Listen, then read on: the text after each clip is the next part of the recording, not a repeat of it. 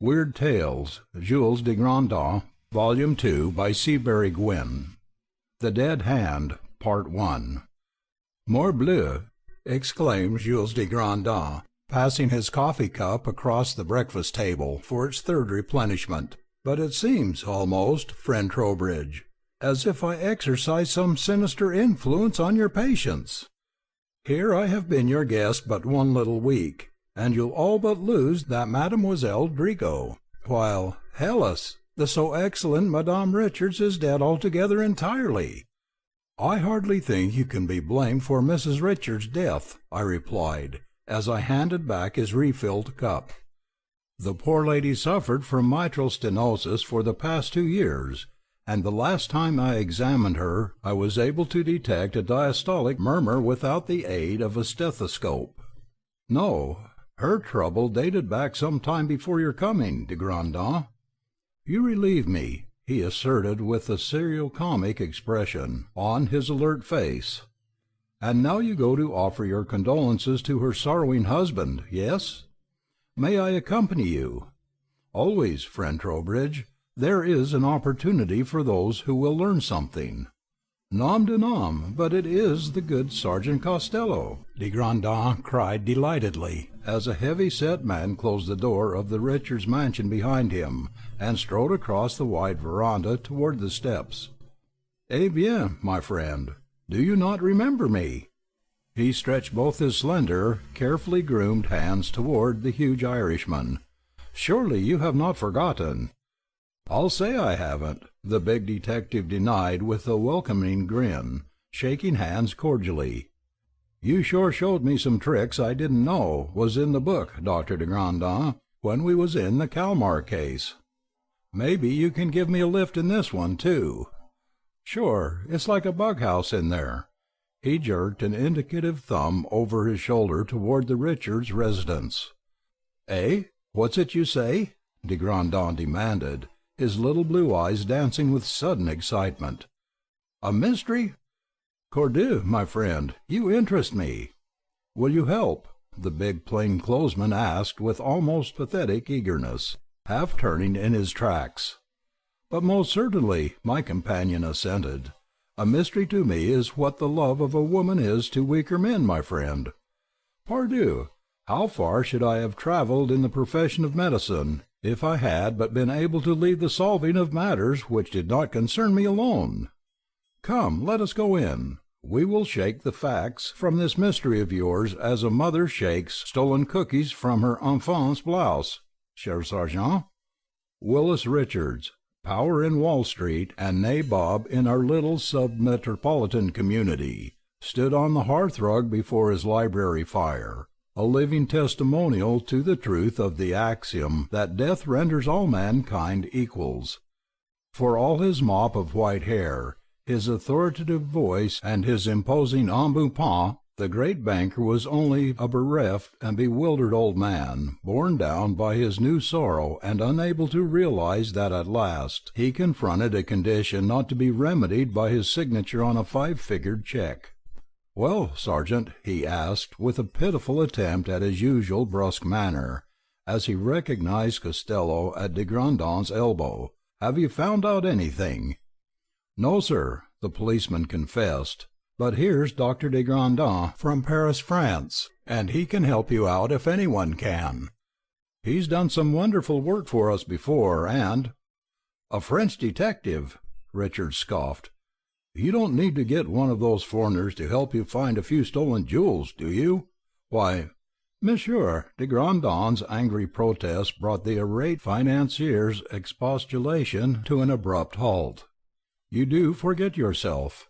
I am Jules de Grandin, occasionally connected with the Service de Sûreté, but more interested in the solution of my cases than in material reward." "Oh, an amateur, eh?" Richards replied with even greater disgust. "This is a case for real detective work, Costello. I'm surprised that you'd bring a dabbler into my private affairs. By George, I'll telephone a New York agency and take the entire case out of your hands." "One moment, Mr. Richards," I interposed, relying on my position as family medical adviser to strengthen my argument. This is Dr. Jules de Grandin, of the Sorbonne, one of Europe's foremost criminologists and one of the world's greatest scientists. The detection of crime is a phase of his work, just as military service was a phase of George Washington's. But you can no more compare him with professional police officers than you can compare Washington with professional soldiers. Mr. Richards looked from de Grandin to me, then back again. "I'm sorry," he confessed, extending his hand to the little Frenchman, "and I shall be very glad for any assistance you may care to render, sir." To be frank, he motioned us to seats as he began pacing the floor nervously. Mrs. Richards' death was not quite so natural as Dr. Trowbridge believes. Though it is perfectly true she had been suffering from heart disease for some time, it was not heart disease alone which caused her death. She was scared to death, literally. I returned from New York, where I had been attending a banquet given by my Alumni Association, about 2 o'clock this morning.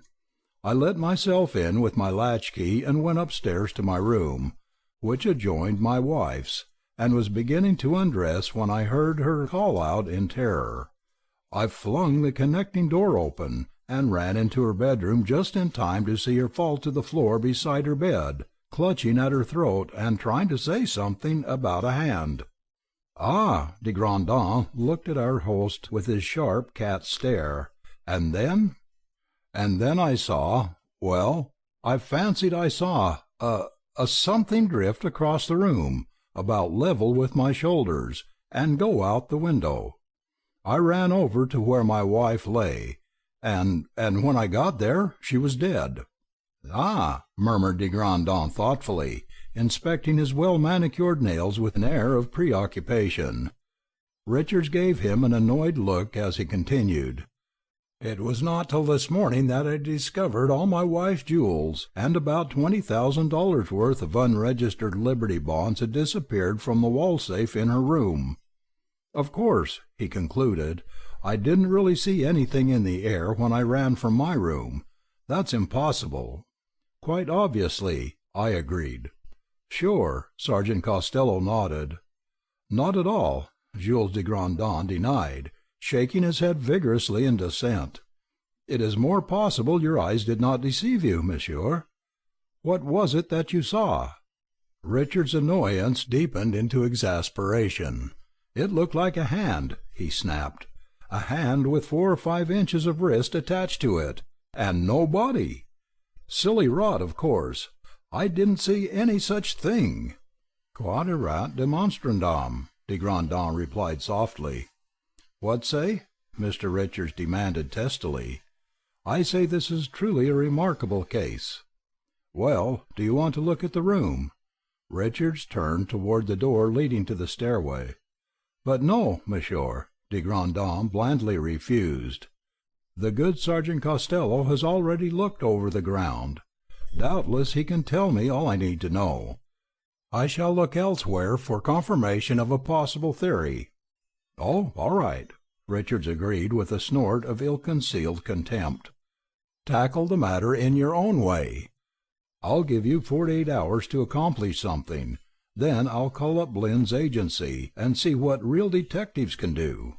"Monsieur is more than generous in his allowance," de Grandin replied icily. To me, as we left the house, he confided, "I should greatly enjoy pulling that Monsieur Richards' nose, friend Trowbridge." "Can you come over to my house right away, Dr. Trowbridge?" a voice hailed me as de Grandin and I entered my office. "Why, Mr. Kinnan," I answered, as I recognized the caller, "what's the matter?" He exploded, "what isn't the matter? Hell's broken loose. My wife's had hysterics since this morning, and I'm not sure I oughtn't ask you to commit me to some asylum for the feeble-minded."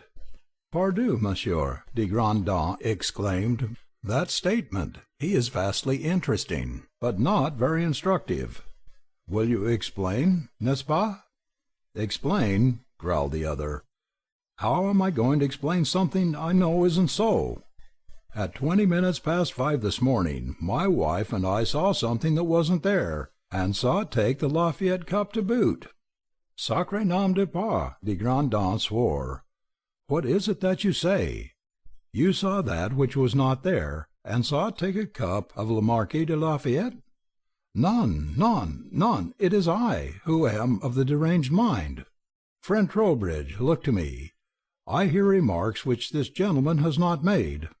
In spite of himself, Kinnan laughed at the little Frenchman's tragic face. "I'll be more explicit," he promised, seating himself opposite me and drawing a cigar case from his pocket. "Smoke?" he asked, proffering the case to each of us in turn. "Now, here goes, and I don't care whether you believe me or not, for I'm not at all sure I am not a liar myself. The baby was fretful the entire early part of the evening, and we didn't get him to sleep till well after midnight. Along about 5 o'clock he woke up on another rampage, and my wife and I went into the nursery to see what we could do. Ella, the maid, had gone to New York for the night, and, as usual, there wasn't a drop of milk ready for the youngster. So Mrs. Kinnan and I trotted down to the dining-room, and I started to pasteurize some milk in the chafing dish. I can place the time exactly, for the library clock has been running erratically lately, and only yesterday I'd gotten it so it ran just 10 minutes fast. Well, that clock had just struck 5:30, when, like an echo of the gong, there came a crash at the window, and the pane was shattered right before our eyes. "Ah!" observed de Grandin, non-committally. Kinnan shot him a sidelong glance as he continued, "It had been broken by a hammer." "Ah?" De Grandin edged slightly forward on his chair.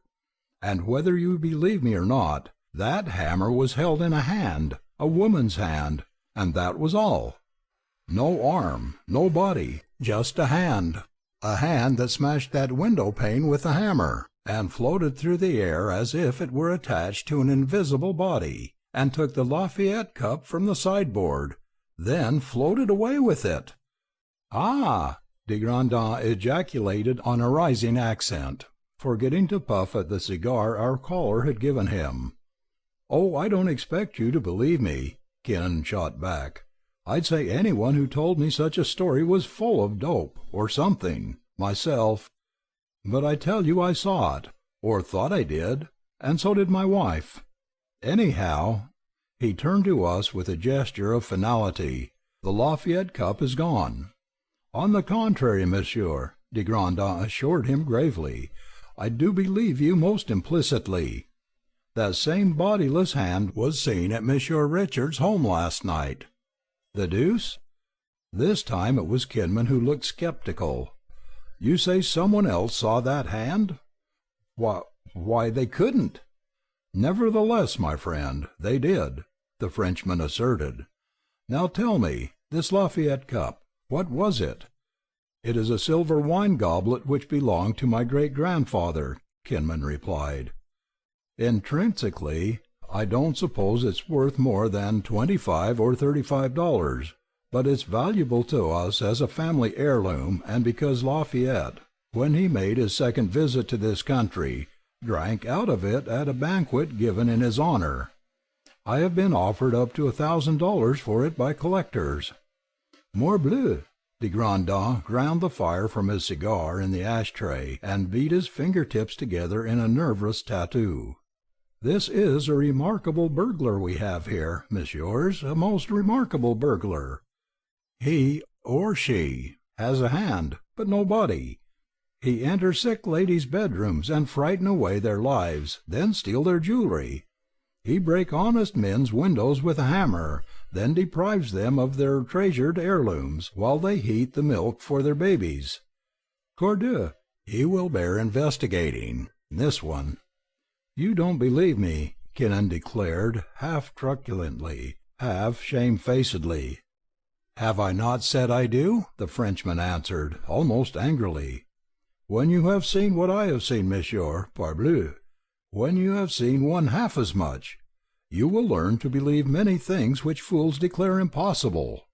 This hammer," he rose, almost glaring at Kinnan, so intent was his stare. "Where is he? I would see him, if you please." "It's over at the house," our visitor answered, "lying right where it fell when the hand dropped it. Neither my wife nor I would touch it for a farm." "Tremendous! Gigantic! Magnificent!" de Grandin ejaculated, nodding his head vigorously after each adjective. "Come, mes amis, let us hasten, let us fly. Trowbridge, my friend, you shall attend the so excellent Madame Kinnan. I shall go on the trail of this bodiless burglar, and it shall go hard, but I shall find him. Morbleu, Monsieur le Fantôme, when you kill that Madame Richards with fright, that is one thing. When you steal Monsieur Kinnan's cup of Le Marquis de Lafayette, that is also one thing. But when you think to thumb your invisible nose at Jules de Grandin, parbleu, that is something else again. We shall see who will make one sacré sanche out of whom, and that right quickly."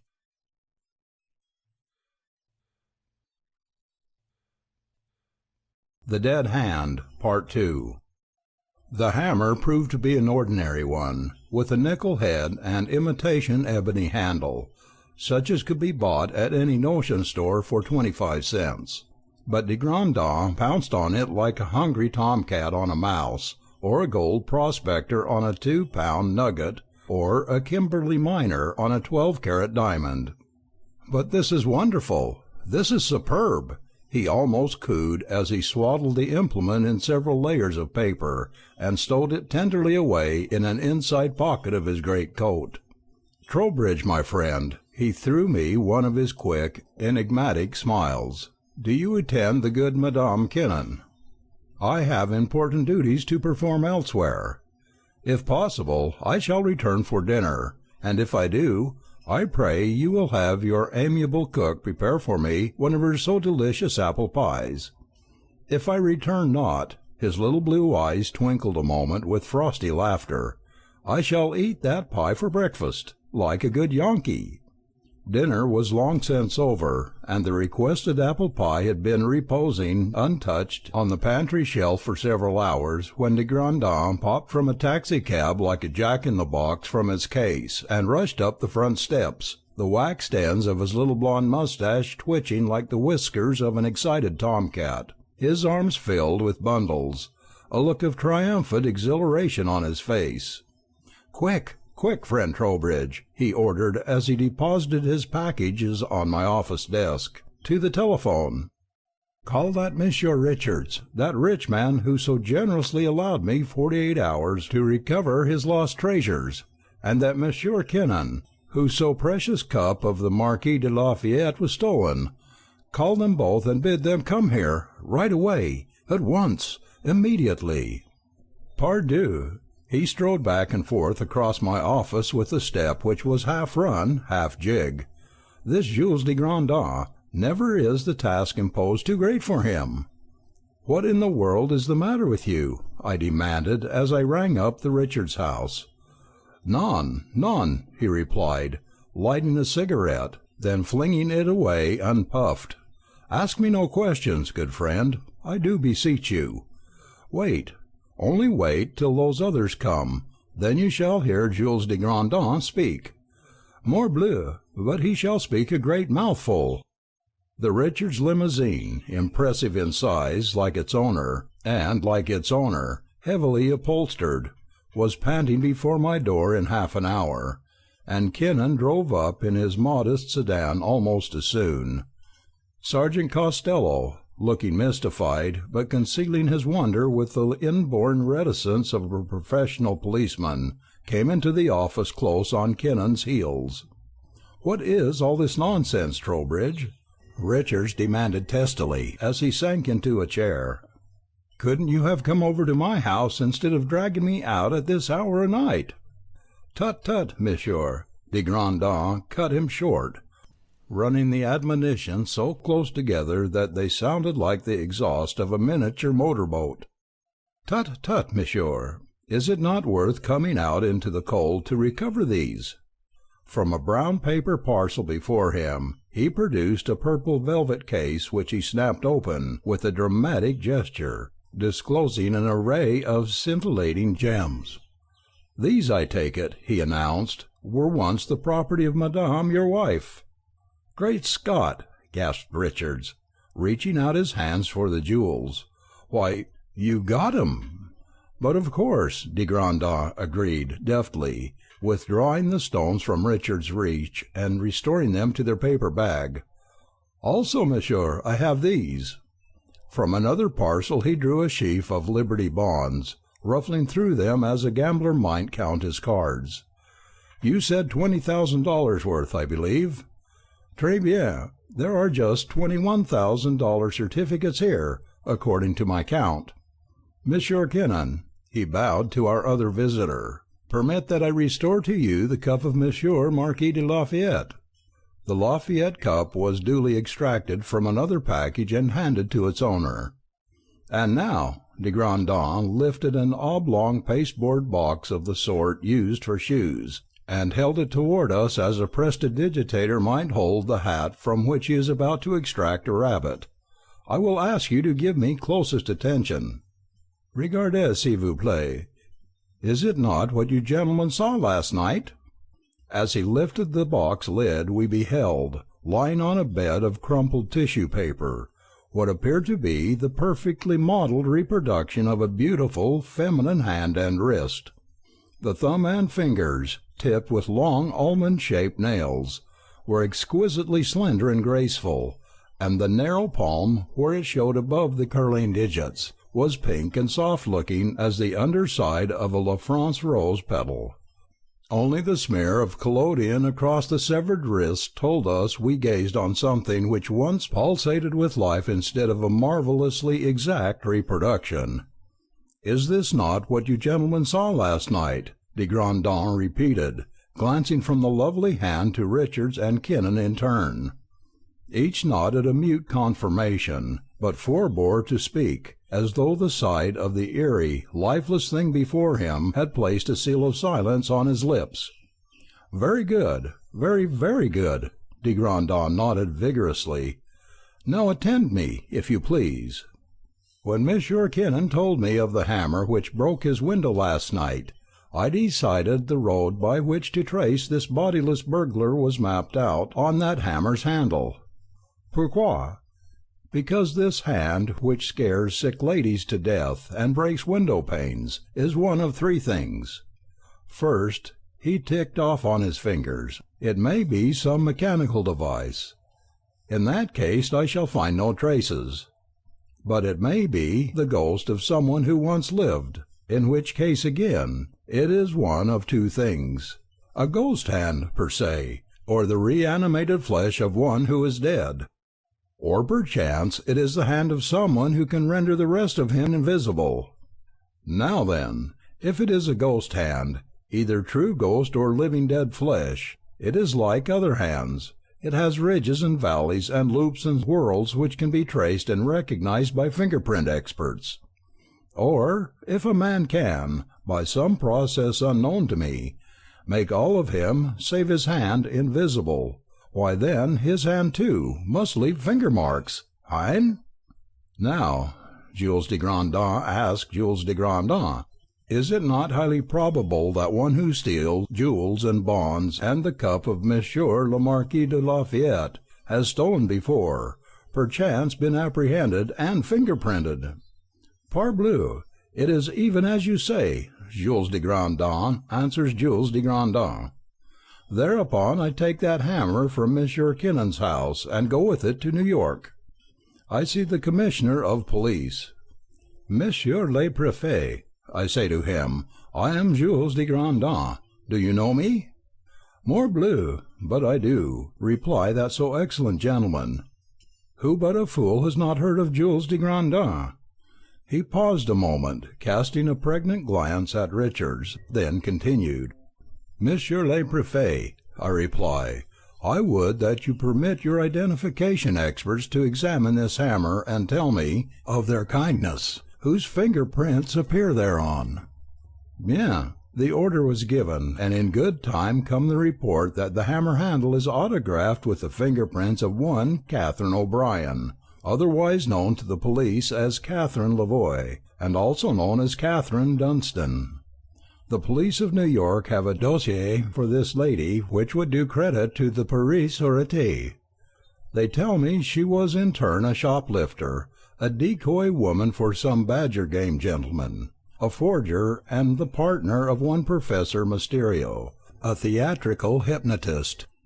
Indeed, they tell me she was married to this Professor à l'Italienne, and with him she travelled the country, sometimes giving exhibitions, sometimes indulging in crime, such as, for instance, burglary and pocket-picking. Now, about a year ago, while she and the Professor are exhibiting themselves at Coney Island, this lady died. Her partner gave her a most remarkable funeral, but the ceremonies were marred by one untoward incident. While her body lay in the undertaker's mortuary, some thief did climb in the window and remove one of her hands. In the dead of night he severed from the beautiful body of that wicked woman the hand which had often extracted property from other people's pockets, and made off with it. Nor could all the policeman's efforts find out who did so ghoulish a deed. Meantime, the Professor, who was this woman's theatrical partner, has retired from the stage, and lives in New Jersey on the fortune he has amassed. New Jersey, New Jersey, I say to me. Why, that is the place where my dear Trowbridge lives, and where these so mysterious burglaries have taken place. So back I come to Sergeant Costello and ask him if any stranger whose mode of income is unknown has lately moved into this vicinity. I have a picture of this Professor Mysterio which the New York police give me from their archives, and I show the picture to the good Costello. Pardieu, in English, he say, but I know the gentleman. He live in the Berryman house, out on the Andover road, and do nothing for his living but smoke a pipe and drink whiskey. Come, let us gather him in. While Sergeant Costello and I ride out to that house, I do much thinking. Hypnotism is thought, and thought is a thing which does not die. Now, if this dead woman had been in the habit of receiving mental commands from Professor Mysterio for so long, and had been accustomed to obey those commands with all parts of her body as soon as they were given, had she not formed a habit of obedience? Trowbridge, my friend, you are a physician. You have seen men die, even as I have. You know that a suddenly killed man falls in an attitude which was characteristic of him in life. Is it not so? I nodded agreement. Very well, then, de Grandin continued. I ask me if it is not possible that the hand this Professor have commanded so many times in life cannot be made to do his bidding after death. Mon Dieu, the idea is novel, but not for that reason impossible. Did not that so superb Monsieur Poe hint at some such thing in his story of the dying man who remained alive because he was hypnotized? Most assuredly. So, when we get to the house of Professor Mysterio, Sergeant Costello points his pistol at the gentleman and says, "Put 'em up, buddy. We got the deceased wood upon you." Meanwhile I search the house. I find Monsieur Richard's jewelry and his bonds. I find Monsieur Kinman's cup of Monsieur le Marquis de Lafayette. I find much else, including this hand of a dead woman, which are not itself dead. Dieu de Dieu! When I go to take it from its case, it attack me like a living thing, and Sergeant Costello have to promise he will blow the top from the Professor's head before he order it to be quiet. And it obeyed his voice. Parbleu! When I see that, I have the flesh of the geese all over me. Rot! Richards flung the contemptuous comment like a missile. I don't know what kind of hocus-pocus made that hand move, but if you expect to make me believe any such nonsense as this stuff you've been telling, you've got the wrong pig by the ear. I shouldn't be surprised if you and this Professor What's-his-name were in cahoots in this thing, and you got cold feet and left your confederate holding the bag. I stared aghast at the man.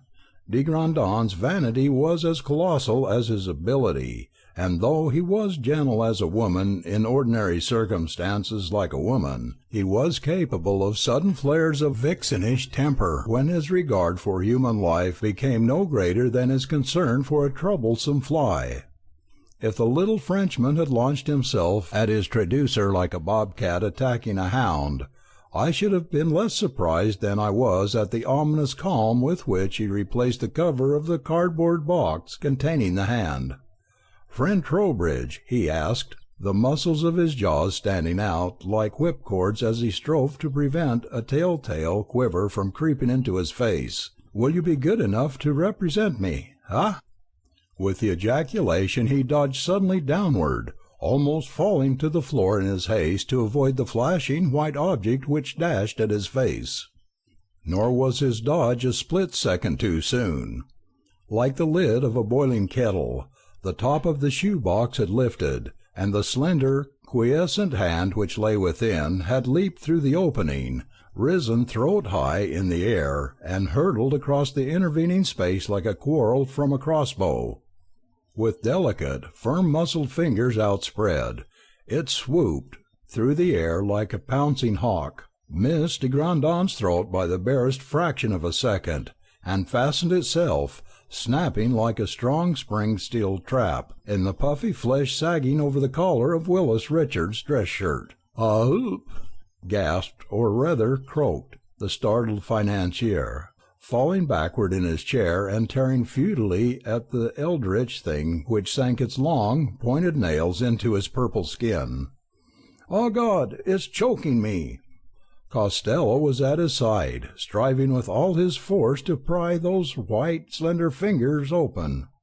He might as well have tried to wrench apart the clasp of a chrome-steel handcuff. "Non, non!" de Grandin shouted. "Not that way, Sergeant. It is useless." Leaping across the room, he jerked open the door of my instrument case, seized an autopsy knife, and dashed his shoulder against the burly detective, almost sending him sprawling. Next instant, with the speed and precision of an expert surgeon, he was dissecting away the deadly white fingers fastened in Richard's dewlap. "C'est complet," he announced matter-of-factly as he finished his grisly task. "A restorative, if you please, friend Trowbridge, and an antiseptic dressing for the wounds from the nails. He will not suffer unnecessarily." Wheeling, he seized the receiver from my desk telephone and called authoritatively, "Allo? Allo? The jail, if you please, Mademoiselle Centrale?" There was a brief parley. Finally he received his connection. Then, "Allo, Monsieur le Joaillier, can you tell me of Professor Mysterio, please? How is he? What does he do?" A pause. "Ah, do you say so? I thought as much. Many thanks, monsieur." He turned to us, a look of satisfaction on his face. "My friends," he announced solemnly, "Professor Mysterio is no more. 2 minutes ago the authorities at the city prison heard him call out distinctly in a loud voice, 'Katie, kill the Frenchman! I command you! Kill him!' When they rushed to his cell to discover the cause for his cries, they were but in time to see him dash himself from his bed, having first bound his waist-belt firmly to his throat and the top of his barred door. The fall broke his neck. He died before they could cut him down. Eh bien, he shook himself like a spaniel emerging from a pond. 'Twas a lucky thing for me I saw that box top begin to lift, and had the sense to dodge those dead fingers. None of you would have thought of the knife, I fear, before the thing had strangled my life away. As it is, I acted none too soon for Monsieur Richard's good." Still red in the face, but regaining his self-possession under my ministrations, Willis Richards sat up in his chair. "If you will give me my property, I'll be getting out of this hell-house," he announced gruffly, reaching for the jewels and bonds de Grandin had placed on the desk. "Assuredly, monsieur," de Grandin agreed. "But first you will comply with the law, n'est-ce pas? You have offered a reward of $5,000 for your property's return. Make out 2 checks, if you please, one for half the amount to good Sergeant Costello, the other for a similar amount to me." "I'll be hanged if I do," the banker declared, glaring angrily at de Grandin. "Why should a man have to buy his own stuff back?" Sergeant Costello rose ponderously to his feet and gathered the parcels containing Richard's belongings into his capacious hands. "Law's law," he announced decisively. "There'll be no bonds or jewels returned till that reward's been paid." All right," Richards agreed, reaching for his checkbook. "I'll pay you, but it's the damnedest hold-up I've ever had pulled on me." Growled Costello as the door slammed behind the irate banker. "If I ever catch that bird parking by a fire-plug or exceeding the speed limit, he'll see a hold-up that is a hold-up. I'll give him every summons in my book, and holler for more." "Tiens, my friends, think of the swine no more," de Grandin commanded. "In France, had a man so insulted me, I should have called him out and run him through the body. But that one? Poof! Gold is his life's blood. I hurt him far more by forcing the reward from him than if I had punctured his fat skin a dozen times. Meantime, friend Trowbridge," his little eyes snapped with the heat lightning of his sudden smile, "there waits in the pantry that so delicious apple pie prepared for me by your excellent cook. Sergeant, Monsieur Kinnan, will you join us? Wind and weather permitting, friend Trowbridge and I propose eating ourselves into one glorious case of indigestion."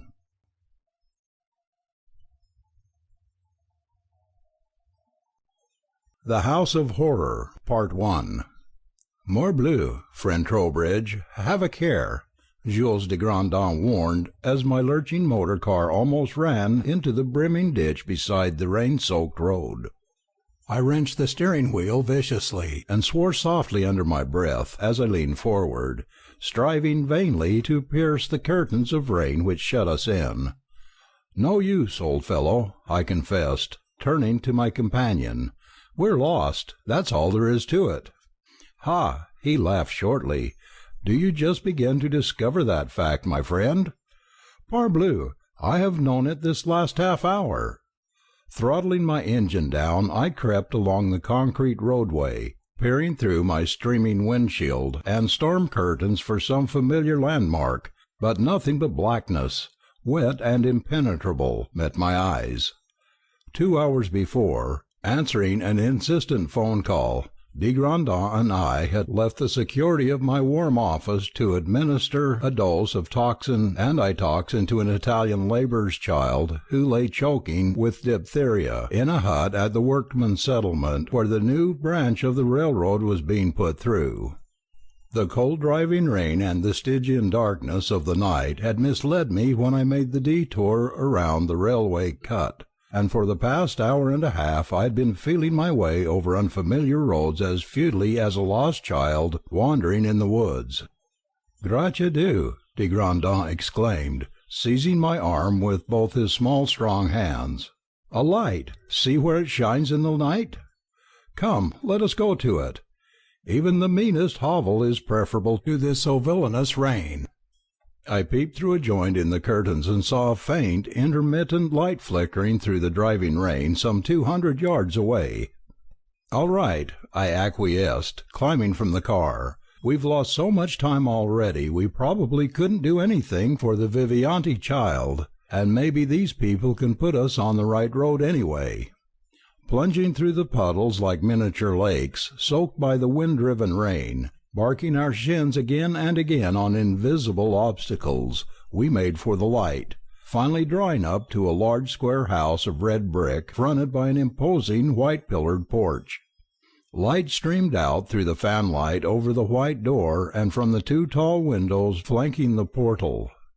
"Parbleu, a house of circumstance this," de Grandin commented, mounting the porch and banging lustily at the polished brass knocker. I wrinkled my forehead in thought while he rattled the knocker a second time. "Strange, I can't remember this place," I muttered. "I thought I knew every building within 30 miles, but this is a new one." "Ah, bah!" de Grandin interrupted. "Always you must be casting a wet blanket on the parade, friend Trowbridge. First you insist on losing us in the midst of a sacré rainstorm. Then when I, Jules de Grandin, find us a shelter from the weather, you must needs waste time in wondering why it is you know not the place. Morbleu, you will refuse shelter because you have never been presented to the master of the house, if I do not watch you, I fear. But I ought to know the place, de Grandin, I protested. It's certainly imposing enough to— My defence was cut short by the sharp click of a lock, and the wide white door swung inward before us. We strode over the threshold, removing our dripping hats as we did so, and turned to address the person who had opened the door. "Why," I began, and stared about me in open-mouthed surprise. "Name of a little blue man," said Jules de Grandin, and added his incredulous stare to mine. As far as we could see, we were alone in the mansion's imposing hall. Straight before us, perhaps for 40 feet, ran a corridor of parquetry flooring, covered here and there by rich-hued oriental rugs. White panelled walls adorned with oil paintings of imposing-looking individuals rose for 18 feet or so to a beautifully frescoed ceiling, and a graceful, curving staircase swept upward from the farther end of the room. Candles in cut-glass sconces lighted the high-ceilinged apartment. The hospitable glow from a log fire burning under the high white marble mantel lent an air of homely coziness to the place, but of anything living, human or animal, there was no faintest trace or sign. Click!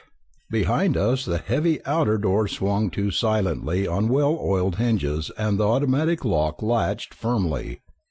"Death of my life!" de Grandin murmured, reaching for the door's silver-plated knob and giving it a vigorous twist. "Par la moustache du diable, friend Trowbridge, it is locked!" Truly, perhaps it had been better if we had remained outside in the rain. "Not at all, I assure you, my dear sir," a rich, mellow voice answered him from the curve of the stairs. "Your arrival was nothing less than providential, gentlemen." Coming toward us, walking heavily with the aid of a stout cane, was an unusually handsome man attired in pyjamas and dressing-gown, a sort of nightcap of flowered silk on his white head, slippers of softest morocco on his feet. "You are a physician, sir?" he asked, glancing inquiringly at the medicine case in my hand. "Yes," I answered, "I am Dr. Samuel Trowbridge, from Harrisonville, and this is Dr. Jules de Grandin of Paris, who is my guest." "Ah," replied our host, "I am very, very glad to welcome you to Marston Hall, gentlemen. It so happens that my daughter is quite ill, and I have been unable to obtain medical aid for her on account of my infirmities and the lack of a telephone. If I may trespass on your charity to attend my poor child, I shall be delighted to have you as my guests for the night. If you will lay aside your coats—" He paused expectantly. "Ah, thank you," as we hung our dripping garments over a chair. "You will come this way, please." We followed him up the broad stairs and down an upper corridor to a tastefully furnished chamber, where a young girl, 15 years of age perhaps, lay propped up with a pile of diminutive pillows. "Annabel, Annabel, my love, here are 2 doctors to see you," the old gentleman called softly. The girl moved her fair head with a weary, peevish motion and whimpered softly in her sleep, but gave no further recognition of our presence. "And what have been her symptoms, if you please, monsieur?" de Grandin asked as he rolled back the cuffs of his jacket and prepared to make an examination. "Sleep," replied our host, "just sleep. Some time ago she suffered from influenza. Lately she has been given to fits of protracted slumber, from which I cannot waken her. I fear she may have contracted sleeping sickness, sir. I am told it sometimes follows influenza." De Grandin passed his small, pliable hands rapidly over the girl's cheeks in the region of her ears, felt rapidly along her neck over the jugular vein, then raised a puzzled glance to me. "Have you some laudanum and aconite in your bag, friend Trowbridge?" he asked. "There's some morphine," I answered, "and aconite, but no laudanum." "No matter." He waved his hand impatiently, bustling over to the medicine case and extracting 2 small vials from it. "No matter, this will do as well. Some water, if you please, monsieur." He turned to the father, a medicine bottle in each hand. "But de Grandin," I began, when a sudden kick from one of his slender heavily shod feet nearly broke my shin. "De Grandin, do you think that's the proper medication?" I finished lamely. "Oh, mais oui, undoubtedly," he replied. "Nothing else would do in this case." "Water, if you please, monsieur," he repeated again, addressing the father. I stared at him in ill-disguised amazement as he extracted a pellet from each of the bottles, and quickly ground them to powder while the old gentleman filled a tumbler with water from the porcelain pitcher which stood on the chintz-draped washstand in the corner of the chamber. He was as familiar with the arrangement of my medicine case as I was, I knew, and knew that my phials were arranged by numbers instead of being labelled. Deliberately I saw he had passed over the morphine and aconite, and had chosen 2 bottles of plain, unmedicated sugar-of-milk pills. What his object was I had no idea, but I watched him measure out 4 teaspoonfuls of water, dissolve the powder in it, and pour the sham medication down the unconscious girl's throat. "Good," he proclaimed, as he washed the glass with meticulous care. "She will rest easily until the morning, monsieur. When daylight comes we shall decide on further treatment. Will you now permit that we retire?" He bowed politely to the master of the house, who returned his courtesy and led us to a comfortably furnished room farther down the corridor. "See here, de Grandin," I demanded when our host had wished us a pleasant good night and closed the door upon us, "what was your idea in giving a child an impotent dose like that?" "Sh!" he cut me short with a fierce whisper. "That young girl's mon ami is no more suffering from encephalitis than you or I. There is no characteristic swelling of the face or neck, no diagnostic hardening of the jugular vein. Her temperature was a bit subnormal, it is true, but upon her breath I detected the odour of chloral hydrate. For some reason, good I hope, but bad I fear, she is drugged, and I thought it best to play the fool and pretend I believed the man's statements.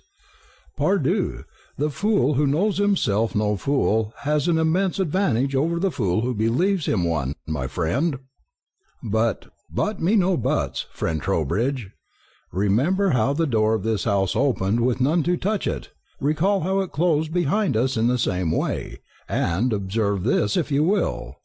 Stepping softly he crossed the room, pulled aside the chintz curtains at the window and tapped lightly on the frame which held the thick plate-glass panes. "Regardez-vous," he ordered, tapping the frame a second time. Like every other window I had seen in the house, this one was of the casement type, small panes of heavy glass being sunk into lattice-like frames.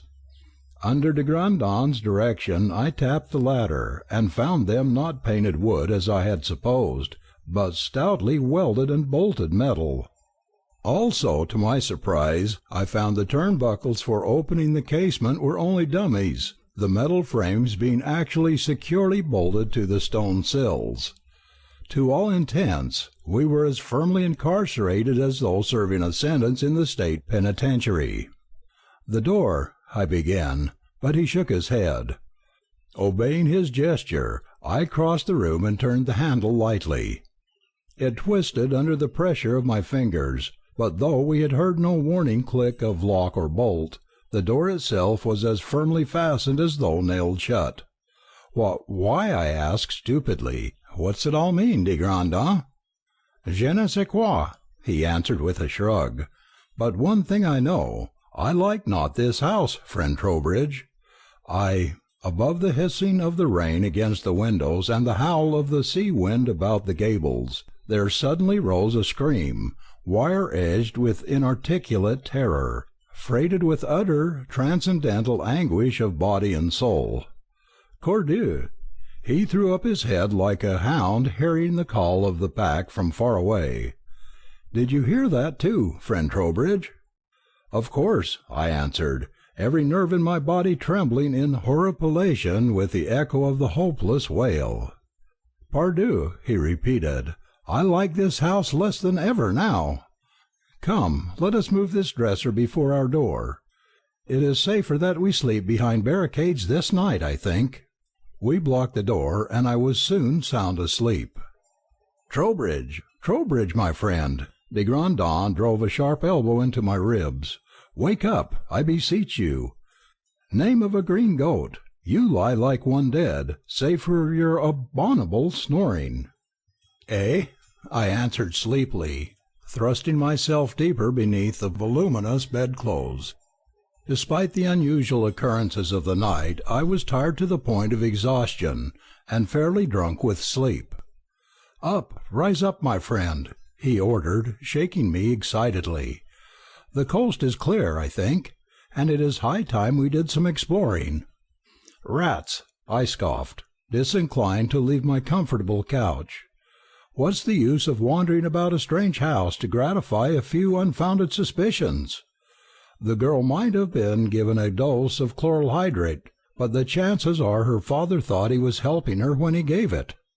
As for these trick devices for opening and locking doors, the old man apparently lives here alone and has installed these mechanical aids to lessen his work. He has to hobble around with a cane, you know. Ah, my companion assented sarcastically. And that scream we heard, did he install that as an aid to his infirmities also? Perhaps the girl woke up with a nightmare, I hazarded, but he made an impatient gesture. Perhaps the moon is composed of green cheese also, he replied. Up and dress, my friend. This house should be investigated while yet there is time. Attend me. But 5 minutes ago, through this very window, I did observe Monsieur our host, attired in a raincoat, depart from his own front door, and without his cane. Parbleu, he did skip as agilely as any boy, I assure you. Even now he is almost at the spot where we abandoned your automobile. What he intends doing there I know not. What I intend doing I know full well. Do you accompany me or not? Oh, I suppose so, I agreed, crawling from the bed and slipping into my clothes. How are you going to get past that locked door? He flashed me one of his sudden smiles, shooting the points of his little blond moustache upward like the horns of an inverted crescent. Observe, he ordered, displaying a short length of thin wire. In the days when women's hair was still her crowning glory, what mighty deeds a lady could encompass with a hairpin! Pardieu, there was one little grisette in Paris who showed me some tricks in the days before the war. Regard me, if you please. He deftly thrust the pliable loop of wire into the keyhole, twisting it tentatively back and forth, at length pulling it out, and regarding it carefully. Très bien, he muttered as he reached into an inside pocket, bringing out a heavier bit of wire. See, he displayed the finer wire. With this I take an impression of that lock's tumblers now. Quickly he bent the heavier wire to conform to the waved outline of the lighter loop. Voila! I have a key. And he had. The lock gave readily to the pressure of his improvised key, and we stood in the long, dark hall, staring about us half curiously, half fearfully. This way, if you please, de Grandin ordered. First we will look in upon La Genée to see how it goes with her. We walked tiptoe down the corridor, entered the chamber where the girl lay, and approached the bed. She was lying with her hands folded upon her breast in the manner of those composed for their final rest, her wide, periwinkle blue eyes staring sightlessly before her, the short, tightly curled ringlets of her blonde bobbed hair surrounding her drawn, pallid face like a golden nimbus encircling the ivory features of a saint in some carved icon. My companion approached the bed softly, placing one hand on the girl's wrist, with professional precision. "Temperature low, pulse weak," he murmured, checking off her symptoms. complexion pale to the point of lividity. Ha! Now for the eyes. Sleeping, her pupils should have been contracted, while they should now be dilate. Do, Trowbridge, my friend, come here. Look, he commanded, pointing to the apathetic girl's face. Those eyes, grand Dieu, those eyes! It is sacrilege, nothing less. I looked into the girl's face, then started back with a half-suppressed cry of horror. Asleep, as she had been when we first saw her, the child had been pretty to the point of loveliness. Her features were small and regular, clean-cut as those of a face in a cameo. The tendrils of her light yellow hair had lent her a dainty, ethereal charm comparable to that of a Dresden china shepherdess. It had needed but the raising of her delicate, long-lashed eyelids to give her face the animation of some laughing sprite playing truant from fairyland. Her lids were raised now, but the eyes they unveiled were no clear, joyous windows of a tranquil soul. Rather, they were peepholes of a spirit in torment. The irides were a lovely shade of blue, it is true, but the optics themselves were things of horror.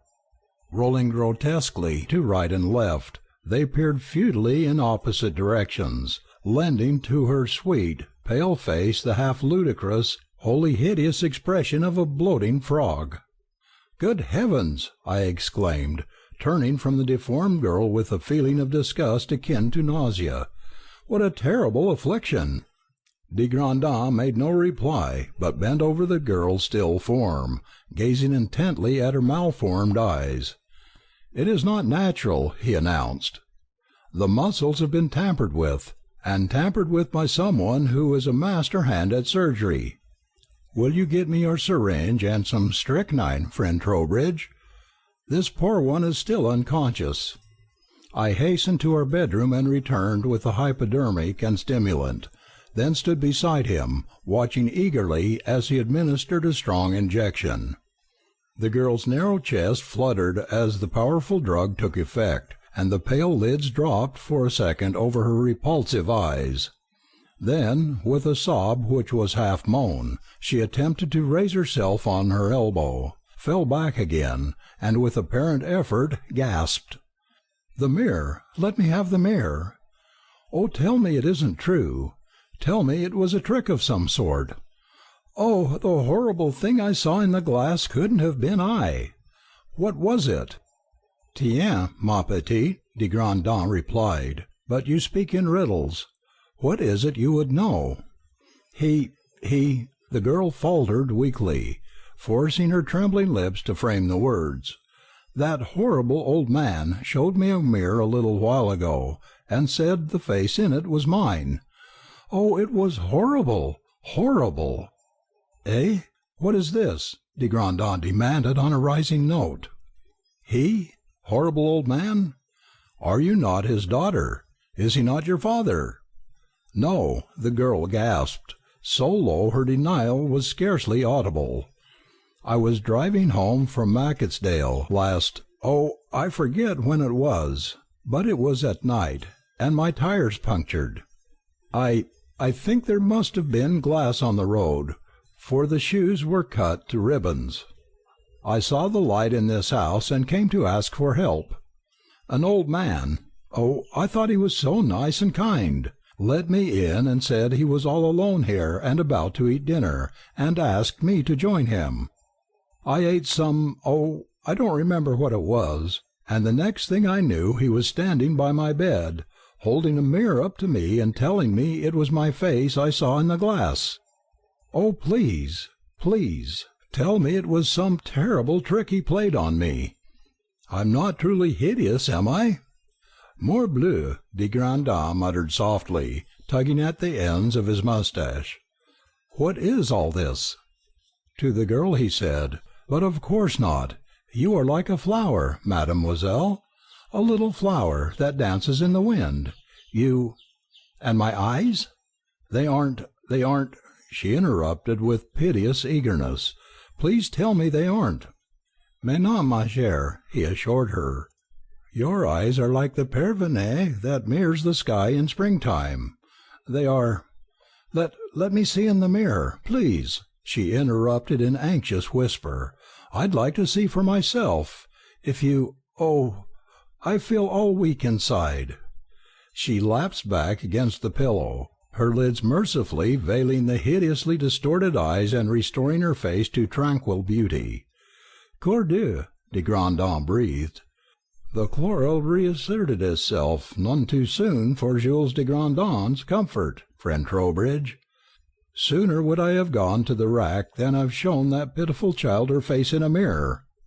"But what's it all mean?" I asked. "She says she came here and the rest remains for us to find out, I think," he replied evenly. "Come, we lose time, and to lose time is to be caught, my friend."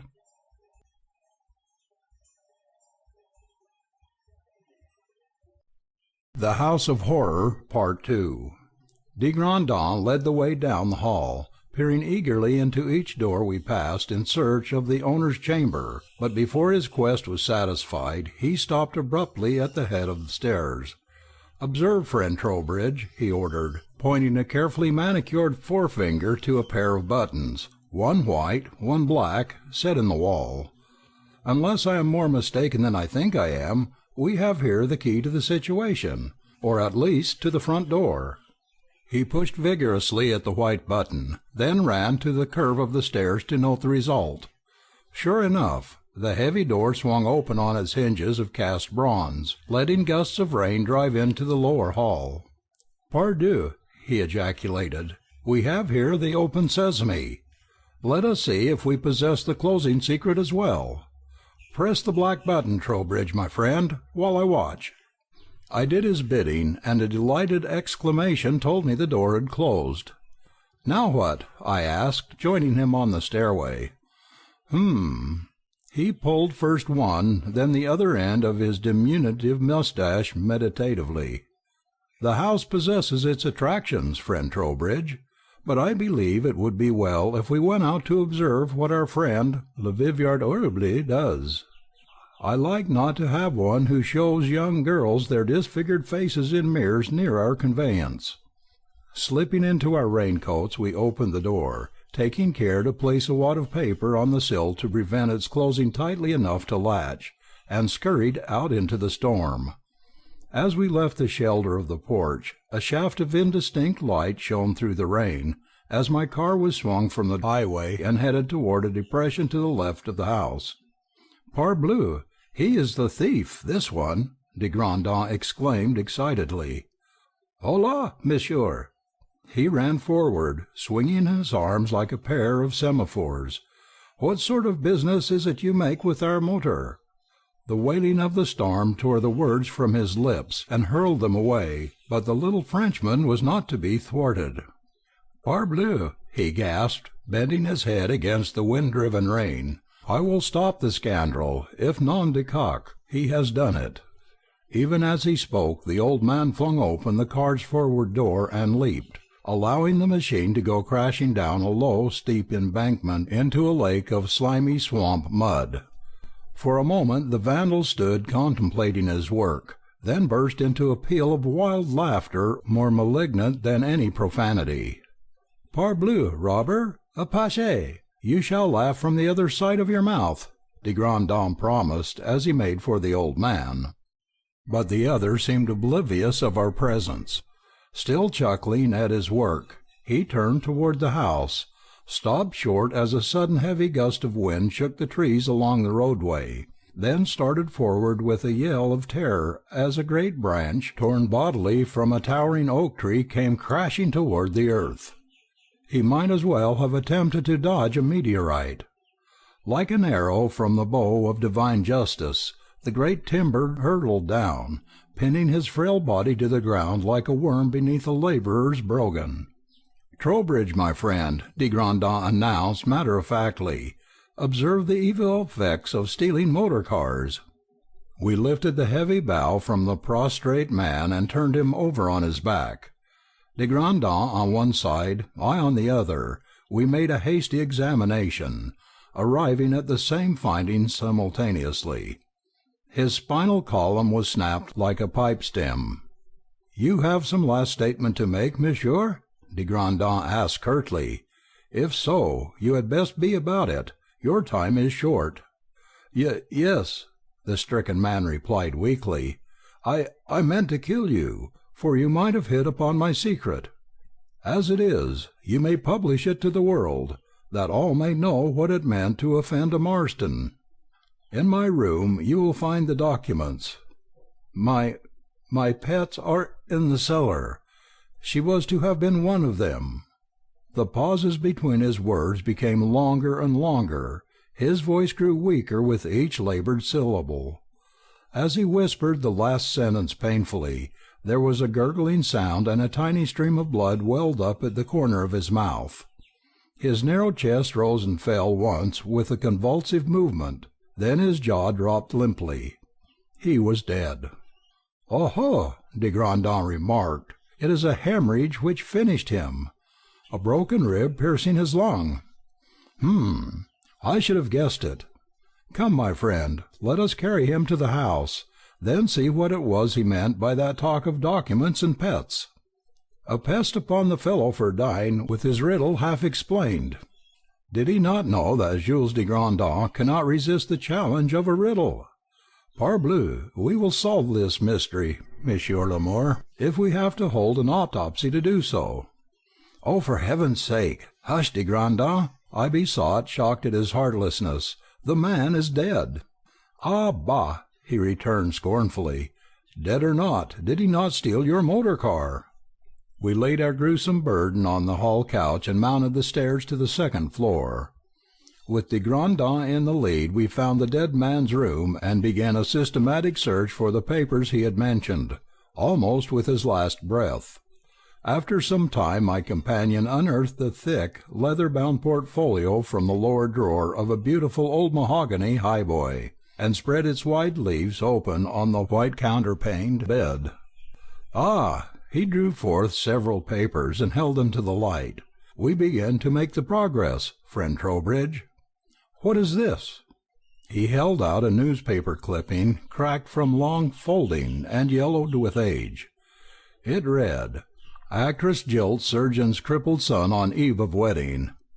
Declaring she could not stand the sight of his deformity, and that she had engaged herself to him only in a moment of thoughtless pity, Dora Lee, well-known variety actress, last night repudiated her promise to marry John Beersfield Marston, Jr., hopelessly crippled son of Dr. John Beersfield Marston, the well-known surgeon and expert osteologist. Neither the abandoned bridegroom nor his father could be seen by reporters from the Planet last night. "Very good," de Grandin nodded. "We need go no farther with that account. A young woman, it would seem, once broke her promise to marry a cripple, and judging from this paper's date, that was in 1896. Here's another. What do you make of it?" The clipping he handed me read as follows: "Surgeon's son a suicide. Still sitting in the wheelchair from which he has not moved during his waking hours since he was hopelessly crippled while playing polo in England 10 years ago. John Beersfield Marston, son of the famous surgeon of the same name, was found in his bedroom this morning by his valet. A rubber hose was connected with the gas jet, the other end being held in the young man's mouth. Young Marston was jilted by Dora Lee, well-known vaudeville actress, on the day before the date set for their wedding, 1 month ago. He is reported to have been extremely low-spirited since his desertion by his fiancée. Dr. Marston, the bereaved father, when seen by reporters from the Planet this morning, declared the actress was responsible for his son's death, and announced his intention of holding her accountable. When asked if legal proceedings were contemplated, he declined further information." "So," de Grandin nodded shortly. "Now this one, if you please." The third clipping was brief to the point of curtness. "Well-known surgeon retires. Dr. John Beersfield Marston, widely known throughout this section of the county as an expert in operations concerning the bones, has announced his intention of retiring from practice. His house has been sold, and he will move from the city. "The record is clear so far," de Grandin asserted, studying the first clipping with raised eyebrows. "But morbleu, my friend, look at this picture. This Dora Lee, of whom does she remind you? Eh?" I took the clipping again and looked intently at the illustration of the article announcing young Marston's broken engagement. The woman in the picture was young and inclined to be overdressed in the voluminous fluffy mode of the days before the Spanish-American War. "No one whom I know," I began, but halted abruptly as a sudden likeness struck me. Despite the towering pompadour arrangement of her blonde hair and the unbecoming straw sailor hat above the coiffure, the woman in the picture bore a certain resemblance to the disfigured girl we had seen a half-hour before. The Frenchman saw recognition dawn in my face, and nodded agreement. "But of course," he said. "Now the question is this young girl whose eyes are so out of alignment a relative of this Dora Lee, or is the resemblance a coincidence? And if so, what lies behind it, hein?" "I don't know," I admitted, "but there must be some connection." "Connection? Of course there is a connection," de Grandin affirmed, rummaging deeper in the portfolio. "Ah, what is this? Nom de nom, friend Trowbridge, I think I smell the daylight. Look." He held a full-page story from one of the sensational New York dailies before him, his eyes glued to the flowing type and crude, coarse-screened half-tones of a dozen young women which composed the article. "What has become of the missing girls?" I read in bold-faced type across the top of the page. "Are sinister unseen hands reaching out from the darkness to seize our girls from palace and hovel, shop and stage and office?" the article asked rhetorically. "Where are Ellen Munro and Dorothy Sawyer and Phyllis Boucher and 3 other lovely, light-haired girls who have walked into oblivion during the past year?" I read to the end of the sensational account of the girls' disappearances. The cases seemed fairly similar. Each of the vanished young women had failed to return to her home and had never been accounted for in any manner, and in no instance, according to the newspaper, had there been any assignable reason for voluntary departure. "Parbleu! But he was stupid, even for a journalist," de Grandin asserted as I completed my inspection of the story. "Why, I wager even my good friend Trowbridge has already noticed one important fact which this writer has treated as though it were as commonplace as the nose on his face." "Sorry to disappoint you, old chap," I answered, "but it looks to me as though the reporter had covered the case from every possible angle." "Ah, so?" he replied sarcastically. "Morbleu, we shall have to consult the occultist in your behalf when we return home, my friend. Look, I beseech you, upon the pictures of these so totally absent and unaccounted for young women, cher ami, and tell me if you do not observe a certain likeness among them, not only a resemblance to each other, but to that of Mademoiselle Lee, who jilted the son of Dr. Marston. Can you see it, now that I have pointed it out?" "No. Why, yes, of course," I responded, running my eye over the pictures accompanying the story. "By the Lord Harry, de Grandin, you're right. You might almost say there is a family resemblance between these girls. You've put your finger on it, I do believe." "Ellis, no," he answered with a shrug. "I have put my finger on nothing as yet, my friend.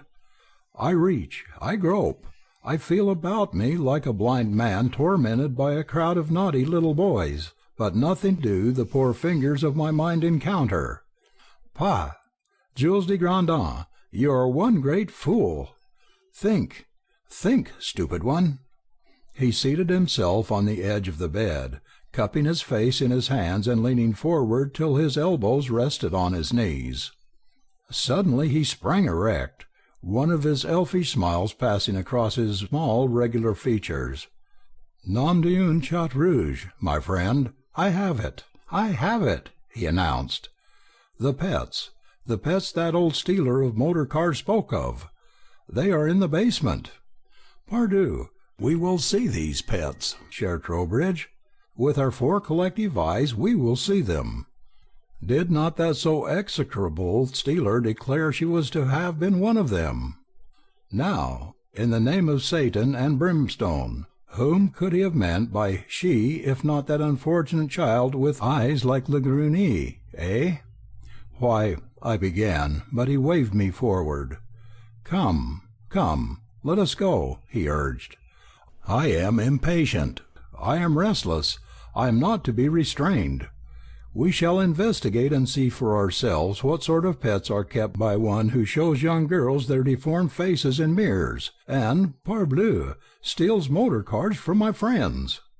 Hurrying down the main stairway, we hunted about for the cellar entrance, finally located the door, and, holding above our heads a pair of candles from the hall, began descending a flight of rickety steps into a pitch-black basement, rock-walled, and, judging by its damp, mouldy odour, unfloored save by the bare, moist earth beneath the house. Parbleu, the dungeons of the chateau at Carcassonne are more cheerful than this, de Grandin commented as he paused at the stairs' foot, holding his candle aloft to make a better inspection of the dismal place. I suppressed a shudder of mingled chill and apprehension as I stared at the blank stone walls, unpierced by any windows or other openings of any sort, and made ready to retrace my steps. "Nothing here," I announced. "You can see that with half an eye. The place is empty as—" "Perhaps, friend Trowbridge," he agreed, "but Jules de Grandin does not look with half an eye. He uses both eyes, and uses them more than once if his first glance does not prove sufficient. Behold that bit of wood on the earth yonder. What do you make of it?" A piece of flooring, maybe," I hazarded. "Maybe yes, maybe no," he answered. "Let us see." Crossing the cellar, he bent above the planks, then turned to me with a satisfied smile. "Flooring does not ordinarily have ring-bolts in it, my friend," he remarked, bending to seize the iron ring which was made fast to the boards by a stout staple. "Ha!" As he heaved upward, the planks came away from the black earth, disclosing a board-lined well about 3 feet square and of uncertain depth. An almost vertical ladder of 2x4 timbers led downward from the trap-door to the well's impenetrable blackness. "Allons, we descend," he commented, turning about and setting his foot on the topmost rung of the ladder. "Don't be a fool," I advised. "You don't know what's down there." True. His head was level with the floor as he answered, "But I shall know, with luck, in a few moments. Do you come?" I sighed with vexation as I prepared to follow him. At the ladder's foot he paused, raising his candle and looking about inquiringly. Directly before us was a passageway through the earth, sealed with heavy planks and shored up with timbers like the lateral workings of a primitive mine. "Ah! The plot shows complications," he murmured, stepping briskly into the dark tunnel. "Do you come, friend Trowbridge?" I followed, wondering what manner of thing might be at the end of the black, musty passage, but nothing but fungus-grown timbers and walls of moist, black earth met my questing gaze. De Grandin preceded me by some paces, and I suppose we had gone 15 feet through the passage when a gasp of mingled surprise and horror from my companion brought me beside him in 2 long strides. Fastened with nails to the timbers at each side of the tunnel were a number of white, glistening objects which, because of their very familiarity, denied their identity to my wondering eyes. There was no mistaking the things. Even a layman could not have failed to recognize them for what they were. I, as a physician, knew them even better. To the right of the passage hung 14 perfectly articulated skeletons of human legs, complete from foot to ilium, gleaming white and ghostly in the flickering light of the candles.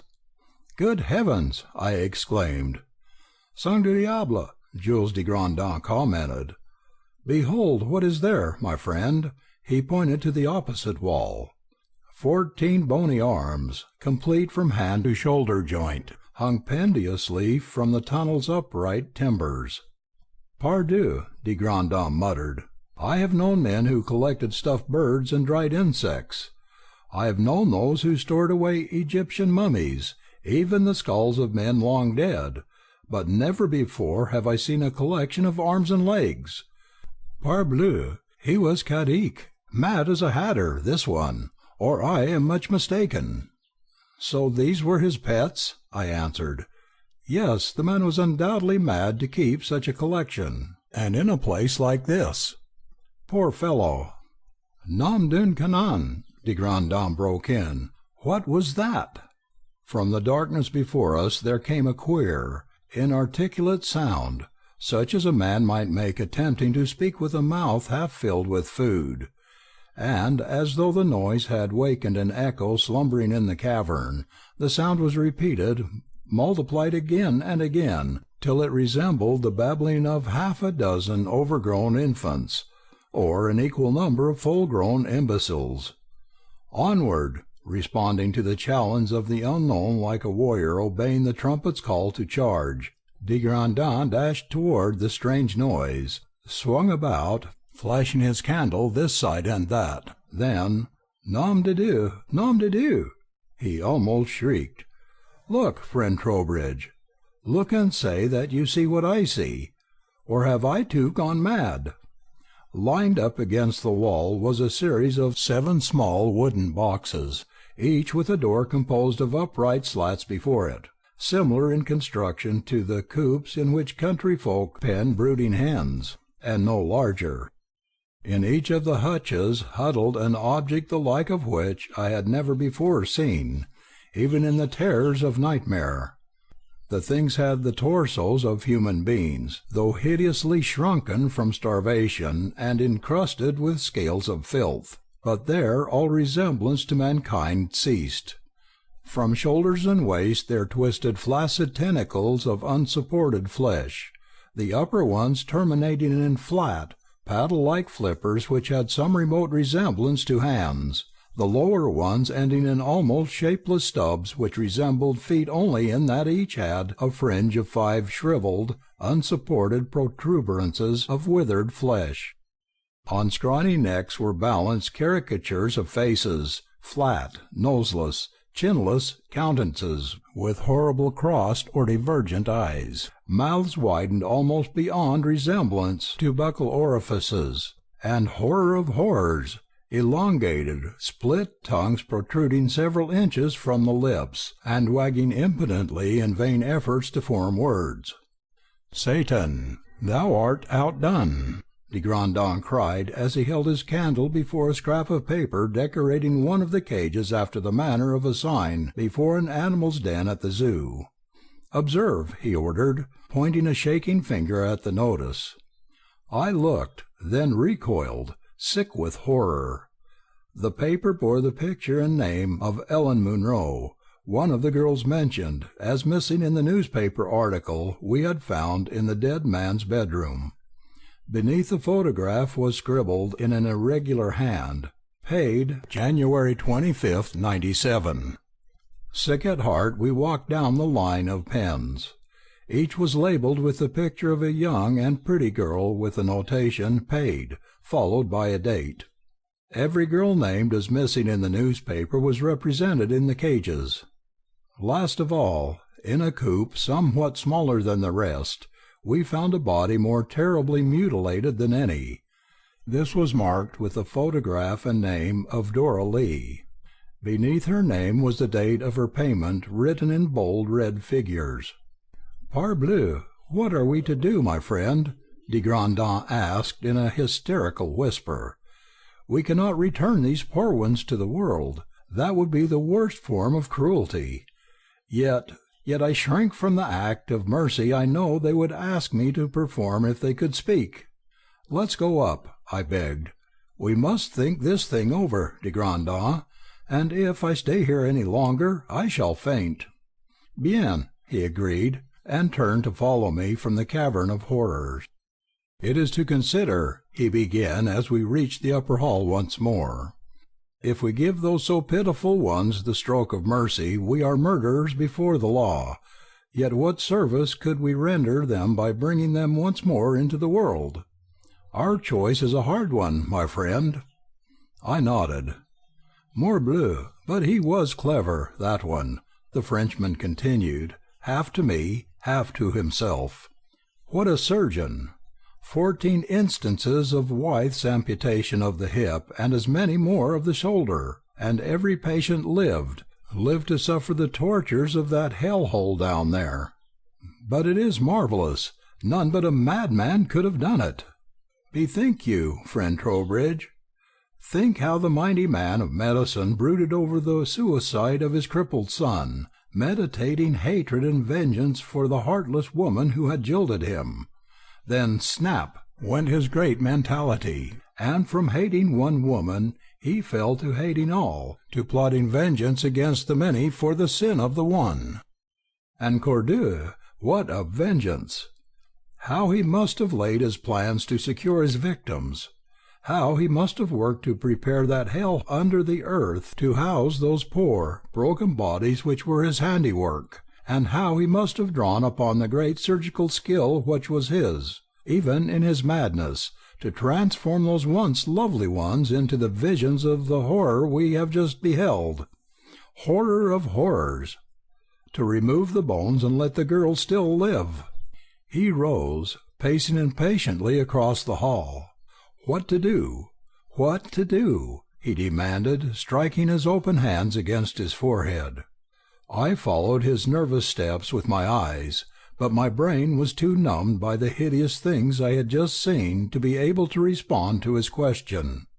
I looked hopelessly past him at the angle of the wall by the great fireplace, rubbed my eyes and looked again.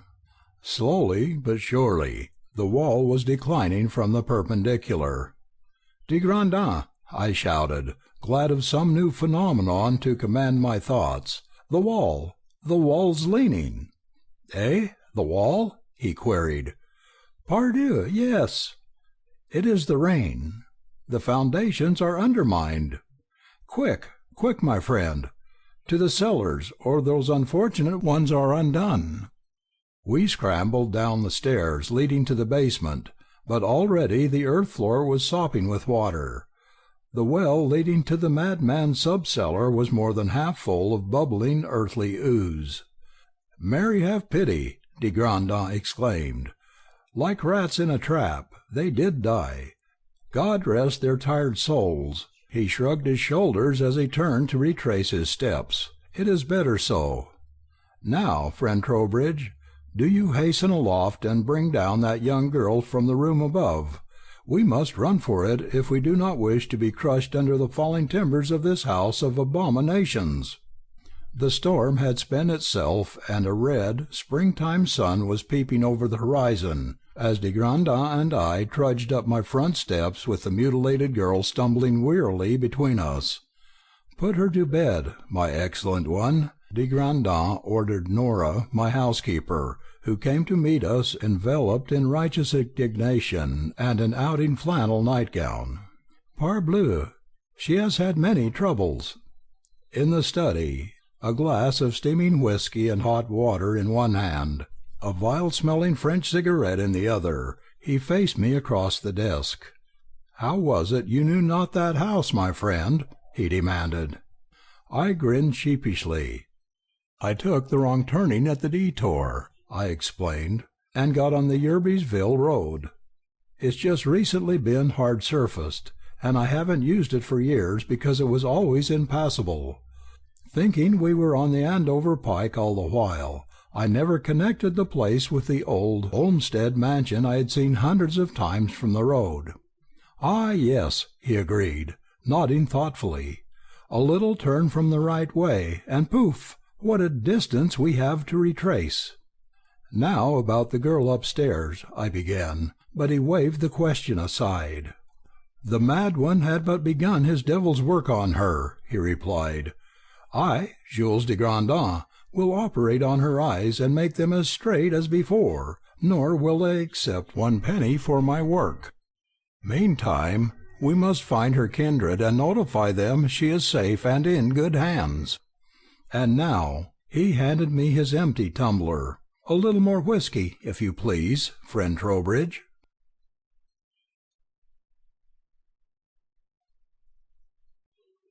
Ancient Fires, Part 1. "Tiens, friend Trowbridge, this is interesting." Jules de Grandin passed the classified page of the Times across the breakfast table, and indicated one of the small advertisements with the polished nail of his well-groomed forefinger. "Regard this, Avis, if you please, and say if I am not the man." Fixing my reading glasses firmly on my nose, I perused the article he pointed out. "Wanted.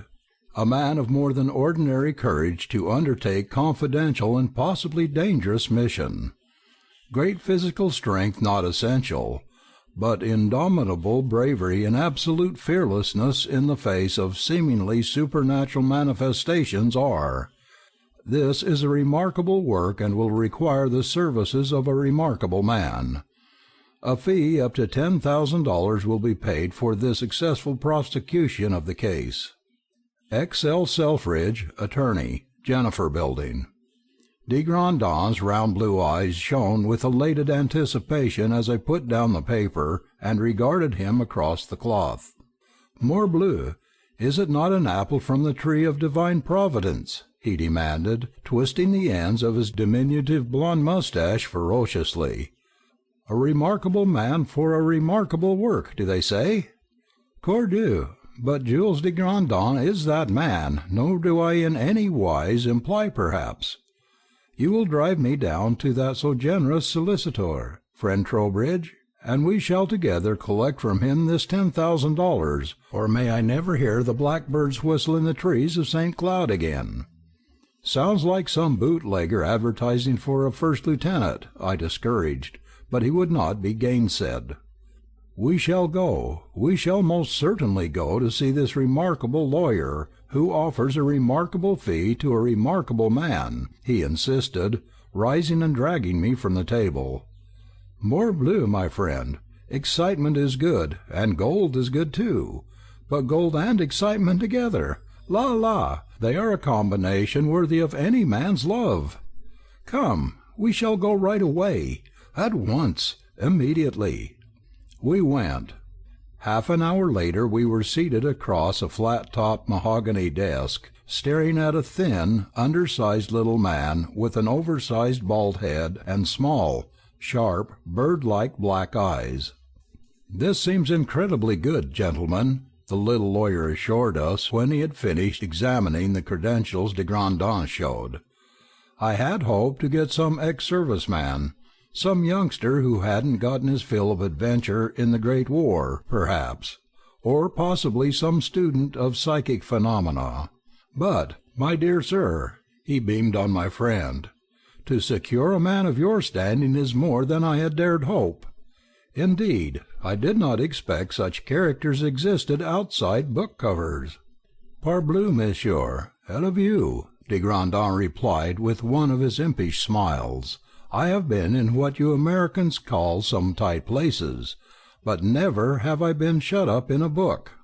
Now, if you will be so good as to tell us something of this so remarkable mission you wish undertaken." He paused, voice and eyebrows raised interrogatively. "To be sure."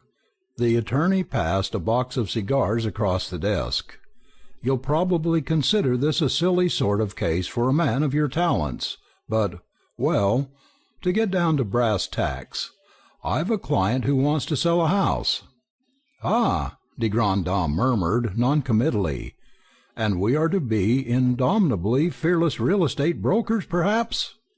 "Not quite," the lawyer laughed. "Nothing quite as simple as that. You see, Red Gables is one of the finest properties in the entire lake region.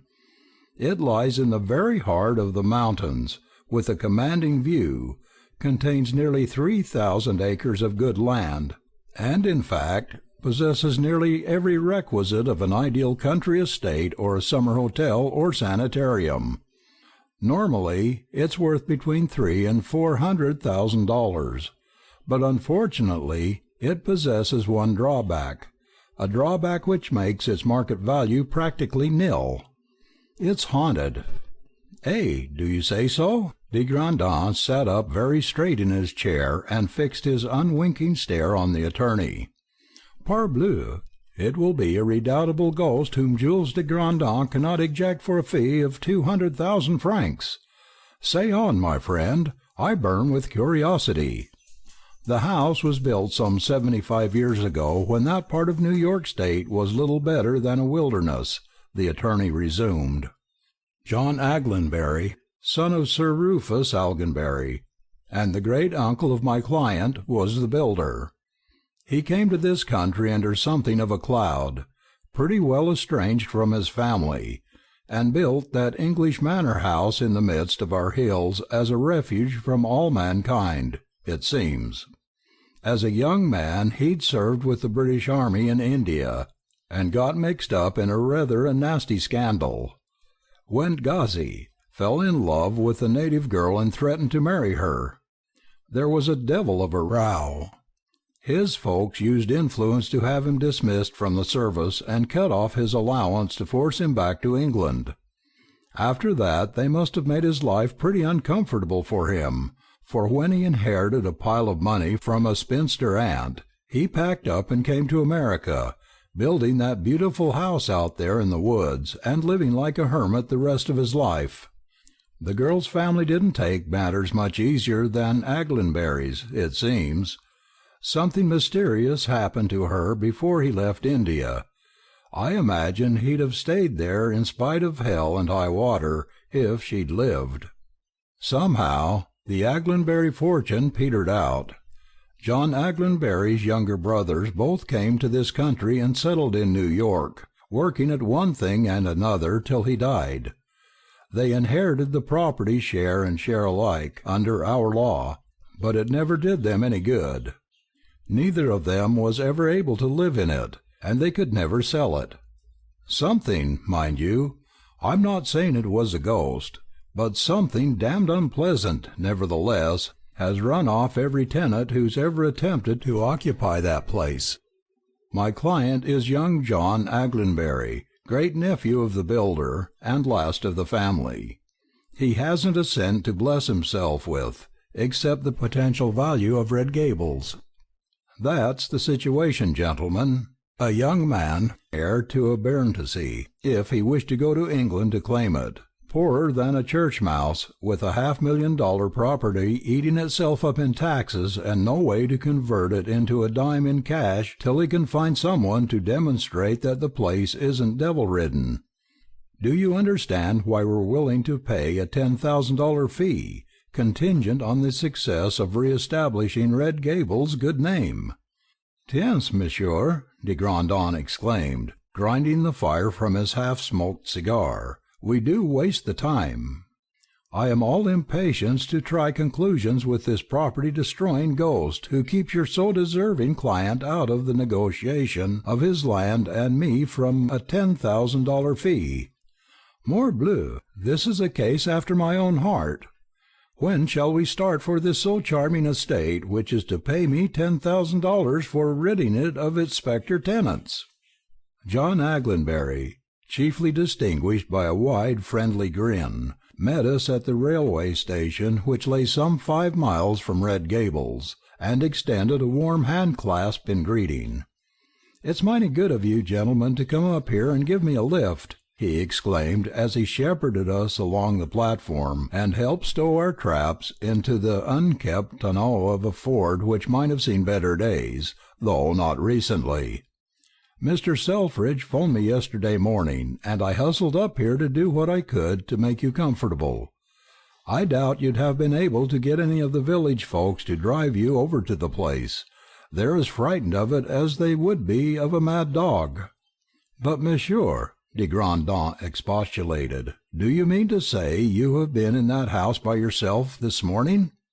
"Uh-huh, and last night too," our host replied. "Came up here on the afternoon train yesterday, and tidied things up a bit." "And you saw nothing, felt nothing, heard nothing?" de Grandin persisted. "Of course not," the young man answered impatiently. "There isn't anything to see or feel, or hear either, if you except the usual noises that go with a country place in the springtime. There's nothing wrong with the property, gentlemen. Just a lot of silly gossip which has made one of the finest potential summer resorts in the country a drug on the market. That's why Mr. Selfridge and I are so anxious to get the statement of gentlemen of your caliber behind us.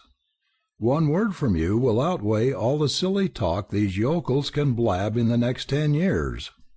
De Grandin cast me a quick smile. "He acknowledges our importance, my friend," he whispered. "Truly, we shall have to walk fast to live up to such a reputation."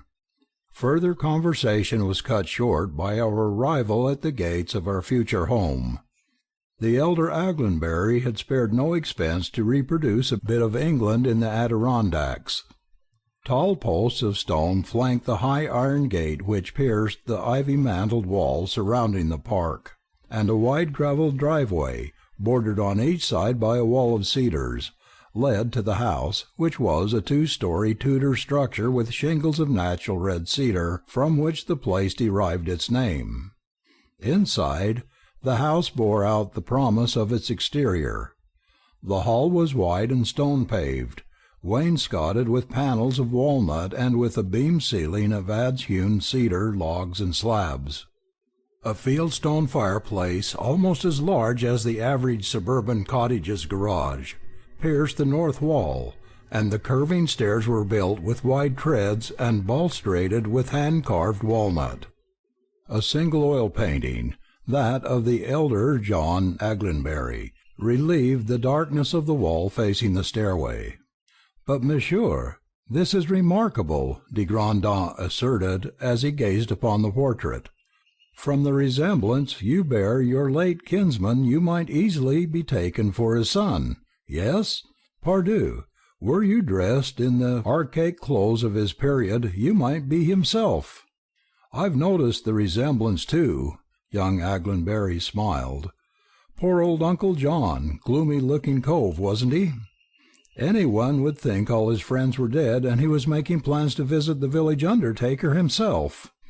The Frenchman shook his head reprovingly at the younger man's facetiousness. "Poor gentleman," he murmured. "He had cause to look sad. When you, too, have experienced the sacrifice of love, you may look saddened, my friend."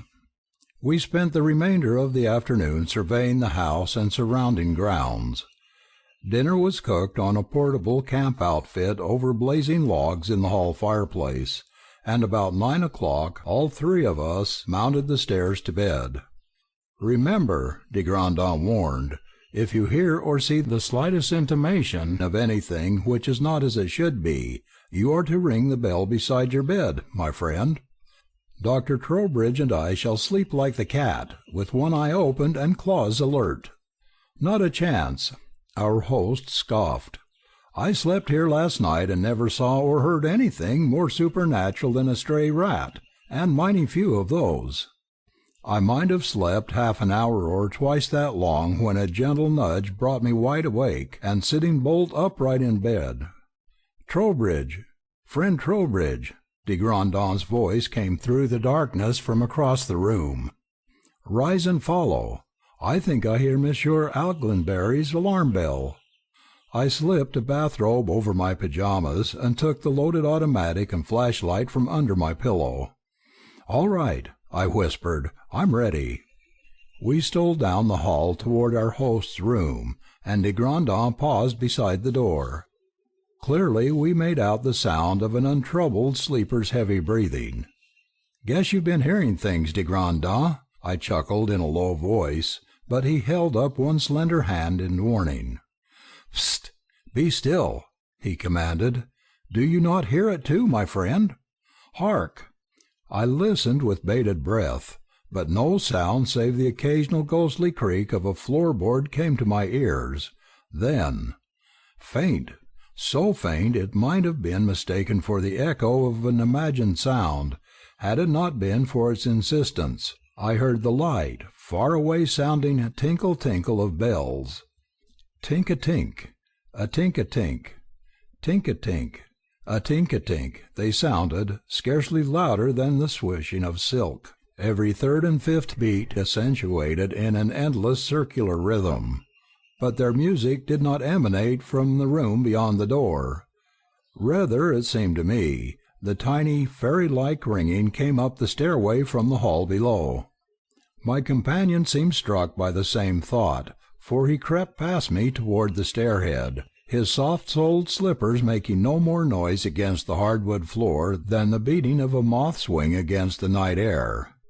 Close behind him I slipped, my gun and flashlight held in instant readiness, but at sight of his eager, strained face as he paused at the top of the stair, I forgot my weapons and stole forward, to peep over his shoulder.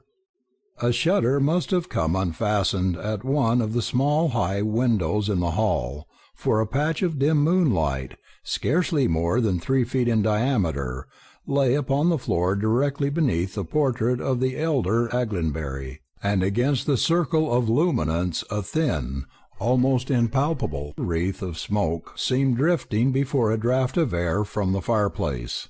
I looked again. No, it was not smoke. It was something with a defined outline.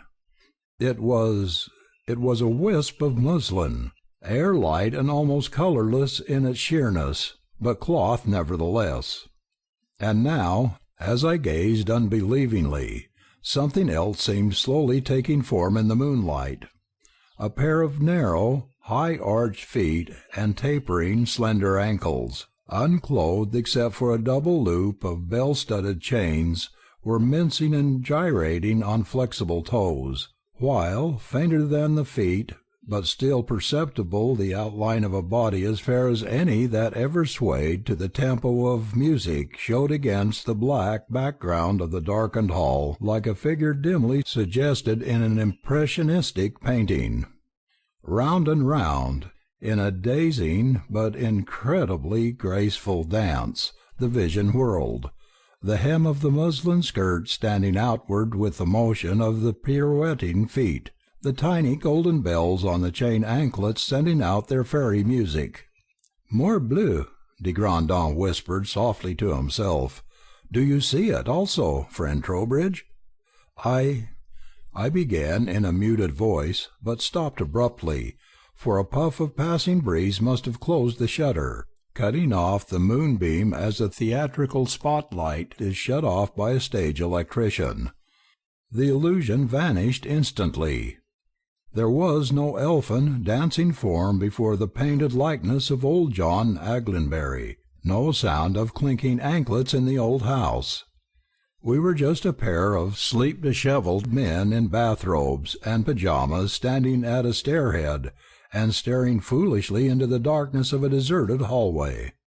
"I thought I saw—" I began again, but again I was interrupted, this time by the unmistakable clatter of the handbell in Aglinberry's room. We raced down the corridor to him and flung open the door. "Monsieur Aglinberry," de Grandin gasped, did anything come into your room? Dr. Trowbridge and I—" The young man sat up in bed, grinning sheepishly at us in the doubled beam of our flashlights. "I must be getting a case of nerves," he confessed. "Never had the jumps like this before. Just a moment ago I fancied I felt something touch my lips. Like the tip of a bat's wing it was, soft as velvet, and so light I could scarcely feel it. But it woke me up, and I grabbed the bell and began ringing like a fool. Funny, too." He glanced toward the window. "It couldn't have been a bat, for I took particular pains to nail mosquito netting over that window this morning. It's torn." Sure enough, the length of strong netting which our host had thoughtfully tacked across the windows of both our rooms and his as a precaution against early spring insects, was rent from top to bottom as though by a knife. He muttered. "It might have been a bat at that." "To be sure," de Grandin agreed, nodding so vigorously that he resembled a Chinese mandarin. "It might, as you say, monsieur, have been a bat. But I think you would sleep more safely if you closed the window." Crossing the room, he drew the casement to and shot the forged iron bolt into place. "Bonsoir, my friend." He bowed formally at the doorway. "A good night, and be sure you leave your window closed." "Would you gentlemen like to look at the property down by the lake?" Aglenbury asked as we finished our breakfast of bacon and eggs, coffee and fried potatoes the following morning. "Assuredly," de Grandin replied, as he donned top-coat and cap, slipping his ever-ready automatic pistol into his pocket. A soldier's first caution should be to familiarize himself with the terrain over which he is to fight. We marched down a wide, curving drive bordered by pollarded willows, toward the smooth sheet of water flashing in the early morning sunlight. "We have one of the finest stands of native hardwood to be found anywhere in this part of the country," Aglenbury began, waving his stick toward an imposing grove to our right. "Just the timber alone is worth, well, of all the copper-riveted nerve," he broke off angrily, hastening his pace and waving his cane belligerently. "See there! Some fool camper started a fire in those woods. Hi, there you! Hi there! What are you doing?" Hurrying through the trees, we came upon a little clearing where a decrepit, weather-blistered van was drawn up beside a small spring, two moth-eaten appearing horses tethered to a nearby tree, and several incredibly dirty children wrestling and fighting on the short grass. A man in greasy corduroys lay full length on the ground, a black slouch hat pulled over his eyes, while another lounged in the doorway of the van. Two women in faded shawls and headkerchiefs and an amazing amount of pin-checked jewelry were busily engaged, one in hewing down underbrush to replenish the campfire, the other stirring some sort of savory mess in a large, smoke-blackened kettle, which swung over the blazing sticks. "What the devil do you mean by building a fire here?" Aglenbury demanded angrily as we came to a halt. "Don't you know you are likely to start a blaze in these woods? Go down to the lake if you want to camp. There's no danger of burning things up there." The women looked at him in sullen silence, their fierce black eyes smouldering angrily under their straight black brows. But the man lying beside the fire was not minded to be hustled from his comfortable couch. "Too much a stone by the lake," he informed Aglenbury lazily, raising the hat from his face, but making no other move toward obeying the summons to quit. "Too much a stone and sand. I like it as the grass to lay on. I stay here, see?" "By George, we'll see about that," replied our irate host. "You'll stay here, will you? Like hell you will." Stepping quickly to the fire, he shouldered the crouching woman out of his path and scattered the blazing sticks from under the kettle with a vigorous kick of his heavy boot, stamping the flame from the brands and kicking earth over the embers. "Stay here, will you?" he repeated. "We'll see about that. Pull your freight, and pull it in a hurry, or I'll have the whole gang of you arrested for trespass." The reclining gypsy leaped to his feet as though propelled by a spring. "You tellin' me pull it a freight? You kickin' my fire out? You? Ha, I show you something." His dirty hand flew to the girdle about his greasy trousers, and a knife's evil flash showed in the sunlight. "You think you make it a fool of Nikolai Brondovich? I show you."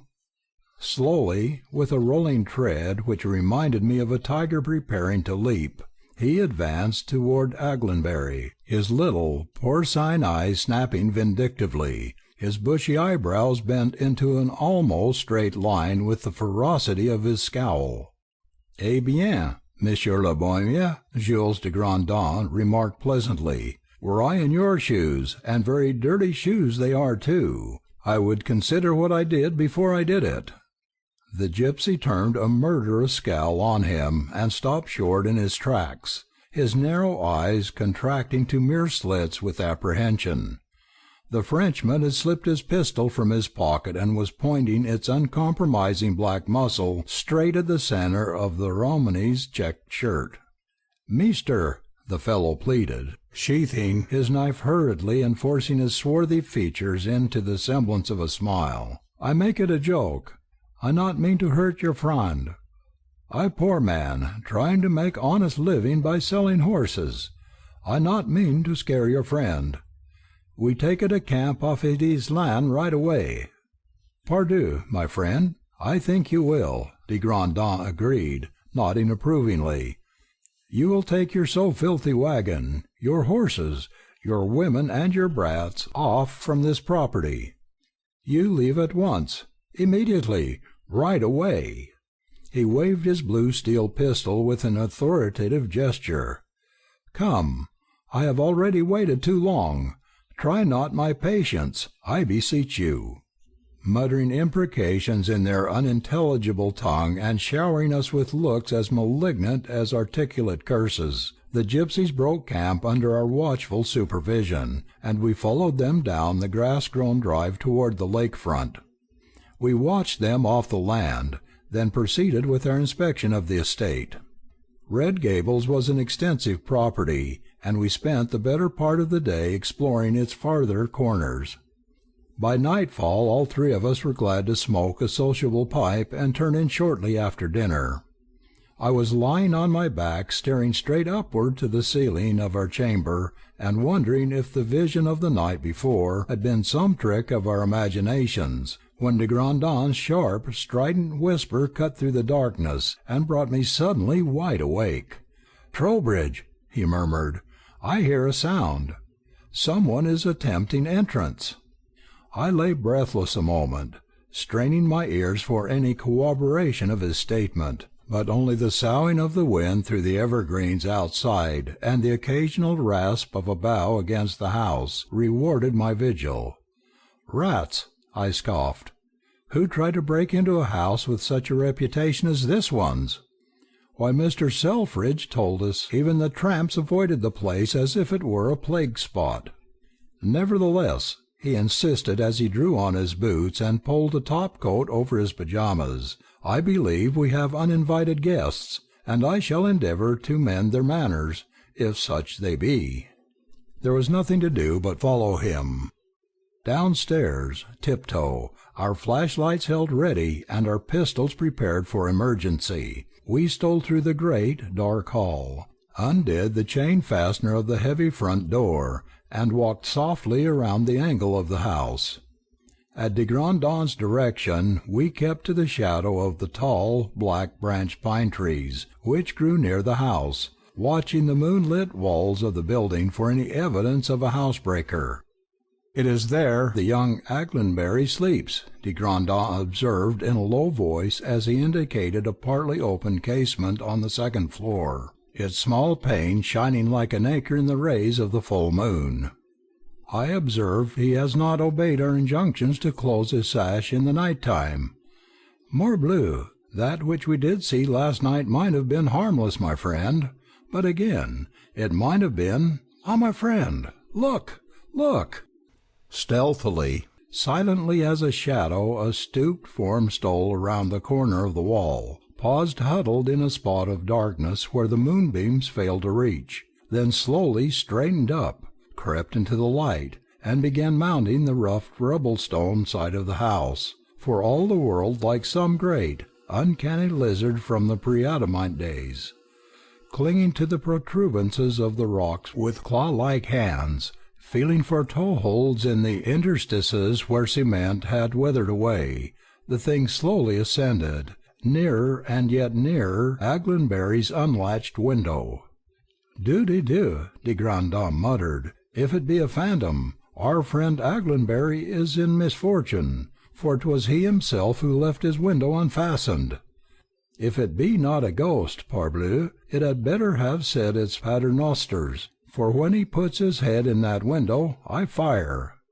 I saw the glint of moonlight on the blue steel of his pistol barrel as he trained it on the climbing thing. Inch by inch the creature, man or devil, crept up the wall, reached its taloned hands across the stone sill, began drawing itself through the casement.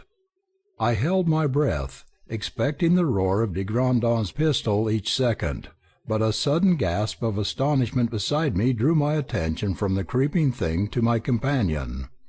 "Look, friend Trowbridge, regardez, s'il vous plaît," he bade me in a tremulous whisper, nodding speechlessly toward the window into which the marauder was disappearing like a great black serpent into its lair. I turned my gaze toward the window again and blinked my eyes in unbelief. An odd luminescence, as if the moon's rays had been focused by a lens, appeared behind the window opening. It was like a mirror of dull silver, or a light faintly reflected from a distance. Tiny bits of impalpable dust, like filings from a silversmith's rasp, seemed floating in the air, whirling, dancing lightly in the converging moon rays, circling about each other like dust motes seen in a sun shaft through a darkened room, driving together, taking form. Literally out of moonlight, a visible, discernible something was being made. Spots of shadow appeared against the phosphorescent gleam. Alternate highlights and shadows became apparent, limning the outlines of a human face, a slender, oval face with smoothly parted hair sleekly drawn across a high, broad forehead. A face of proud-mouthed, narrow-nosed beauty, such as the highest caste women of the Rajputs have. A moment it seemed suspended there, more like the penumbra of a shadow than an actual entity, then seemed to surge forward, to lose its sharpness of outline, and blend mysteriously with the darkness of the night prowler's form, as though a splash of mercury were suddenly thrown upon a slab of carbon. A moment the illusion of light on darkness held, then a scream of wire-edged terror, mingled with mortal pain, shuddered through the quiet night as a lightning flash rips across a thundercloud.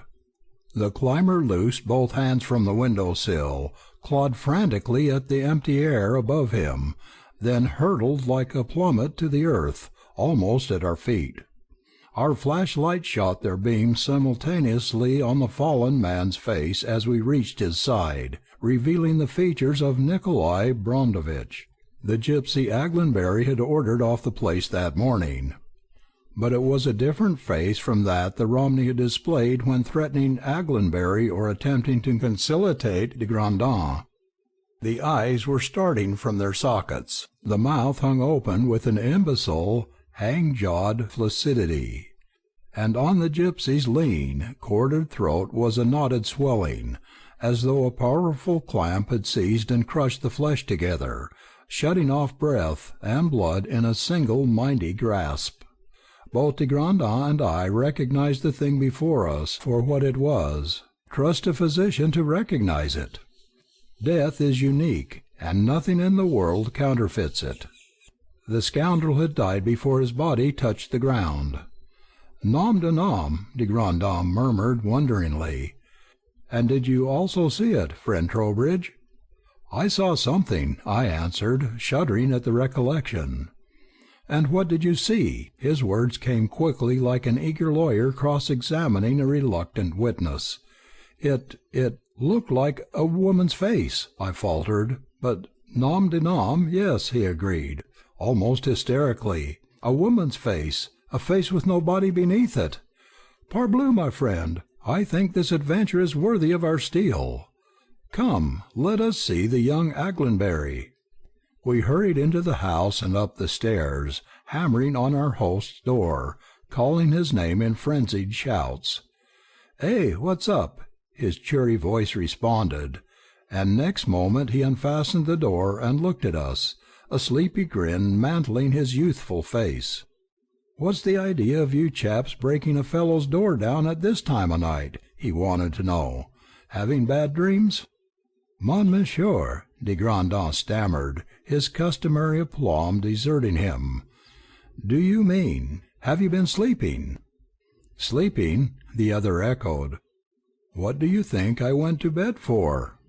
What's the matter? Have you caught the family ghost?" He grinned at us again. "And you have heard nothing, seen nothing? You do not know an entrance to your room was almost forced?" de Grandin asked incredulously. "An entrance to my room? The other frowned in annoyance, looking quizzically from one of us to the other. "Say, you gentlemen had better go back to bed. I don't know whether I'm lacking in a sense of humor or what my trouble is, but I don't quite get the joke of waking a man up in the middle of the night to tell him that sort of cock-and-bull story." Nom du chef-fleur, de Grandin looked at me and shook his head wonderingly. "He has slept through it all, friend Trowbridge." Aglenbury bristled with anger. "What are you fellows trying to do, string me?" he demanded hotly. "Your hat, your coat, your boots, monsieur," de Grandin exclaimed in reply. "Come outside with us. Come and see the vile wretch who would have slaughtered you like a pig in the shambles. Come and behold, and we shall tell you how he died."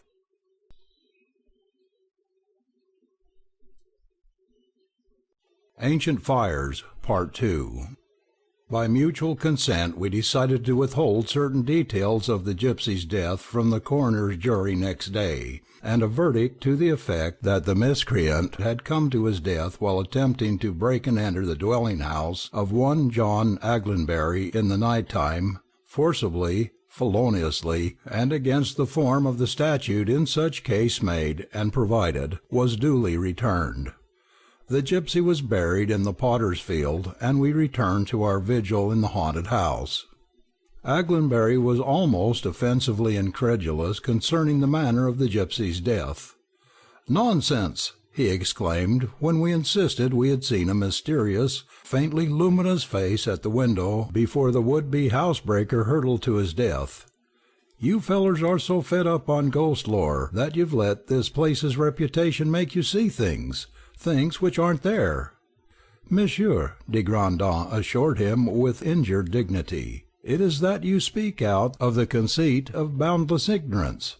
When you have seen half, pardieu, 1/4 or 1/8 of the things I have seen, you will learn not to sneer at whatever you fail to understand. As that so magnificent Monsieur Shakespeare did say, there are more things in heaven and earth than are dreamt of in your philosophy." "Probably," our host interrupted, smothering a yawn, "but I am content to let him stay there. Meantime, I'm going to bed. Good night." And up the stairs he marched, leaving us to share the warmth of the crackling pitch-pine fire. De Grandin shook his head pityingly after the retreating youngster. "He is the perfect type of that Monsieur Babbitt," he confided. "Worldly, materialistic, entirely devoid of imagination. Parbleu, we have them in France too. Did they not make mock of Pasteur Legrand when he announced his discoveries to a sceptical world? Most assuredly. Like the poor, the materialists we have always with us. Ha! What is that? Do you hear it, Trowbridge, my friend?" Faintly, so faintly it was like the half-echo of an echo. The fine, musical jangle of tiny bells wafted to us through the still, cold air of the dark old house. "In there, 'twas in the library it sounded," the Frenchman insisted in an excited whisper as he leaped to his feet and strode across the hall. "Your light, friend Trowbridge! Quick, your light!" I threw the beam of my electric torch about the high-walled, sombre old reading-room, but nothing more ghostly than the tall walnut bookcases, empty of books and laden only with dust these many years, met our eyes. Still the soft, alluring chime sounded somewhere in the shadows, vague and indefinite as the cobwebbed darkness about us, but insistent as a trumpet call heard across uncounted miles of night. "Morbleu! But this is strange," de Grandin asserted, circling the room with quick, nervous steps. "Trowbridge, Trowbridge, my friend! As we live, those bells are calling us, Cordu! There they are!" He halted before a carved panel under one of the old bookcases, and was on his hands and knees examining each figure of the conventionalized flowers and fruits which adorned its surface. With quick questing fingers he felt the carvings, like a cracksman feeling out the combination of a safe. "Nom d'un fromage! I have it!" he called in lilting triumph as he bore suddenly down upon a bunch of carved grapes, and the panel swung suddenly inward upon invisible hinges. "Trowbridge, mon ami, regardez-vous!" Peering into the shallow opening left by the heavy carved plank, we beheld a package carefully wrapped in linen, dust-covered and yellowed with age. "Candles, if you please, friend Trowbridge," de Grandin commanded, as he bore our find in triumph to the hall. "We shall see what secret of the years these bells have led us to." He sank into his armchair and began unwinding the linen bands. "Ah, and what is this?" He unreeled the last of the bandages and displayed a small roll of red morocco leather, a compact little case such as an elder generation of men carried with them for supplying needles, buttons, thread, and other aids to the womanless traveller. Inside the wallet was a length of tough, age-tanned parchment, and attached to it by a loop of silk was a single tiny hawkbill of gold, scarcely larger than a bead, but capable of giving off a clear, penetrating tinkle as the parchment shook in de Grandin's impatient hands. I looked over his shoulder in fascinated interest, but drew back with disappointment as I saw the vellum was covered with closely written scrawls, somewhat resembling shorthand. De Grandin regarded the writing a moment, then tapped his even white teeth with a meditative forefinger. "This will require much study, friend Trowbridge," he murmured. "Many languages have I studied, and my brain is like a room where many people speak together. Out of the babel I can distinguish but few words unless I bear my attention on some one talk. This," he tapped the crinkling parchment, "is Hindustani, if I mistake not, but to translate it will require more time than these candles will burn. Nevertheless, we shall try." He hurried to our bedroom, returning in a moment with a pad of paper and a fresh supply of candles. "I shall work here for a time," he announced, reseating himself before the fire. "It will be long before I am prepared for bed, and it may be well for you to seek repose. I shall make but poor company these next few hours." I accepted the dismissal with an answering grin, and, taking my candle, mounted the stairs to bed. "Eh bien, my friend, you do sleep like the dead, the righteous dead who have no fear of purgatory," de Grandin's voice roused me the following morning. The bright spring sunshine was beating into our chamber through the open casement, and a puff of keen breeze fluttered the trailing bedclothes, but my friend's face rivaled the brilliance of the breaking day. "Triomphe!" he exclaimed, brandishing a sheaf of papers above his blond head. "It is finished, it is complete, it is done altogether entirely. Attend me, my friend, listen with care, for you are not like to hear such a tale soon again. Lord of my life and master of my heart, this day is the fulfillment of the fate overhanging the wretched woman who has unworthily been honoured by your regard. For this night I was bidden by my father to choose whether I would be married by the priest to the god Kandoka, and become a temple bayadir, and my lord well knows what the life of such a one is, or go to the shrine of Okmar, god of destruction, to become Kurban. I have chosen to make the leap, my lord, for there is no other way for Amari. We have sinned, thou against thy people and I against mine, in that we did dare defy Varna and love, when such a love is forbidden between the races. Varna forbids it, the commands of thy people and mine forbid it, and yet we loved. Now our brief dream of Kailas is broken as the mists of morning break and fly before the scarlet lances of the sun, and thou returnest to thy people. Amari goes to her fate. By the leap, I assure my sinful spirit a resting place in Kailas, for to the Kurban all sins are forgiven, even unto that of taking the life of a Brahmin, or giving herself in love to one of another race. But she who retreats from the leap commits a sin with each step, so great that 1,000 reincarnations cannot atone for it. In this life the walls of Varna stand between us, But perchance there may come a life when Amari inhabits the body of a woman of the Sahi's race, or my lord and master may be clothed in the flesh of one of Amari's people. These things it is not given Amari to know, but this she knows full well. Throughout the 7 cycles of time which shall endure through all the world, and through all eternity, when worlds and the gods themselves shall have shuddered into dust, Amari's heart is ever and always inclined to the Sahib, and the walls of death or the force of life shall not keep her from him. Farewell, master of Amari's breath. Perchance we shall meet again upon some other star, and our waking spirits may remember the dream of this unhappy life. But ever and always Amari loves thee, Sahib John." "Yes?" I asked as he finished reading. "And then?" "Parbleu, my friend, there was no then," he answered. "Listen, you do not know India. I do. In that so depraved country they do consider that the woman who goes to the bloody shrine of the god Omkar and hurls herself down from a cliff upon his bloody altar attains to sainthood. It was that which this poor one meant when she did speak of the leap in her farewell note to her white lover. Kurban is the word in their so detestable language for human sacrifice, and when she speaks of attaining Kailas, she refers to their heathenish word for heaven. When she says Varna stood between them, she did mean caste. Cordu, you English, you Americans, always you drive yourselves crazy with thoughts of what should and what should not be done. Nom d'un quoi?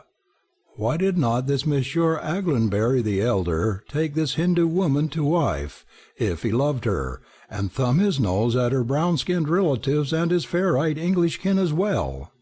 'Tis what a Frenchman would have done in like case. But no, he must needs allow the woman he loved to hurl herself over a cliff for the edification of a crowd of monkey-faced heathen who are undoubtedly stewing in hell at this moment, while he ran overseas to America and built him a mansion in the wilderness. A mansion, pardieu!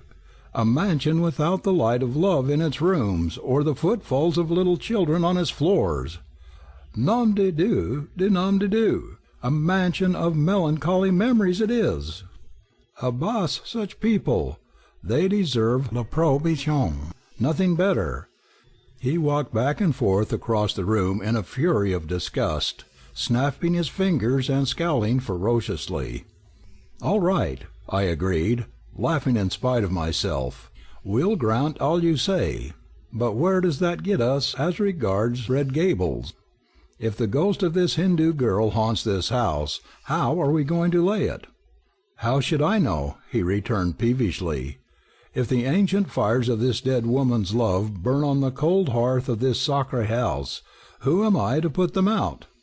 Oh, it is too pitiful, that such a love as theirs should have been sacrificed on the altar of Varna, caste." "Halloo, halloo up there!" came a cheery hail from the hall down below. "You chaps up yet? Breakfast is ready, and we've got callers. Come down." "Breakfast!" de Grandin snorted disgustedly. "He talks of breakfast in a house where the ghost of murdered love dwells.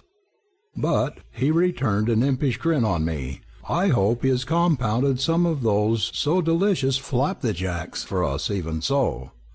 Dr. de Grandin, this is Dr. Wiltshire," Aglenbury introduced as we descended to the hall. "Dr. Crowbridge, Dr. Wiltshire. Wiltshire is superintendent of a sanitarium for the feeble-minded over there." He waved his arm in a vague gesture, and when he heard Dr. de Grandin was in the neighborhood, he came over for a consultation. "It seems— Oh, you tell him your troubles, Wiltshire." Dr. Wiltshire was a pleasant-looking young man with a slightly bald head and large-lensed, horn-rimmed spectacles. He smiled agreeably as he hastened to comply with Aglenbury's suggestion. "Fact is, doctor," he began as de Grandin piled his plate high with flapjacks, "we've got a damned peculiar case over at Thornwood. It is a young girl who's been in our charge for the past 12 years, ever since she was 10 years old. The poor child suffered a terrible fright when she was about 6, according to the history we have of her case. Horses of the carriage in which she and her mother were riding ran away, threw 'em both out, killed the mother, and, well, when they picked the youngster up, she was just one of God's little ones. No more reason than a 2 months-old baby. Her family's rich enough, but she has no near relatives, so she's been in our care at Thornwood, as I said, for the past 12 years. She's always been good as gold, scarcely any trouble at all, sitting on the bed or the floor and playing with her fingers or toes like an infant, most of the time. But lately she's been acting up like the devil. Fact. Tried to brain the nurse with a cup 3 nights ago, and made a break at one of the matrons yesterday morning. From a simple, sweet-tempered little idiot, she's turned into a regular hell-cat.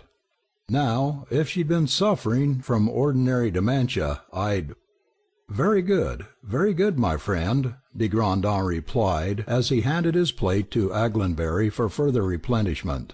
"I shall be delighted to look at your patient this morning. Parbleu, a madhouse will be a pleasant contrast to this never-enough-to-be-execrated place." "He likes my house," Aglenbury commented to Dr. Wiltshire, with a sardonic grin as we rose and prepared to go to the sanitarium. Thornwood Sanitarium was a beautiful, remodelled private country home, and differed in no wise from the near-by estates except that the park about the house was enclosed in a high stone wall topped with a chevaux de frise of barbed wire. "How's Marianne? Miss Underwood?" Wiltshire asked as we entered the spacious central hall and paused at the door of the executive office. "Worse, doctor," replied the competent-looking young woman in nurse's uniform at the desk. "I've sent Mattingly up to her twice this morning, but the dosage has to be increased each time, and the medicine doesn't seem to hold as well." Wiltshire muttered noncommittally, then turned to us with an anxious look. "Will you come to see the patient, gentlemen? You too, Aglenbury, if you wish. I imagine this'll be a new experience for you." Upstairs we peered through the small aperture in the door barring the demented girl's room. If we had not been warned of her condition, I might easily have taken the young woman asleep on the neat, white cot for a person in perfect health. There was neither the emaciation nor the obesity commonly seen in cases of dementia, no drawing of the face, not even a flaccidity of the mouth as the girl lay asleep. Her abundant dark hair had been clipped short as a discouragement to the vermin which seem naturally to gravitate to the insane in spite of their keeper's greatest care, and she was clothed in a simple muslin night-dress, cut modestly at the neck and without sleeves. One cheek, pale from confinement, but otherwise flawless, lay pillowed on her bent arm, and it seemed to me the poor girl smiled in her sleep with the wistfulness of a tired and not entirely happy child. Long, curling lashes fringed the ivory lids which veiled her eyes, and the curving brows above them were as delicately pencilled and sharply defined as though drawn on her white skin with a camel's hair brush. "Le pauvre enfant," de Grandin murmured compassionately, and at the sound of his voice the girl awoke. Gone instantly was the reposeful beauty from her face. Her lips stretched into a square, like the mouth of one of those old Greek tragic masks. Her large brown eyes glared fiercely, and from her gaping red mouth issued such a torrent of abuse as might have brought a blush to the face of the foulest fishwife in Billingsgate. Wiltshire's face showed a dull flush as he turned to us. "I'm dashed if I can understand it," he admitted. "She goes on this way for hours on end, now." "Eh, is it so?" de Grandin responded. "And what, may I ask, have you been doing for this condition? It appears more like delirium than like dementia, my friend." "Well, we've been administering small doses of brandy and strychnine, but they don't seem to have the desired effect, and the doses have to be increased constantly." "Ah!" De Grandin's smile was slightly satirical. "And has it never occurred to you to employ hypnotics?" "Hyoscine, by example?" "By George, it didn't," Wiltsey confessed. "Of course hyoscine would act as a cerebral sedative, but we'd never thought of using it." "Very well.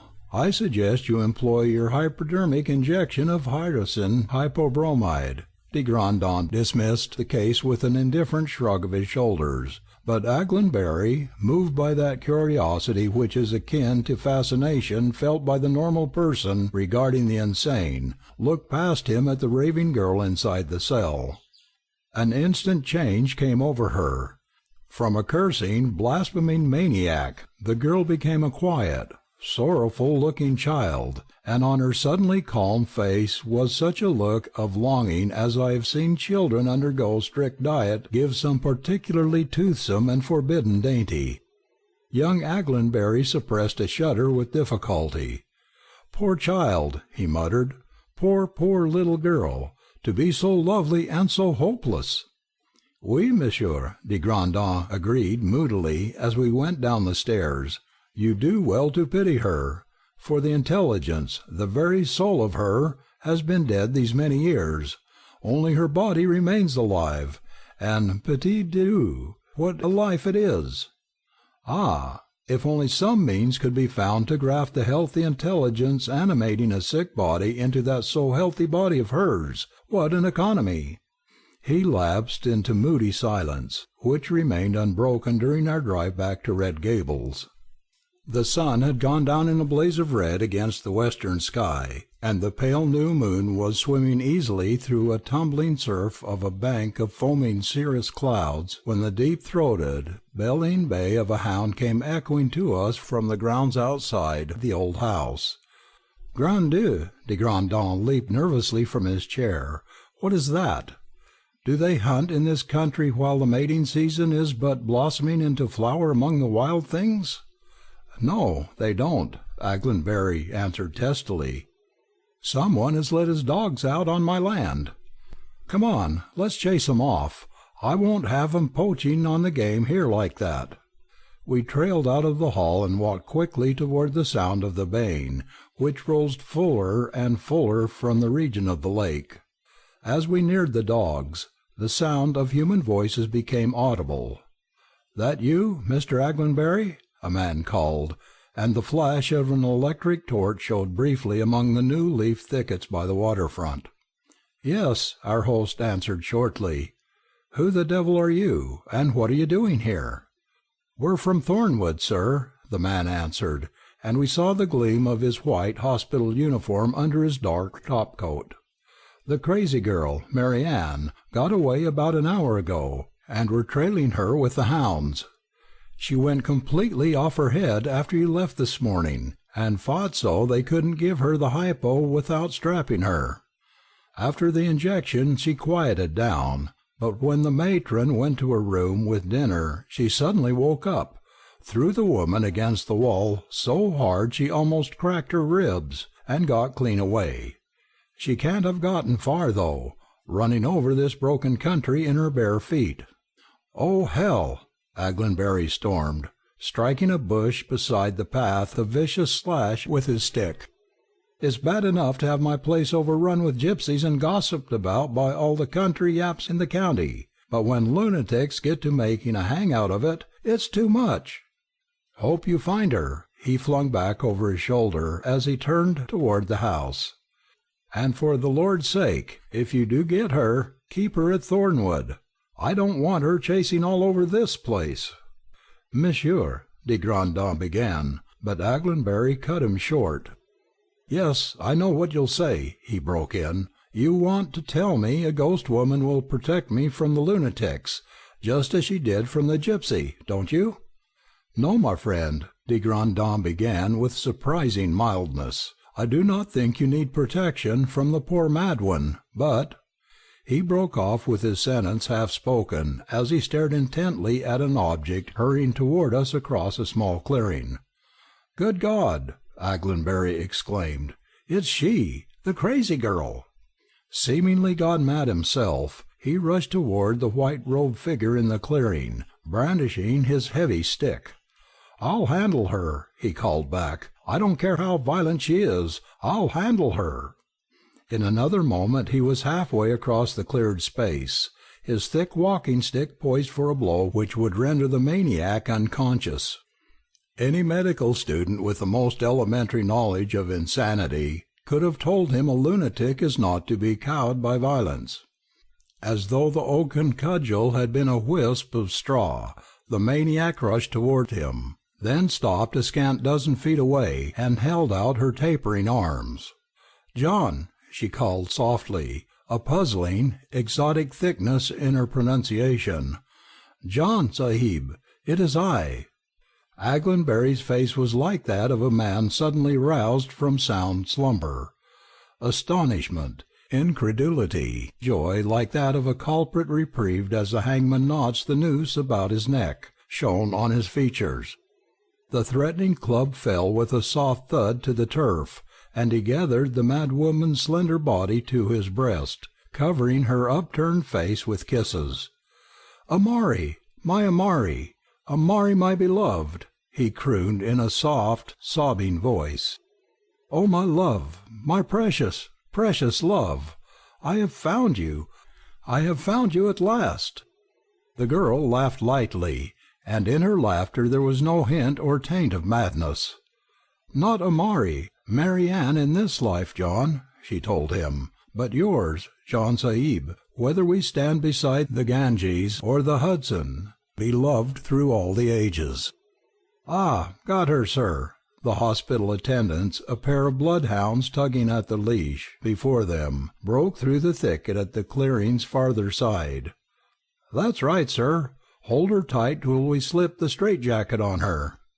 Aglenbury thrust the girl behind him and faced the men. "You can't have her," he announced, uncompromisingly. "She's mine." "What?" the attendant stammered, then turned toward the underbrush and called to some invisible companion. "Hey, Bill, come here. There's two of 'em." "You can't have her," Aglenbury repeated as two more attendants reinforced the first pair. "She's going to stay with me, always." "Now, look here, sir," the leader of the party argued, "that girl's a dangerous lunatic. She nearly killed a matron this evening, and she's been regularly committed to Thornwood Sanitarium. We've tracked her here, and we're going to take her back." "Over the dead corpse of Jules de Grandin," the Frenchman interrupted as he pressed forward. "Parbleu! Me, I am in authority here. I shall be responsible for her conduct." The man hesitated a moment, then shrugged his shoulders. "It's your funeral if anything happens on account of this," he warned. "Tomorrow Dr. Wiltshire will start legal proceedings to get her back. You can't win." "Ha! Can I not?" The little Frenchman's teeth gleamed in the moonlight. "My friend, you do not know Jules de Grandin. There is no lunacy commission in the world to which I cannot prove her sanity. I do pronounce her cured, and the opinion of Jules de Grandin of the Sorbonne is not to be lightly sneezed upon, I do assure you." To Aglenbury he said, "Pick her up, my friend. Pick her up and bear her to the house, lest the stones bruise her tender feet. Dr. Trowbridge and I will follow and protect you." "Parbleu!" He glared defiantly about him. "Me, I say nothing shall separate you again. Lead on." "For heaven's sake, de Grandin," I besought as we followed Aglenbury and the girl toward the house, "what does this all mean?" "Morbleu," he nodded solemnly at me, "it means we have won $10,000, friend Trowbridge. No more will the ghost of that so pitiful Hindu woman haunt this house. We have earned our fee. Yes, but—" I pointed mutely toward our host as he strode through the moonlight with the girl in his arms. "Ah, that!" He laughed a silent, contented laugh. "That, my friend, is a demonstration that the ancient fires of love die not, no matter how much we heap them with the ashes of hate and death. The soul of Amari, the sacrificed Hindu girl, has come to rest in the body of the lunatic Mary Ann, just as the soul of John Aglenbury the elder was reborn into the body of his namesake and double, John Aglenbury the younger. Did not the deceased Indian girl promise that she would some day come back for her forbidden lover in another shape? Parbleu, but she has fulfilled her vow.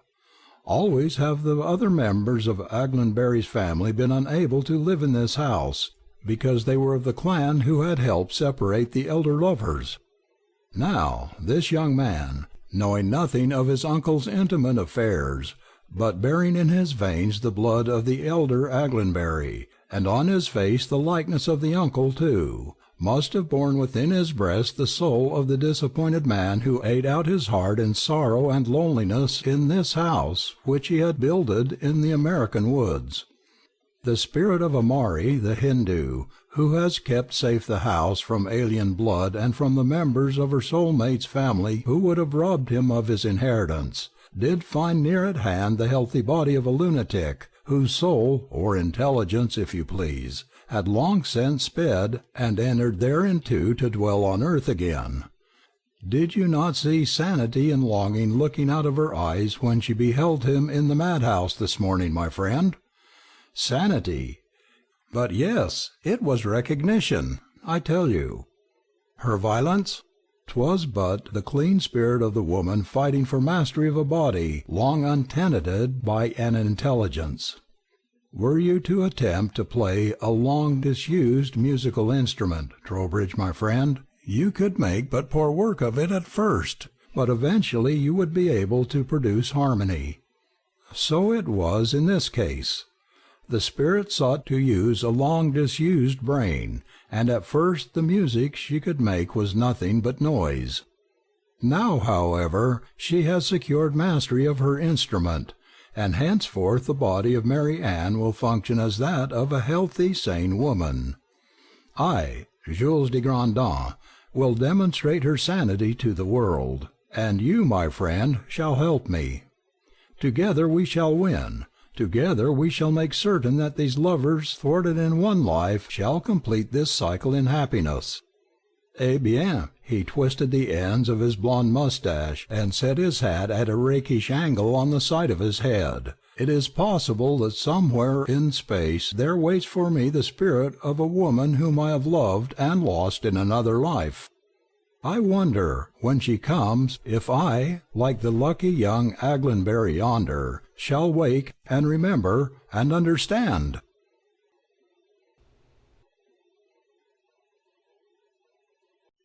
The Great God Pan, Part 1. But of course, my friend, Jules de Grandin conceded as he hitched his pack higher on his shoulders and leaned forward against the grade of the wooded hill, I grant you, American roads are better than those of France. But look to what inconvenience these same good roads put us. Everything in America is arranged for the convenience of the motorist, the man who covers great distances swiftly. Your roads are the direct result of motorized transportation for the million, and consequently, you and I must tramp half the night and very likely sleep under the stars, because there is no inn to offer shelter.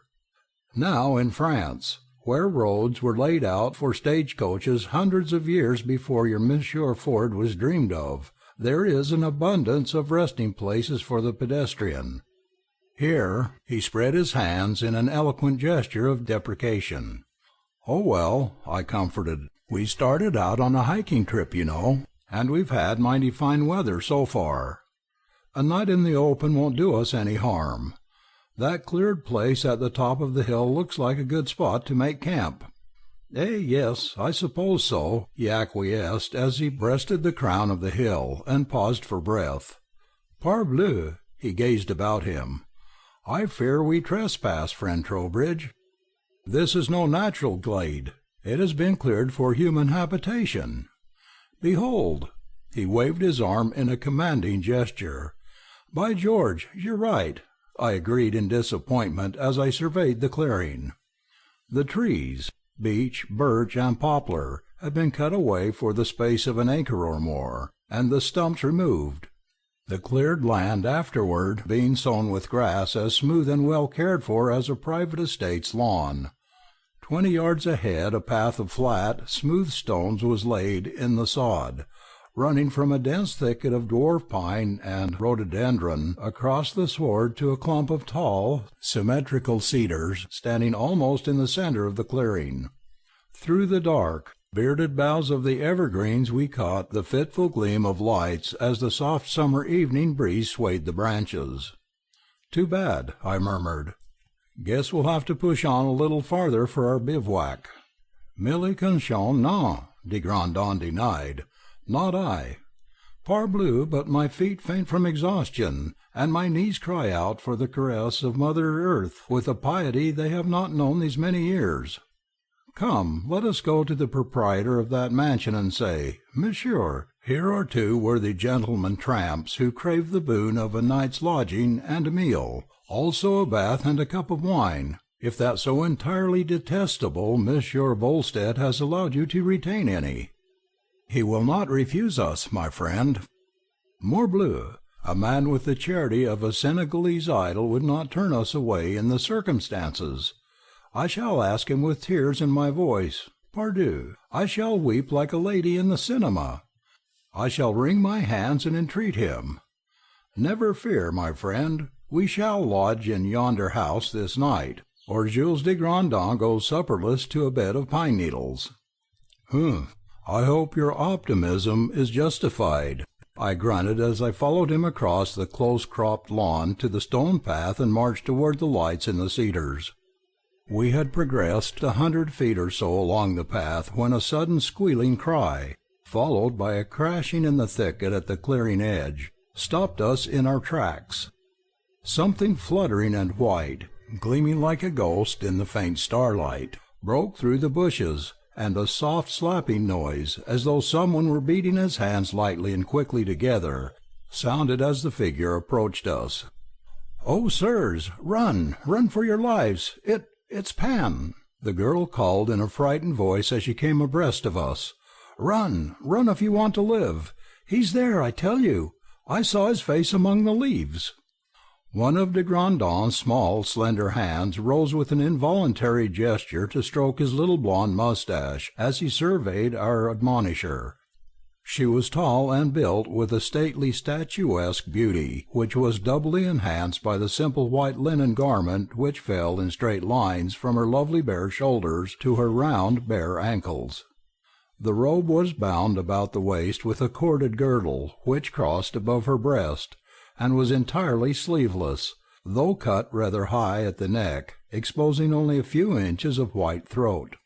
Her feet, narrow and high-arched, and almost as white as the linen of her robe, were innocent of any covering, and I realized that the slapping sound I had heard was the impact of her bare soles on the stones of the path as she ran. "Tiens, mademoiselle," de Grandin declared with a bow, "you are as lovely as Pallas Athena herself. Who is it has dared frighten you? Cordieu, I shall do myself the honor of twisting his unmannerly nose." "No, no," the girl besought in a trembling voice. "Do not go back, sir, please. I tell you, Pan, the great god Pan himself, is in those bushes. I went to bathe in the fountain a few minutes ago, and as I came from the water, I saw his face grinning at me between the rhododendron bushes. It was only for a second, and I was so frightened I did not look again. But, oh, let us go to the house. Hurry, hurry, or we may see him in good earnest, and—" She broke off with a shudder and turned from us, walking hurriedly, but with consummate grace, toward the knot of cedars before us. "Sacré nom," de Grandin murmured as he fell in behind her. "Is it that we have arrived at a home for the feeble-minded, friend Trowbridge, or is this beautiful one a goddess from the days of old? Nom d'une coque, she speaks the English like an American, but her costume, her so divine beauty, they are things of the days when Pygmalion hewed living flesh from out the lifeless marble." The murmur of feminine voices singing softly in unison came to us as we made our way through the row of cedar trees and approached the house. The building was almost square, as well as we could determine in the uncertain light, constructed of some sort of white or light-colored stone, and fronted by a wide portico, with tall pillars topped with Doric capitals. The girl ran lightly up the 3 wide steps leading to the porch, her bare feet making no sound on the stone treads, and we followed her, wondering what sort of folk dwelled in this bit of classic Greece seemingly dropped from some other star in the midst of the New Jersey woods.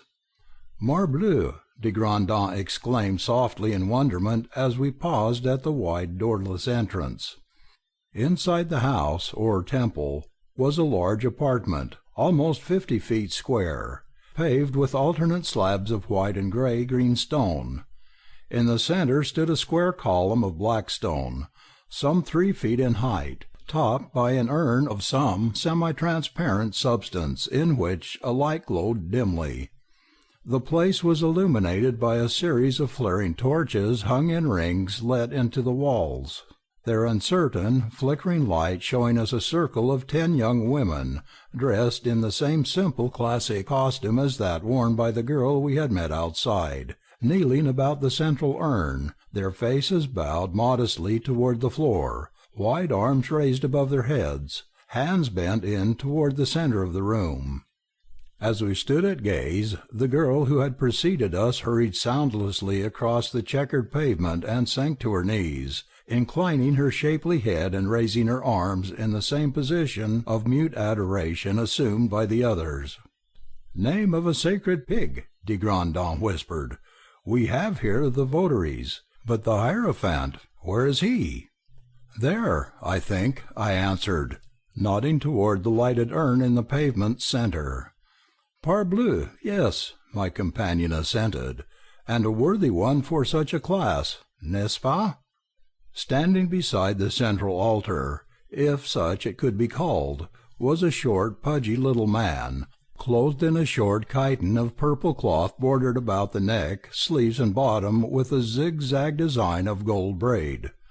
His bald head, gleaming in the torchlight, was crowned with a wreath of wild laurel, and a garland of roses hung about his fat, creased neck like an overgrown Hawaiian lei. Clasped in the crook of his left elbow was a zither, or some similar musical instrument, while a little stick, ending in a series of curved teeth, something like the fingers of a Japanese back-scratcher, was clasped in his dimpled right hand. "Come, my children," the comic little man exclaimed in a soft, unctuous voice, "let us to our evening worship. Beauty is love, love is beauty. That is all ye know and all ye need to know. Come, Chloe, Thespa, Daphne, Clytie, let us see how well you know the devotion of beauty."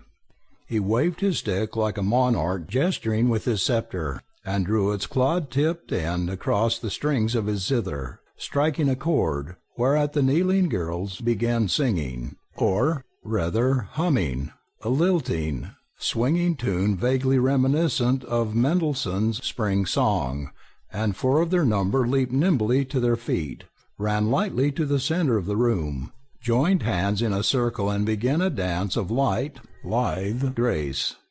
Faster and faster their white feet whirled in the convolutions of the dance, their graceful arms weaving patterns of living beauty as they swung in time to the measures of the song.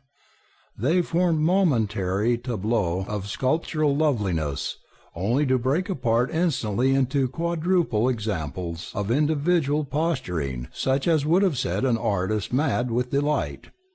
The music ceased on a long-drawn quavering note. The 4 dancers ran quickly back to their positions in the circle, and dropped again to their knees, extending their arms above their heads, and bending their supple hands inward. "It is well," the fat little man pronounced oracularly. "The day is done. Let us to our rest." The girls rose with a subdued rustling of white garments and separated into whispering, laughing groups, while the little man posed more pompously than ever beside the lighted urn. "Tiens, friend Trowbridge," de Grandin whispered with a chuckle, "do you behold how this bottom would make a peacock of himself? He is vain, this one. Surely we shall spend the night here. Monsieur, He emerged from the shadow of the doorway and advanced toward the absurd figure posturing beside the urn. "We are two weary travellers, lost in the midst of these woods, without the faintest notion of the direction of the nearest inn. Will you not, of your so splendid generosity, permit that we spend the night beneath your roof?" "Eh? What's that?" the other exclaimed with a start as he beheld the little Frenchman for the first time. "What do you want?" "Spend the night here? No, no, I can't have that. Get my school talked about? Couldn't possibly have it. Never have any men in this place." "Ah, but monsieur," de Grandin replied smoothly, "you do forget that you are already here. If it were but a question of having male guests at this so wonderful school of the arts, is not the reputation of the establishment already ruined? Surely a gentleman with so much of the appeal to beauty as monsieur unquestionably possesses would cause much gossip if he were not so well known for his discretion. And, monsieur's discretion being already so firmly established, who would dare accuse him of anything save great-heartedness if he did permit two wanderers, and medical men in the bargain, to remain overnight in his house? Permit me, monsieur. I am Dr. Jules de Grandin, of the Sorbonne, and this is Dr. Samuel Trowbridge, of Harrisonburg, New Jersey, both entirely at your good service, monsieur." The little fellow's fat face creased in a network of wrinkles as he regarded de Grandin with a self-satisfied smirk. "Ah, you appreciate the pure beauty of our school," he remarked with almost pathetic eagerness. "I am Professor Judson, Professor Herman Judson, sir, of the School of the Worship of Beauty. These young ladies whom you have seen here tonight are a few of my pupils. We believe that the old ideals, the old thought, of ancient Greece is a living, motivating thing today, just as it was in centuries gone by. We assert, sir, that the religion of beauty which actuated the Greeks is still a living, vital thing. We believe that the old gods are not dead, but come to those who woo them with the ancient rite of song and the dance. In fine, sir, we are pagans, apostles of the religion of neo-paganism."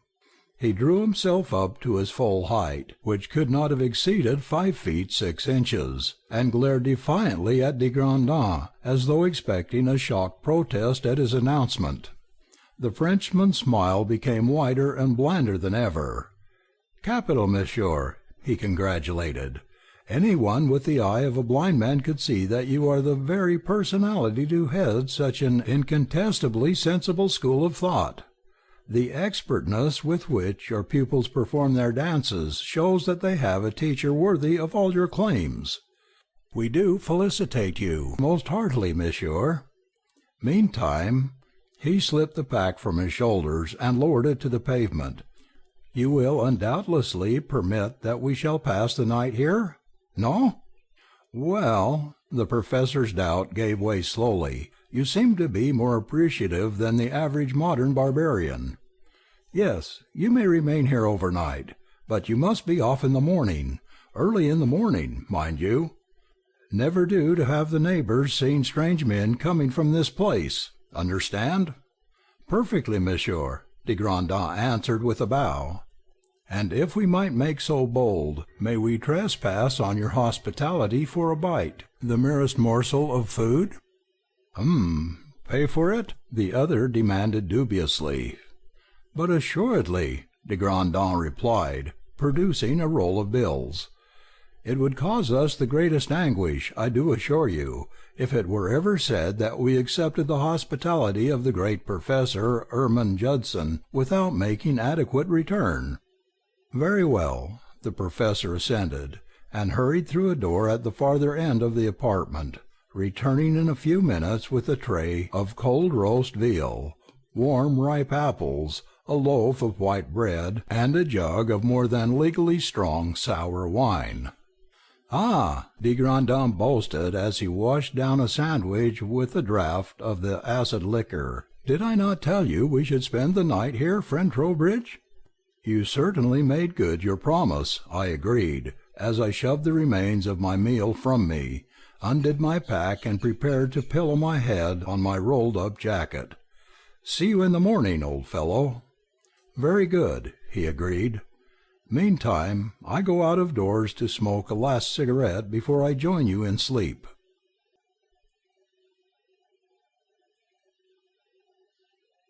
The Great God Pan, Part 2.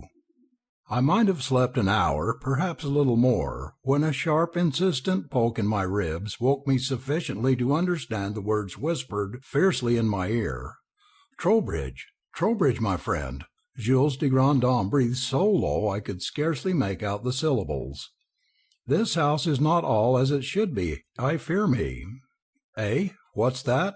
I demanded sleepily, sitting up and blinking half comprehendingly at his dim outline in the semi-darkness of the big room. Shh! Not so loud, he cautioned, then leaned nearer, speaking rapidly. Do you know from whence your English word panic comes, my friend? What? I demanded in disgust. Did you wake me up to discuss etymology? After a day's hiking? Good Lord, man! Be still, he ordered sharply. Then, inconsistently, answer me if you please. Whence comes that word? Hanged if I know, I replied, and I'm hanged if I care a whoop, either.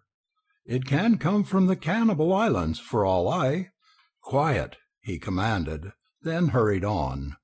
In the old days when such things were, my friend, Pan, the god of nature, was very real to the people. They believed firmly that whoso saw Pan after nightfall, that one died instantly. Therefore, when a person is seized with a blind, unreasoning fear, even to this day, we say he has a panic. Of what consequence is this? Remember, my friend, the young lady whom we did meet as we approached this house told us she had seen Pan's face grinning at her from out of the bushes as she bathed. Is it not so? I guess so, I answered, putting my head back on my improvised pillow and preparing to sleep while he talked. But he shook my shoulder with a sharp, imperative gesture.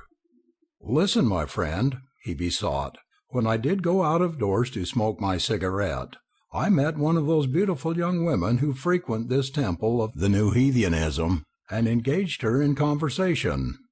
From her I learned much, and some of it sounds not good to my ears.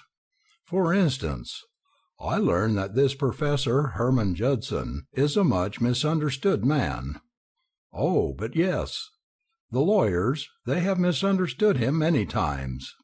Once they misunderstand him so that he was placed in the state's prison for deceiving gullible women with fortune-telling tricks. Again he was misunderstood, so that he went to the Bastille for attempting to secure some money which a certain deceased lady's heirs believed should have gone to them, which did go to them eventually. Well, what of it? I growled. That's no affair of ours. We're not a committee on morals of dancing masters, are we? Eh, are we not so? He replied. I am not entirely sure of that, my friend. I fear we, too, are about to misunderstand this Professor Judson. Some other things I find out from that young lady with the Irish nose and the Greek costume. This professor, he has founded this school of dancing and paganism, taking for his pupils only young women who have no parents or other near relations, but much money. He is not minded to be misunderstood by heirs at law again. What think you of that, Ein? I think he's got more sense than we gave him credit for, I replied. Undoubtedly, he agreed, very much more. For also, I discovered that Monsieur le Professeur has had his school regularly incorporated, and has secured from each of his pupils a last will and testament in which she does leave the bulk of her estate to the corporation. Well, I challenged, giving up hope of getting any sleep till he had talked himself out, what of it? The man may be sincere in his attempt to found some sort of aesthetic cult, and he'll need money for the project. True, quite true, he conceded, nodding his head like a China mandarin. "But attend me, friend Trowbridge. While we walked beneath the stars, I did make an occasion to take that young lady's hand in mine, and—" "You old rake," I cut in, grinning, but he shut me off with a snort of impatience. "And that was but a ruse to feel her pulse," he continued. "Parbleu, my friend, her heart did race like the engine of a motor. Not with emotion for me, never think it, for I did talk to her like a father or an uncle, well, perhaps more like a cousin, but because it is of an abnormal quickness. Had I a stethoscope with me, I could have told more, but as it is, I would wager $100 that she suffers a chronic myocarditis, and the prognosis of that ailment is always grave, my friend. Think you a moment. What would happen if that young girl with the defective heart should see what she took to be the face of the great god Pan peering at her from the leaves, as the lady we first saw declared she did? Remember, these children believe in the deities of old, my friend." By George! I sat bolt upright.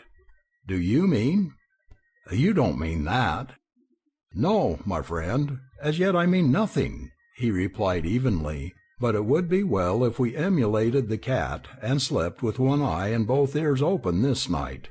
Perhaps," he shrugged his shoulders impatiently, "who knows what we may see in this house where the dead gods are worshipped with song and the dance? A marble pavement is a poor substitute for a bed, even when the sleeper is thoroughly fatigued from a long day's tramp, and I slept fitfully, troubled by all manner of unpleasant dreams.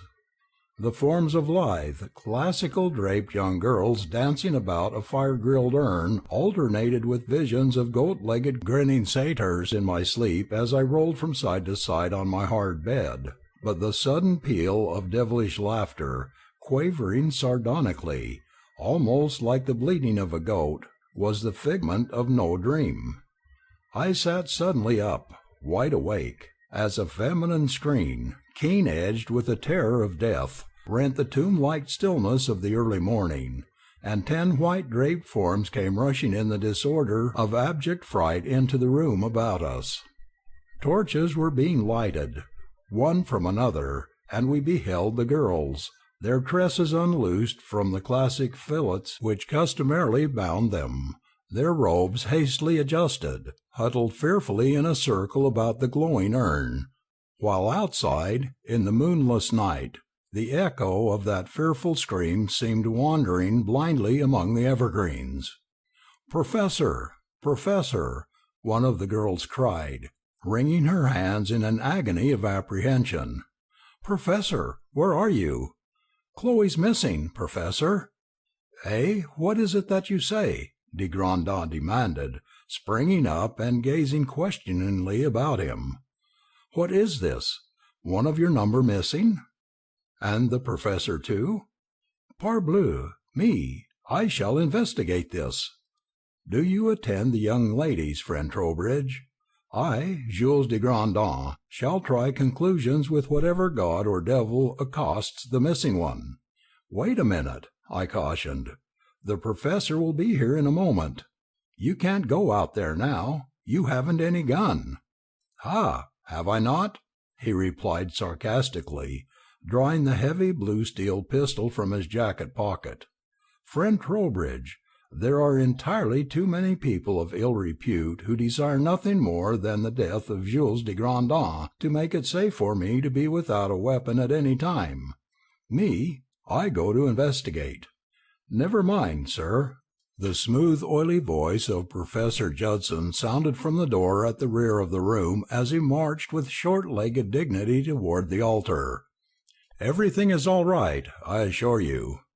My children," he turned to the frightened girls, "Chloe has been frightened at the thought of Pan's presence.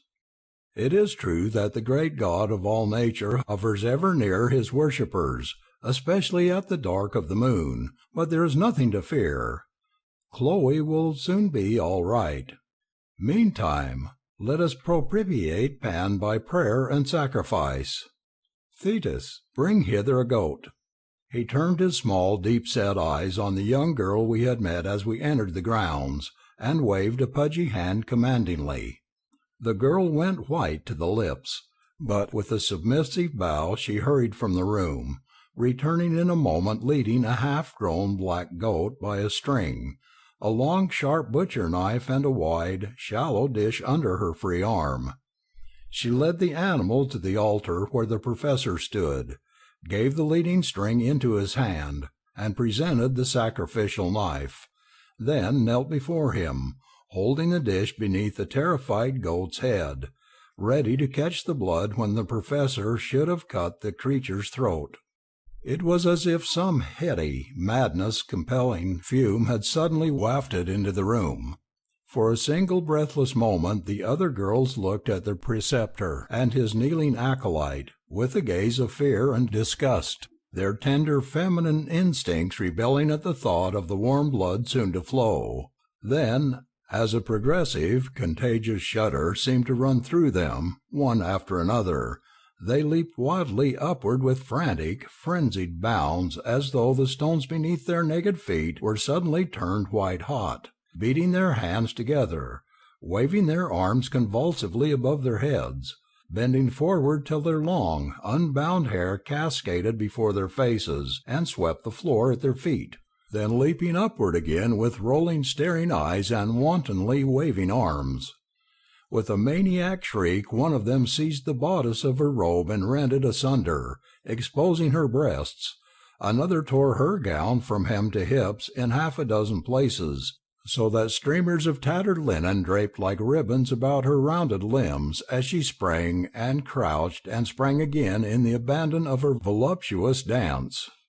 And all the while, as madness seemed to feed on madness, growing wilder and more depraved each instant, they chanted in a shrill, hysterical chorus, "Upon thy worshippers now gaze, Pan, Pan, Iopan. To thee be sacrifice and praise, Pan, Pan, Iopan. Give us the boon of the seeing eye, that we may behold ere yet we die, the ecstasies of thy mystery, Pan, Pan, Pan." Repeated insistently, with maniacal fervor, the name Pan beat against the air like the rhythm of a tom-tom. Its shouted repetition seemed to catch the tempo of my heartbeats. Despite myself, I felt an urging, strong as an addict's craving for his drug, to join in the lunatic dance, to leap and shout and tear the cumbering clothing from my body as I did so. The professor changed his grip from the goat's tether to its hind legs. He swung the bleeding animal shoulder high, so that as it held its head back its throat curved above the dish held by the girl, who twitched her shoulders and swayed her body jerkily in time to the pagan hymn as she knelt at his feet. O Pan, great goat god, personification of all nature's forces, immortal symbol of the ecstasy of passion, to thee we make the sacrifice, to thee we spill the blood of this victim, the professor cried, his eyes gleaming brilliantly in the reflection of the torches and the altar fire.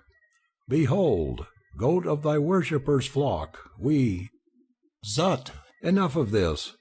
Cordieu, too much.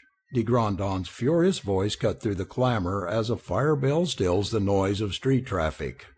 Hold your hand, accursed of heaven, or by the head of Saint Denis, I scatter your brains in yonder dish.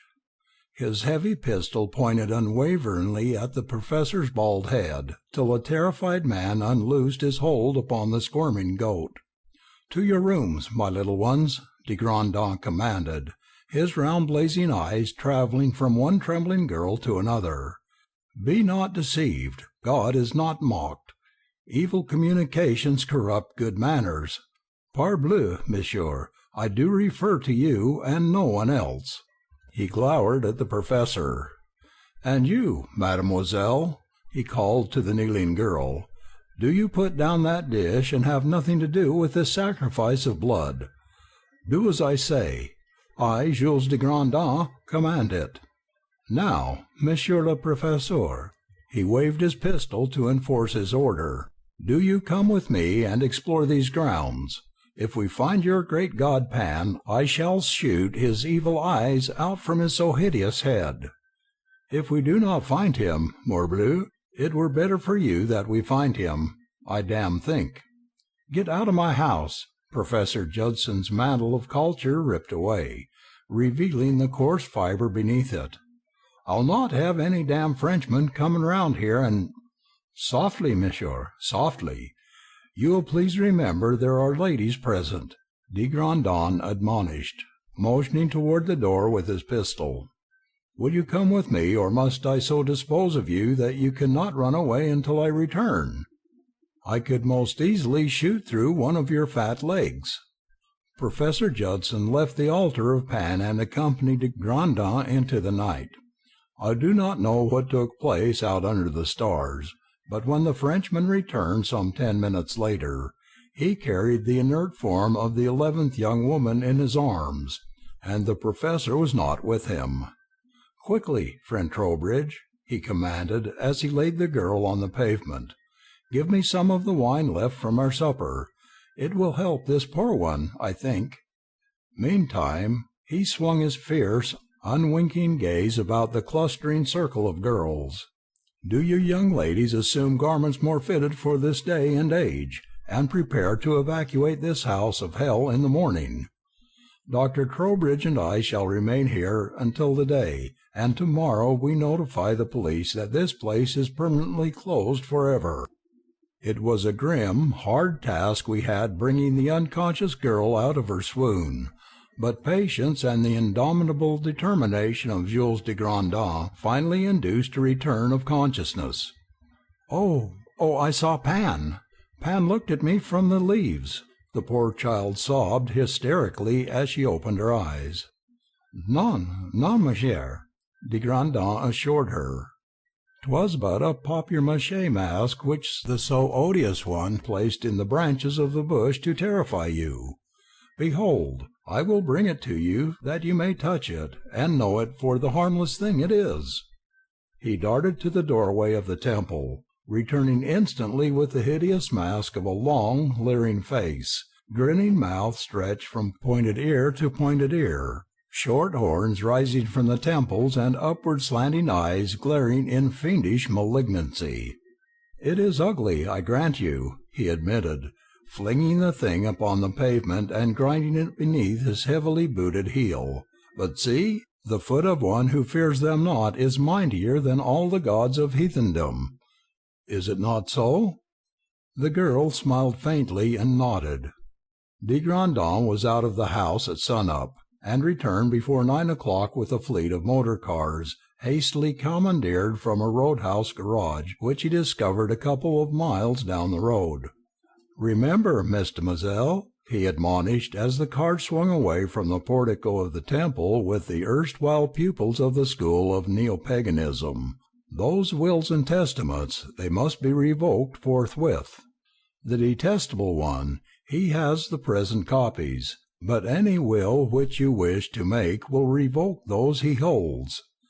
Leave your money to found a vocal school for Thomas cats, or for a gymnasium for teaching young frogs to leap, but bequeath it to some other cause than this temple of false gods, I do implore you." "Ready, sport?" the driver of the car reserved for us demanded, lighting a cigarette and flipping the match toward the temple steps with a disdainful gesture. "In one moment, my excellent one," de Grandin answered as he turned from me and hurried into the house. "Await me, friend Trowbridge," he called over his shoulder. "I have an important mission to perform." "What the dickens did you run back into that place for when the chauffeur was all ready to drive us away?" I demanded as we bowled over the smooth road toward the railway station. He turned his unwinking cat stare on me a moment, then his little blue eyes sparkled with a gleam of elfin laughter. "Pardieu, my friend," he chuckled, "that Professor Judson. I found a trunk full of his clothes in the room he occupied, and paused to burn them all. Death of my life, I did rout him from the premises in that Greek costume he wore last night, and when he returns he will find naught but glowing embers of his modern garments. What a figure he will cut! walking into a haberdasher's clothed like Monsieur Nero, and asking for a suit of clothes. La la! Could we but take a motion picture of him, our eternal fortunes would be made.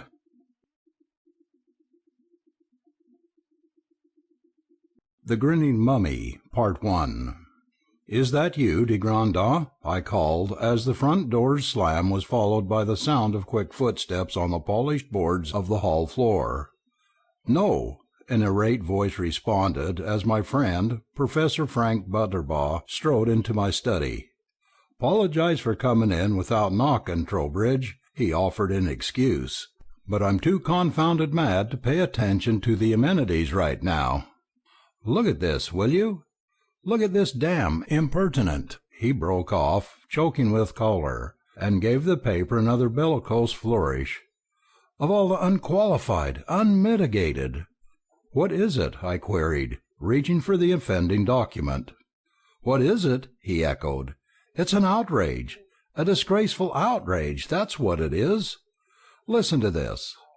Snatching at the wide black ribbon looped about his neck, he dragged a pair of gold and tortoiseshell pince-nez from the pocket of his white waistcoat, thrust them on his high-bridged nose with a savage, chopping motion, and read in a voice crackling with indignation: "Dear Frank Butterbaugh, The Beeches, Harrisonville, New Jersey. Dear Dr. Butterbaugh, the tombstone you ordered for your lot in Rosedale Cemetery has been prepared in accordance with your directions, and is now ready for delivery. We shall be obliged if you will indicate when you will meet our representative at the cemetery and direct where you wish the monument placed.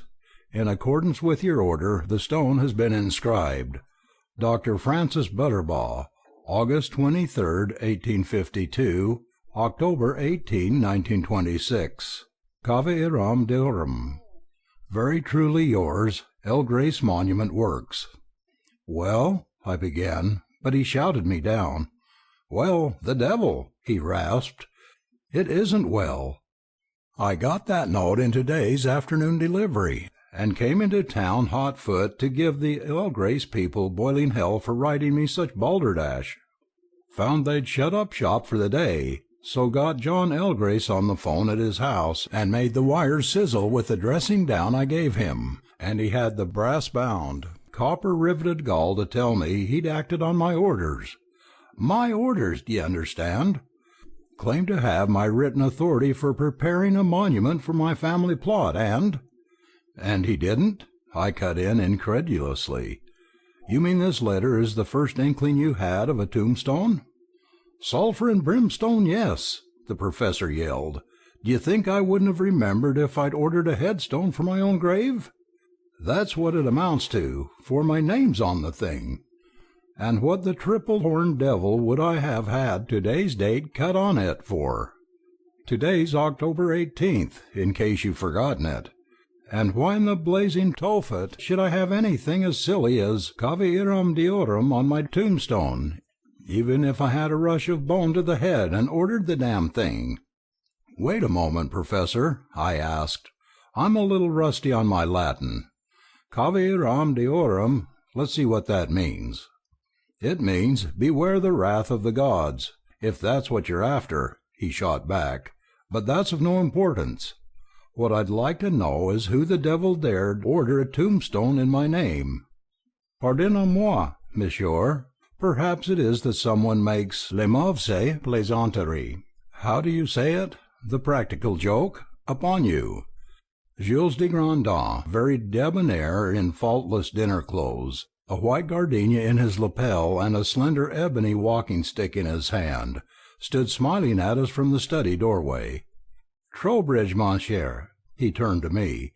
"I did let myself in without knocking, in order to save the excellent Nora the trouble of opening the door, and I could not well escape overhearing this gentleman's extraordinary statement. Will you not tell me more, monsieur?" He regarded the professor with his round, childishly wide blue eyes. "More? More?" Professor Butterbaugh barked. "That's all there is. There isn't any more. Some fool with a perverted sense of humor has forged my name to an order for a tombstone. By Set and Ahriman, I'll be hanged if the El Grace people get a red-headed cent out of me for it. Let 'em find out who ordered it and charge it to him. Pardon, monsieur. I did hear you refer to the malignant deities of Egypt and Persia. Is it that you—" "Oh, excuse me," I broke in, coming to a tardy recognition of my social obligations. "Professor Butterbaugh, this is Dr. Jules de Grandin of the University of Paris. Dr. de Grandin, this is Professor Frank Butterbaugh, who headed—" "Parbleu, yes," de Grandin interrupted, crossing the room hurriedly and seizing Butterbaugh's hand in both of his. "No need for further introductions, friend Trowbridge. Who has not heard of that peerless savant, that archaeologist second only to the great Bussard? The very great honour is entirely mine, monsieur." Professor Butterbaugh grinned a trifle sheepishly at the Frenchman's enthusiastic greeting, fidgeted with the Monument Company's letter and his glasses a moment, then reached for his hat and gloves. "Must be movin'," he ejaculated in his queer disjointed way. "Got to get home before Alice gives me double-jointed fits. Keepin' dinner waitin', you know. Glad to have met you." He held out his hand almost diffidently to de Grandin. "Mighty glad. Hope you and Trowbridge can come over tomorrow. Got an unusual sort of mummy I'm figuring on starting to unwrap tonight. Like to have you medics there when I expose the body." "Ah," de Grandin assented, helping himself to a cigarette. "This mummy, then. It is different?" "You bet it is," Butterbaugh assured him colloquially. "Don't believe there's another like it in the country. I've only seen one other of the kind. The one supposed to be Ra Nefer, in the British Museum, you know. It has no funerary statue, just linen and bitumen moulded to conform to the body's contours. Had the devil's own time getting it out of Egypt, too. Arabs went on strike half a dozen times while we were digging. Egyptian government tried to collar the body, and to top the whole business, a gang of swell-headed young Copts sent me a batch of black hand letters, threatening all sorts of penalties, unless I returned the thing to its tomb. Catch me giving up a relic literally worth its weight in gold to a crew of half-baked Johnnies like that." "But, monsieur le professeur," de Grandin urged, his diminutive blonde moustache bristling with excitement, "this letter, this tombstone order, it may have some relation." "Not a chance," Butterbaugh scoffed. "Egypt's halfway around the world from here, and I've no more chance of running foul of those chaps in this town than I have of being bitten by a crocodile. But—" his lips tightened stubbornly and a faint flush deepened the sun-tanned hue of his face, "but if all the Egyptian secret societies from Giza to Beni Hassan were camped on my front lawn, I'd start unwrapping that mummy tonight. Yes, by jingo, and finish the job too, no matter how much they howled." He glowered at us a moment as though he expected us to forbid him, jammed his knockabout hat over his ears, slapped his thigh pugnaciously with his motoring gloves, and strode from the study, his back as stiffly straight as though a ramrod had been thrust down the collar of his Norfolk jacket. "Something terrible has happened." "Eh? What's that?" I muttered stupidly into the transmitter of my bedside telephone, still too immersed in sleep to understand the import of the message coming over the wire. "This is Alice Butterbaugh, Dr. Trowbridge," the fluttering voice repeated. "Alice Butterbaugh, Professor Butterbaugh's niece. Something dreadful has happened. Uncle Frank's dead." "Dead?" I echoed, swinging my feet to the floor. "Why, he was over to my house this evening, and—" "Yes, I know," she interrupted. "He told me he stopped to show you that mysterious letter he got from the El Grace Company. He was well enough then, doctor, but I think he was murdered. Can you come right over?" "Of course," I promised, hanging up the receiver and hustling into my clothes. "De Grandin," I called, opening his door on my way to the bathroom to wash the lingering sleep from my eyes with a dash of cold water. "De Grandin, Professor Butterbaugh is dead. Murdered, his niece thinks. Militaires! The Frenchman was out of his bed like a jack-in-the-box popping from its case. The half of 1 little minute, friend Trowbridge. His silk pyjamas were torn from his slender white body, and he struggled furiously into a white crepe union suit. Do you but wait until I have applied the water to my face, the brush to my hair, and the wax to my moustache. Nom de cochon! Where is that wax? He had drawn on socks, trousers, and boots as he talked, and was already before the washstand, a bath sponge dripping with cold water in one hand, a face towel in the other. Fly, my friend, hasten to the telephone and advise the good Sergeant Costello what has occurred, he admonished. I would that he meets us at the Professor's house. Pardieu, if some scoundrel has taken the life of that so great scholar, I, Jules de Grandin, will track him down and deliver him to justice, yes, though he take refuge beneath the throne of Satan himself. 10 minutes later we were riding furiously toward the sinking moon over the smooth macadam road which led to the beaches. Her pretty yellow hair in attractive disorder, an orchard negligee drawn over her filmy night-dress, and French-heeled satin mules of the same colour on her little white feet. Alice Butterbaugh met us in the wide reception hall of the Beeches, a very much frightened and entirely inarticulate butler at her elbow. "Oh, Dr. Trowbridge," she sobbed, seizing my arm in both her small hands, "I'm so glad you got here.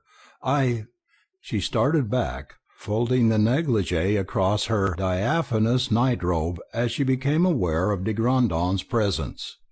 "This is Dr. Jules de Grandin, my dear," I introduced. "He is a member of the faculty of the University of Paris, and has been stopping with me for a while. He will be of great assistance in case it develops your uncle met with foul play." "How do you do, Dr. de Grandin?" Alice acknowledged, extending her hand. "I'm sure you will be able to help us in our trouble." "Mademoiselle," de Grandin bowed his sleek blonde head as he pressed his lips to her fingers, "commandez-moi, suis prêt." "And now," his air of gallantry fell from him like a cloak as he straightened his shoulders, "will you be good enough to take us to the scene and tell us all?" "I'd gone to bed," the girl began, as she led the way toward her uncle's library. "Uncle Frank was terribly excited all afternoon after he received that letter, and when he came back from Harrisonville he was still boiling inwardly. I could hardly get him to eat any dinner. Just as soon as dinner was over he went to the library, where he has been keeping the latest addition to his collection of mummies, and told me he was going to begin unpacking it. I went to bed about 11:30 and called good night to him through the library door as I passed. I went to sleep almost immediately, but something, I don't know what, but I'm sure it was not noise of any kind, woke me up a few minutes after 2. I lay there trying to get back to sleep until nearly 3, then decided to go to the bathroom for a bromide tablet. As I walked down the passage, I noticed a light shining out of the library door into the lower hall, so I knew the door must be open. Uncle never left the door unclosed when he was working, for he hated to have the servants look in at him, and they would stand in the passage and stare, if they thought he was doing anything with his mummies. It seemed to fascinate them.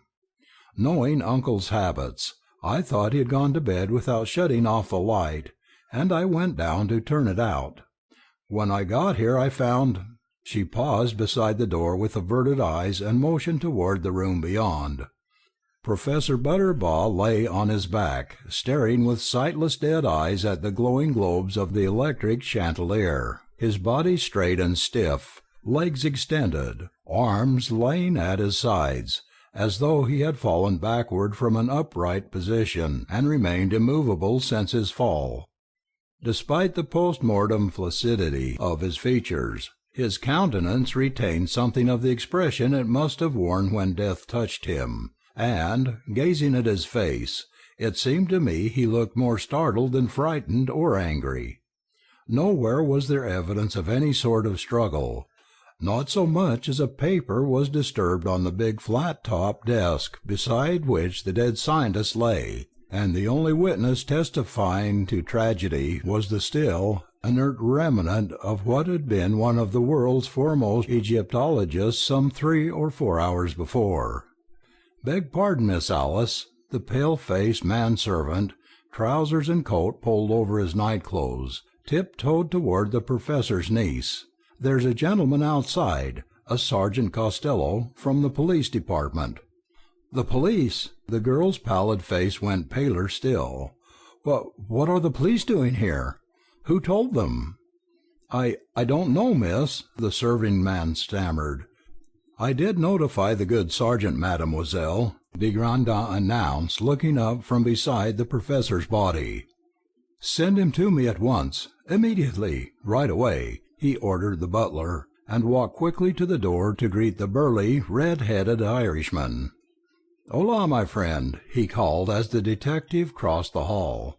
"We have here a wicked business to investigate. Some miscreant has struck down your famous fellow townsman from the back, and—" "From the back, is it?" Costello replied, looking meditatively at Butterbaw's supine form. "And how do you make that out, Dr. de Grandin? Seems to me there are no marks of violence on the body at all, and the poor gentleman died from natural causes. Apoplexy, it was, belike. He was a peppery-tempered old divil, God rest his soul." "Apoplexy, yes," de Grandin agreed with a mirthless smile, "since apoplexy is only a general name for the condition more definitely called cerebral hemorrhage. Behold the cause of this apoplexy, my friend." Stooping, he raised the professor's head, pointing to the occipital region. Against the dead man's smoothly brushed iron-grey hair lay a stain of blood, scarcely larger than a 25-cent piece, and so meagre in its moisture that the Turkish rug on which the head had rested showed hardly any discoloration. Parting the hair, de Grandin showed a small, smooth-edged wound, about the calibre of an ordinary lead pencil, a bit of whitish substance welling up to the very edge of the opening, and all but stopping any blood flow from inside the head. "Gun?" Costello bent to examine the puncture. "I do not think so," the Frenchman replied. "Had a shot been fired from a pistol at close range or a rifle from a distance, the bullet would probably have gone out of the head. Yet there is only one wound here. Had a firearm of lower power, unable to drive the missile through the head, been used, the bone would have shattered at the point of entrance, yet here we have a clean-cut wound. No, my friend, this injury is the result of some hand-weapon.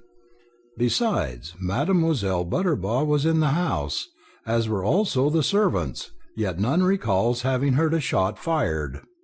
Mademoiselle," he rose from his examination of the body, "you did mention that your uncle was unwrapping a certain mummy tonight. This mummy, where is it, if you please?" I don't know," the girl faltered. "I thought it was in here, but it is not," de Grandin supplied dryly. "Come, Miss Amie, let us search for this missing cadaver. There are times when the dead can tell us more than the living."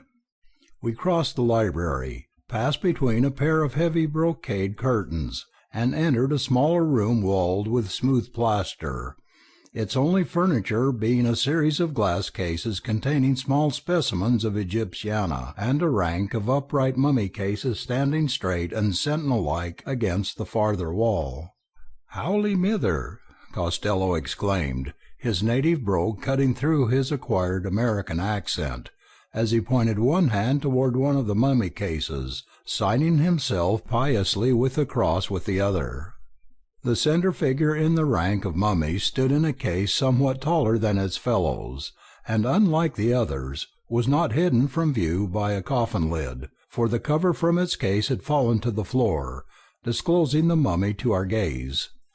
The body had been almost entirely denuded of its bandages, the face, arms, and lower portion of the legs having been freed, so that, had it been a living man instead of a corpse, Neither walking nor the use of the arms would have been impeded by the linen bands which remained in place. This much I saw at a glance, but the cause of Costello's outcry was not plain until I had looked a second time. Then I added my amazed gasp to the big Irishman's exclamation, for in the right hand of the dead thing was firmly grasped a rod of polished wood, tipped by a hawk's head executed in metal, the bird's beak being some 3 inches in length, curved and sharp as the hooked needles used by upholsterers to sew heavy fabrics. Upon the metal point of the beak was a faintly perceptible smear of blood, and a drop of the grisly liquid had fallen to the floor, making a tiny, dark red stain at the mummy's desiccated feet. And on the mummy's face, drawn by the embalming process into a sort of sardonic grin, was another reddish smear, as though the dead thing had bent its lips to the wound inflicted by the instrument clutched in its dead hand. Pardieu, friend Trowbridge, I think we need look no farther for the weapon which took Monsieur Butterbaw's life, de Grandin commented, twisting the end of his moustache with a nervous gesture. Was this the mummy the professor was working on? Costello demanded, turning to the butler, who had followed us to the door of the specimen room. "Oh, my God!" the servant exclaimed with a shudder as he beheld the armed and sneering cadaver standing in its case, one mummified foot slightly advanced, as though the thing were about to step into the room in search of fresh victims. "Never mind the bawlin'," Costello ordered. "Answer me question. Was this the mummy Professor Butterbaugh was unwrappin' when it happened to him?" "I don't know, sir," the servant quavered. "I never saw the thing before, and so help me God, I never want to see it again. But I think it must be the one Dr. Butterbaugh had in mind, for there are 5 mummies there now, and this morning when I came in to open the blinds, there were only 4 standing against the walls, and one was laying on the floor over by the door." "Humph! I guess this is the one, then," Costello replied. "Go outside there and get the other servants. Tell 'em I want to question 'em, and don't tell 'em what you've seen here." De Grandin walked quickly to the grinning mummy and examined the pointed instrument in its hand minutely. "Très bien," he murmured to himself, giving the relic room a final appraising glance. "Aren't you going to look into those other mummy cases?" I asked as he turned to leave. "Not I," he denied. "Let Sergeant Costello busy himself with them.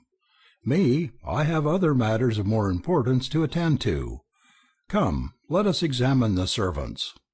The cook, a large and very frightened negress, a diminutive and likewise badly frightened colored boy who attended the garden and acted as chauffeur, 2 white maids, both safely past the heyday of youth, and the butler composed the domestic staff of the Beeches.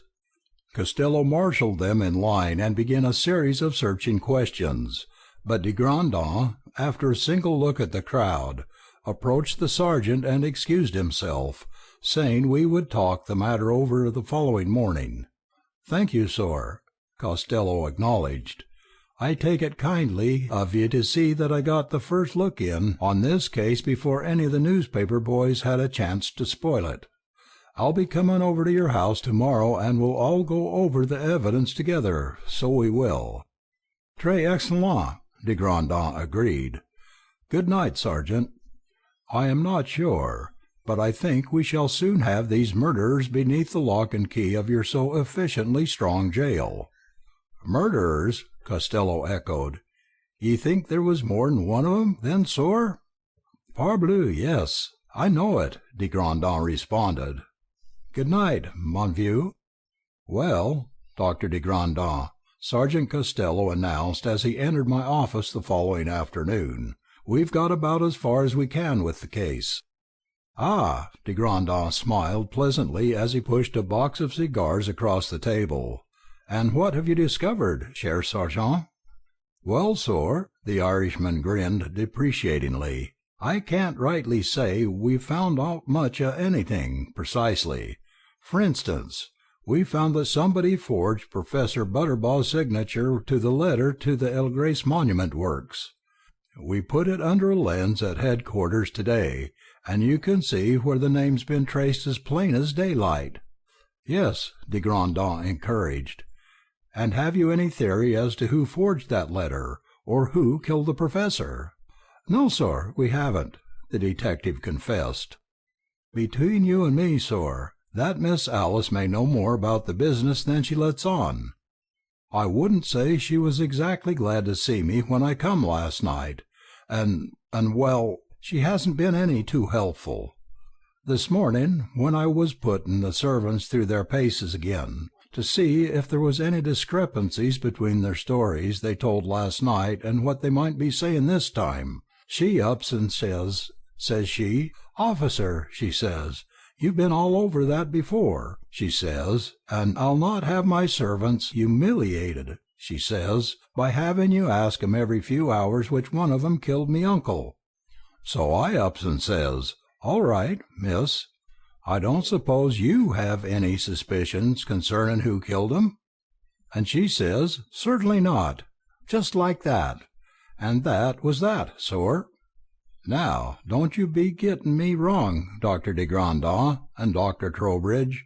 Miss Butterball is a high-toned lady and all that, and I'm not making any wisecracks about her being guilty, or even having guilty knowledge, but—" The sharp staccato of my office phone cut his statement in half. "Hello?" I called tentatively, as I lifted the receiver. "Sergeant Costello. I want to speak to Sergeant Costello," an excited voice demanded.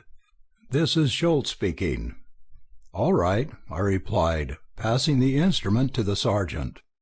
"Hello?" Costello growled. "Yes, Schultz, this is Costello. What? When? Oh, it did it? Yes, you bet your sweet life I'll be right over, and you'd best get busy and cook up a sweet young alibi by the time I get there, too, young felly me lad. Gentlemen," he turned a blank face to us, "that was Schultz, the uniformed man I'd left on duty at the Beaches. He tells me that mummy, the one with a little pickaxe in its hand, has disappeared from the house, right before his eyes." "Tous les démons!" de Grandin cried, springing from his chair. "I expected this. Come, my friends, let us hasten, let us speed, let us fly. Parbleu, but the trail may not yet have grown cold."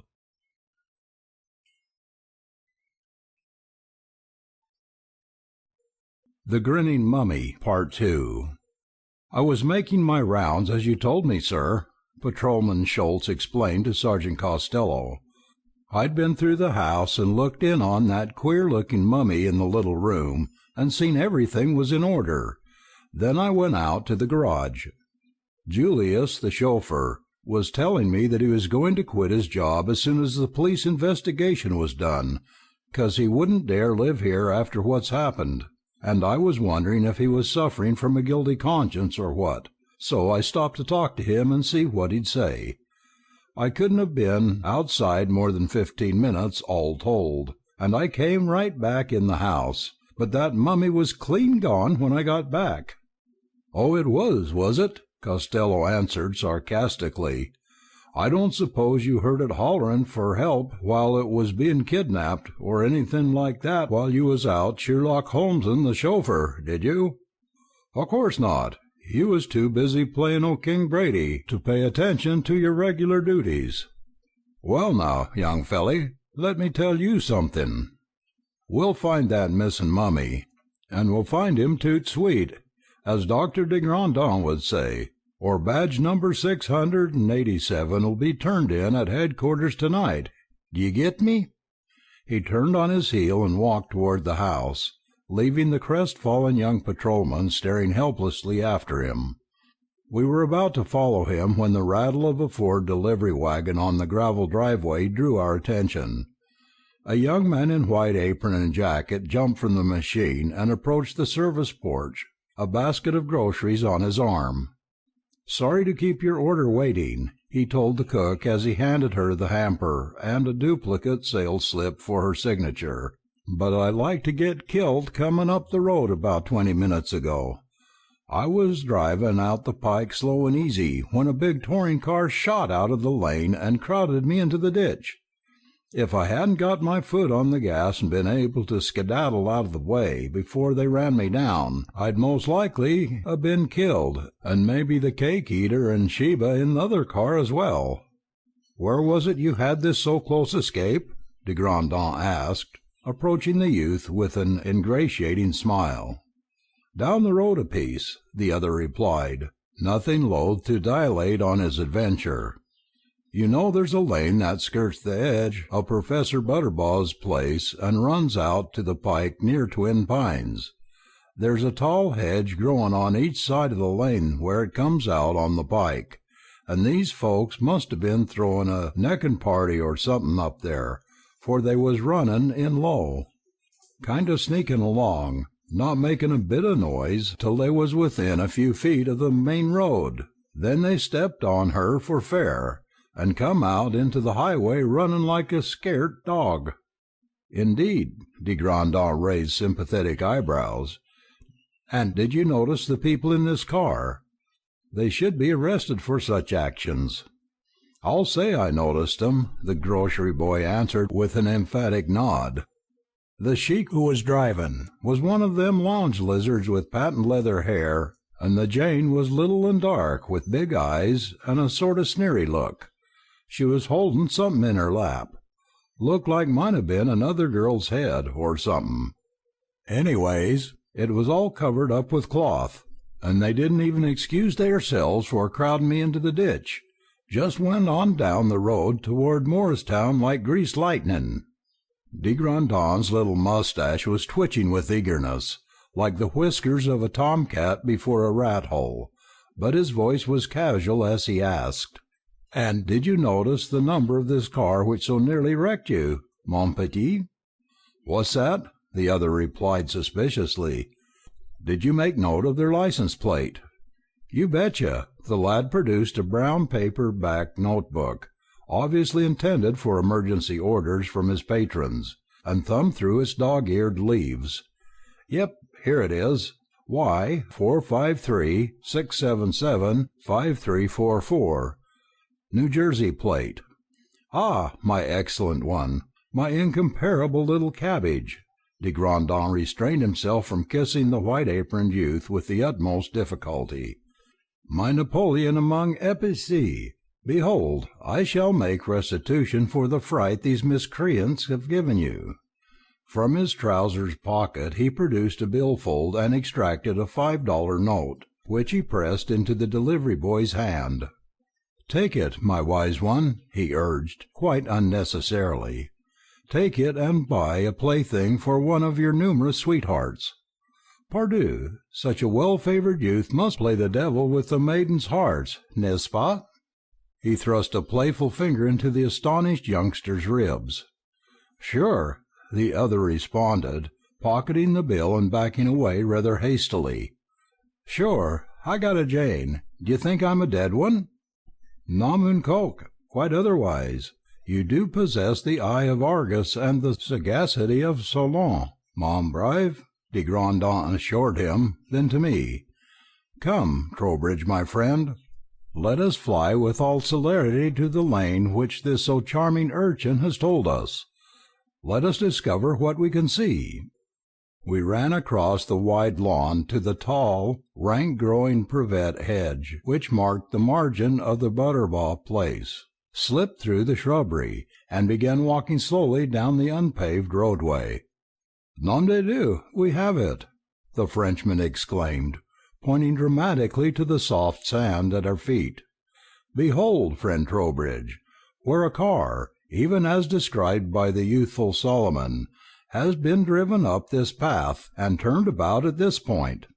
Also, observe how two pairs of feet, one shod in wide-soled shoes, the other in slippers with the French heels, have walked from that car to the hedge, and here, do you not see it? Back again, and with wider steps and deeper impressions in the earth. Parbleu, my friend, our noses are to the earth. Anon we shall bring the quarry into view." Slipping through the hedge, he ran at top speed to the house, entered one of the open French windows, and called excitedly for Costello. "Quick, mon vieux," he urged, when the sergeant came in answer to his repeated hails. "We must delay the expedition. I would that you broadcast by telephone an alarm to all towns and villages in the direction of Morristown to have a touring car bearing the New Jersey license Y4536775344 stopped at all costs. It must be delayed, it must be held, it must be impeded until I arrive." Costello regarded him in open-mouthed wonder, but proceeded to telephone headquarters to post a general lookout for the wanted car. "And now, Dr. de Grandin, sir," he whispered, "if you'd be good enough to lend me a bit of a hand in questioning these here servants, I believe we could get something out of 'em. They're beginning to weaken." "Ah, bah," de Grandin replied, "waste not your breath on these innocent ones, my friend. We shall be within reaching distance of these criminals when that car has been apprehended. In truth, they did fit the description to a perfection." "Description?" echoed the sergeant. "What description? Has someone been spilling the beans to you, sir?" "Ah, yes, someone has talked to me in silence," de Grandin replied. "There were at least 2 people in the library with Professor Butterbaugh when he was killed, and one of them, at least, had straight hair, smoothed down with some sort of unguent, hair, moreover, which had been cut about 2 weeks ago. This person must have been somewhat shorter than the Professor, and must have stood immediately before him when he was struck down from behind." Sergeant Costello looked at him a moment in speechless wonder. Then an ingratiating grin spread over his face. He rose, facing de Grandin with upraised forefinger, like an adult telling a fable to a dubious youngster. "And the wolf said to Little Red Riding Hood, 'Where you going, me pretty child?'" he interrupted. "I've seen you do a lot of things, which I'd have thought was magic if I hadn't seen 'em with me own 2 eyes, Dr. de Grandin," he confessed. "But when you go into a trance like that and begin fortune-telling about how many people was present when the Professor was killed, and how long it had been since one of 'em had his hair cut, I'm having to remind ye that it's been many a year since I believed in fairy tales, sir." "Fairy tales, do you say?" de Grandin returned good-naturedly. "Parbleu, my friend, do not you know that the most improbable of the tales of the fairies is sober logic itself beside the seemingly impossible miracles which science performs each day? Nom d'un pour, 100 years ago men were hanged as wizards for knowing not 1/10 as much as Jules de Grandin has forgotten these 20 years. Amuse yourself, cher sergeant. Question the servants to your heart's content.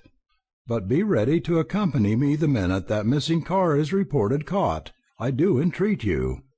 "It's the Templeton Police Department speaking," Dr. de Grandin, Costello announced, some 3/4 of an hour later, as he looked up from the telephone.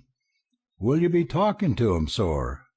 Sure, I haven't the ghost of an idea what it is you're wanting with the young lad and lady that was riding in the car you wanted held up." "Allo? Allo?" de Grandin barked into the telephone as he snatched the receiver from the sergeant's hand. "This is Jules de Grandin speaking, Monsieur le Chef. You have the occupants of that car in custody? Bien, you do delight me. Charge? Parbleu, I'd forgotten that you require a specific charge on which to hold persons in custody in this country. Tell me, monsieur, you have searched that car, no?" A pause, during which he drummed nervously on the telephone table with the tips of his slender white fingers. Then, "Ah so, très bien. I and Sergeant Costello of the Harrisonville Police come on the wings of the wind to relieve you of your prisoners. Responsibility? But of course. Hold them, my friend. Place them under the double lock with gendarmes at the door and window, and I shall indubitably indemnify you against all responsibility. Only, I beseech you, hold them in safety until we arrive." He turned to us, his small blue eyes sparkling with excitement. "Come, my friends, come away. Let us make haste to that commandant of police at Templeton. He has there the birds for our cage." We jumped into my waiting car and turned toward Templeton, Costello sitting in the tonneau, a black cigar at a rakish angle in his mouth, an expression of doubt on his face, de Grandin beside me, drumming on the leather upholstery of the seat and humming excitedly to himself. "What's it all about, de Grandin?" I asked. Responding to his urging, I pressed my foot on the accelerator and drove the machine several miles beyond the legal speed. "Mean, he answered, turning a twitching face and dancing eyes on me. "Possess yourself in patience, my friend. Restrain your curiosity for only a few little minutes. Curb your inquisitiveness only so long as it takes this abominably slow motor to convey us to that police chief at Templeton. Then, parbleu, you shall know. Yes, par le barbe de prophète, you and the good Costello, too, shall know all." He threw back his head and burst into a snatch of marching song. "Ellery, c'est toi le mal qu'elle sait faire, Madelon, Madelon, Madelon."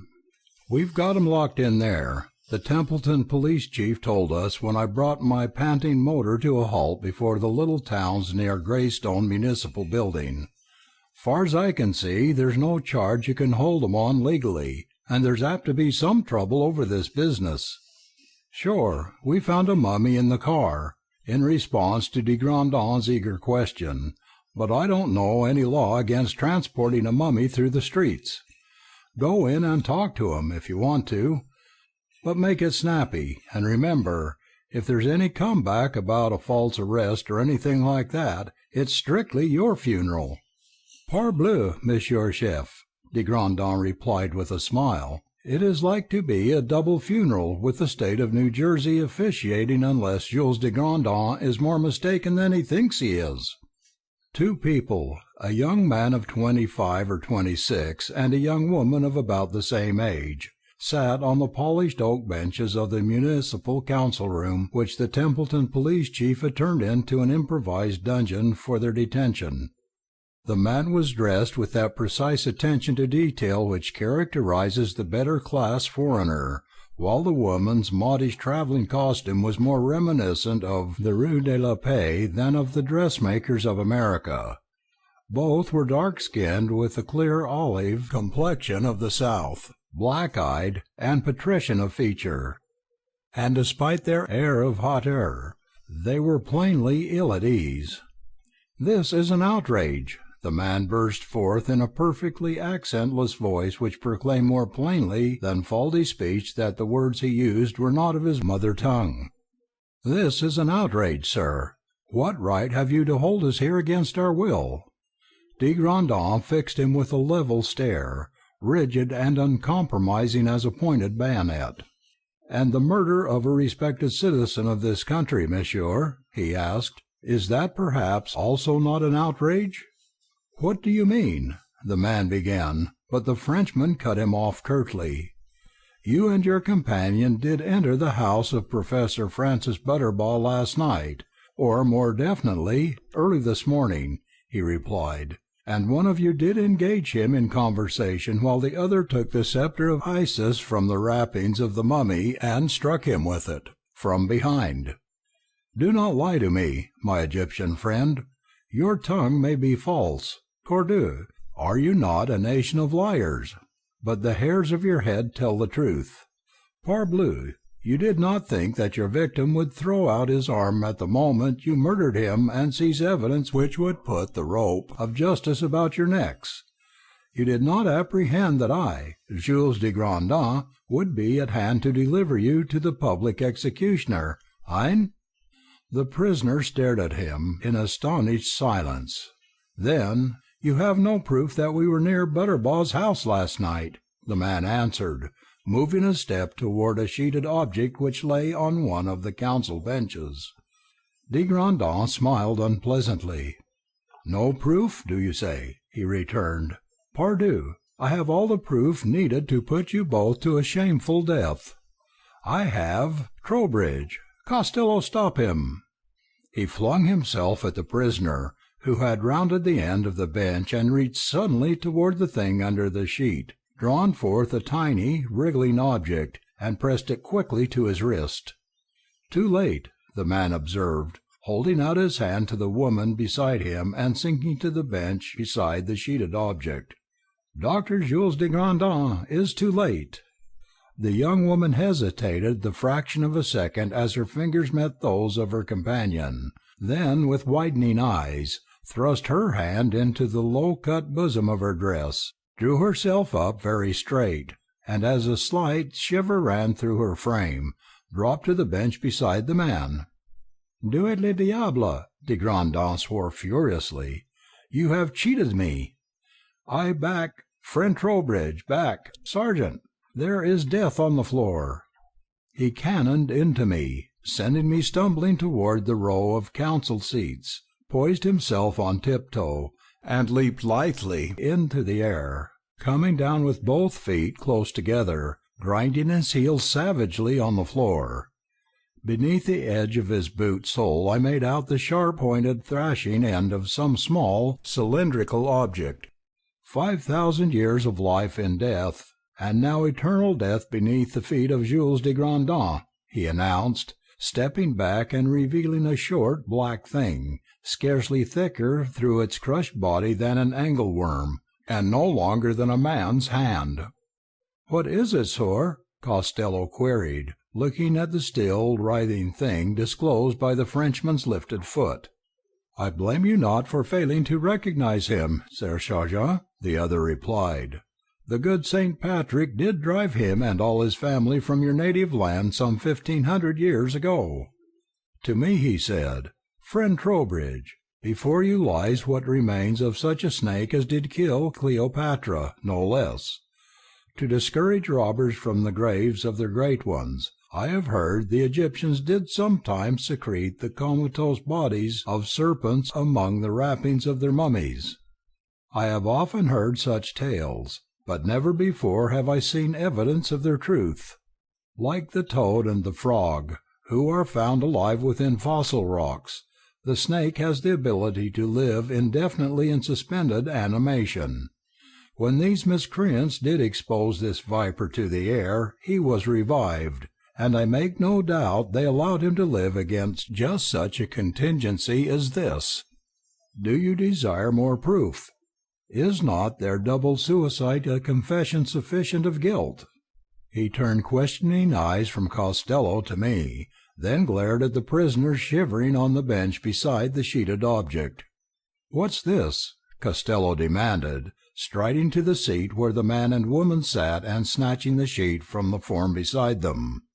"Holy St. Judas! 'Tis the Grinning mummy itself!" he exclaimed, as he bared the sardonically smiling features of the thing we had seen in Professor Butterbaw's relic room on the night of his murder.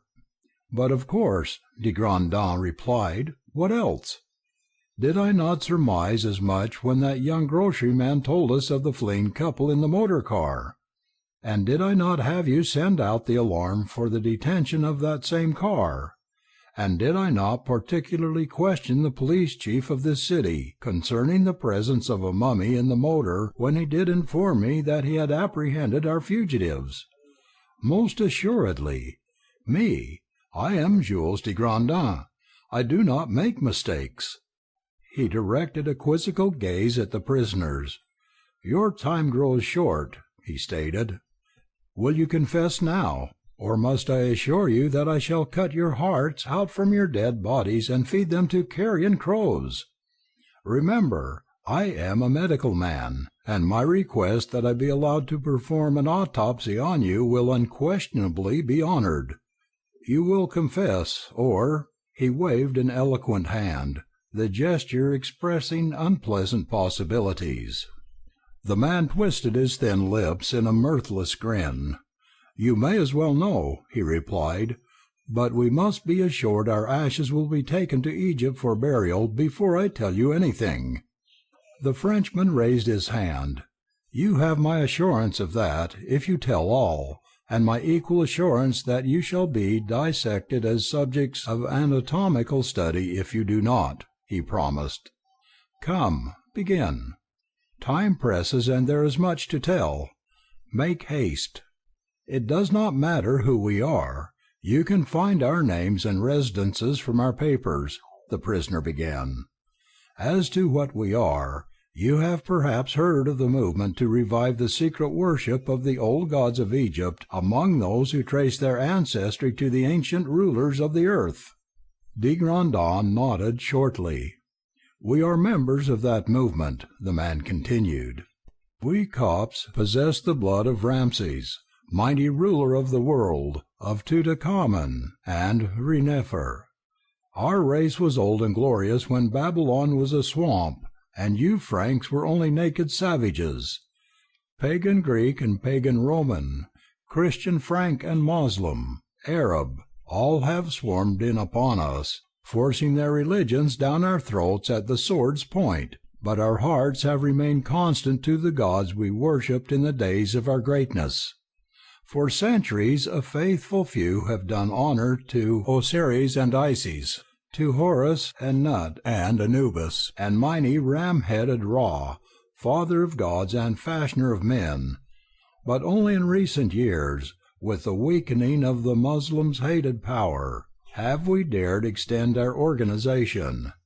Today we have a complete hierarchy. I am a vowed servant of Osiris. My sister here is a dedicated priestess of Isis.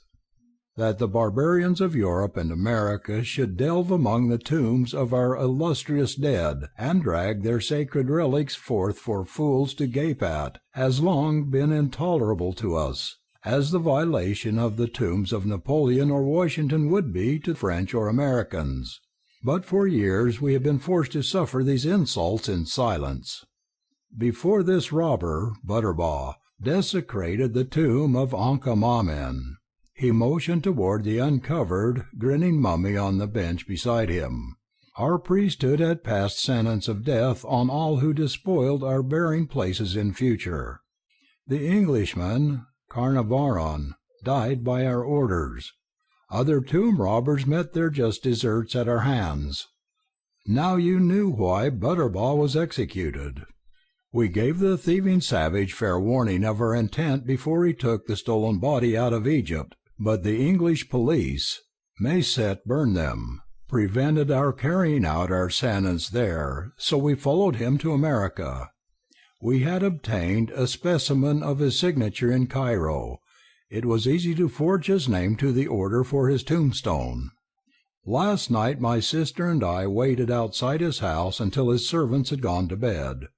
We watched the thief gloating over the body of our sacred dead, saw him unwind the sacerdotal wrappings from it, and while he was still at his ghoulish work we entered an open window and read him the death sentence pronounced on him by the council of our priests. The grave robber ordered us from his house, threatened us with arrest, and would have assaulted me, but my sister, who stood behind him, struck him dead with a single blow of the holy scepter of Isis, which he had taken from the cerements of the body outraged by his profane hands.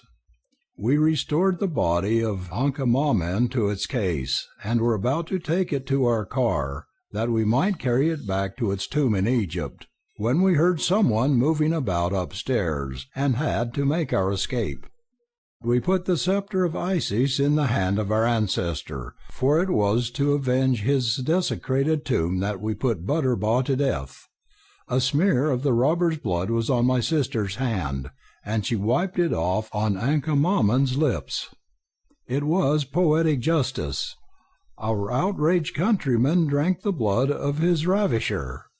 Today we returned and took our dead from the polluting atmosphere of Butterbaugh's house, while your stupid police looked on and saw nothing.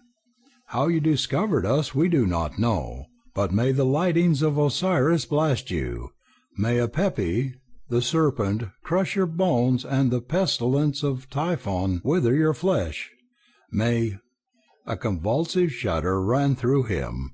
He half rose from the bench, then slid forward limply, his hands clutching futilely at the withered hands of the mummy, which grinned sardonically into his face. I glanced hastily toward the girl, who had sat silent during her brother's narrative. Her jaw had dropped, her head sagged forward on her breast, and her eyes stared straight before her with the inane, fixed stare of the newly dead. De Grandin studied the three bodies before us a long moment, then turned to Costello. "You will make what report is necessary, my friend?" he asked. "Sure, I will, sir," the detective assented, "and I got to hand it to you for cleaning up the mystery so neat, too. But begging your pardon, how'd ye intend making good on your promise to ship these here dead corpses back home?" De Grandin smiled quickly. "Did you not hear him demand my promise to ship his ashes to Egypt?" he asked. "When the official formalities are concluded, we shall have them cremated."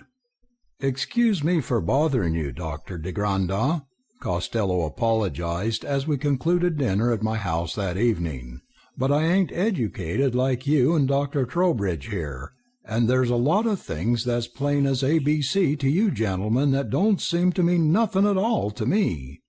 Would you mind telling me how you figured this here case so easy?" And his florid face went a shade redder. "And excuse me for trying to get funny with you this afternoon when you was telling the kind of hair the gink we must find had." "Yes, de Grandin," I urged, "tell us. I'm as much in the dark as Sergeant Costello." "Glory be!" the Irishman exclaimed fervently. "Then I am not the only dumbbell in the party." De Grandin turned his quick, elfish smile on each of us in turn, then knocked the ashes from his cigar into his coffee-cup. "All men have two eyes, unless they have one," he began, "and all see the same things, but not all do know what it is that they see. When we did go to that Professor Butterbaw's house after he had been murdered, I did first observe the size, appearance, and location of the wound whereof he died. Next I did look very carefully about to see what autograph his murderers had left. Believe me, my friends, all criminals leave their visiting cards, if only the police can read them. Très bien. I did find that in the professor's right hand were clutched 4 or 5 short, black hairs, straight, glossy hairs, with traces of pomade still upon them. Now, at the Faculté de Médecine Légale, to which I have the honor to belong, we have spent much time in the study of such things.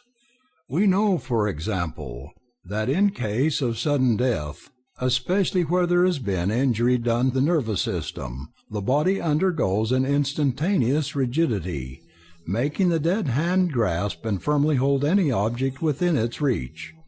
Thus, we have found soldiers, shot in the field of battle, firmly holding their rifles; suicides clutching the pistols with which they have ended their lives; or occasionally drowned bodies grasping grass and weeds or gravel.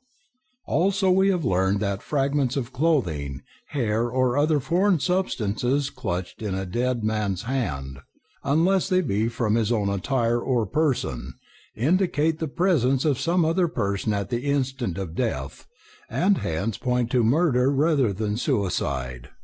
Again, we have paid much attention to the evidence borne by the location of wounds.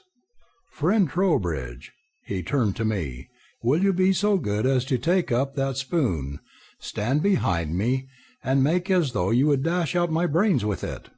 Wonderingly, I picked up the spoon, placed myself behind him, and struck him quickly, though lightly, on the head. "Bon, très bon," he exclaimed. "Make careful note where your blow did fall, my friend. Now, Sergeant, will you do likewise?" Costello obeyed, and I could not repress a start of surprise. The blow struck by Costello came into contact with the Frenchman's sleek light hair less than an inch from where my spoon had struck. You see, de Grandin grinned delightedly. Almost always it is so. Wounds of the head from axes, hammers, and the like, are almost invariably found on the left parietal area if the assailant is in front.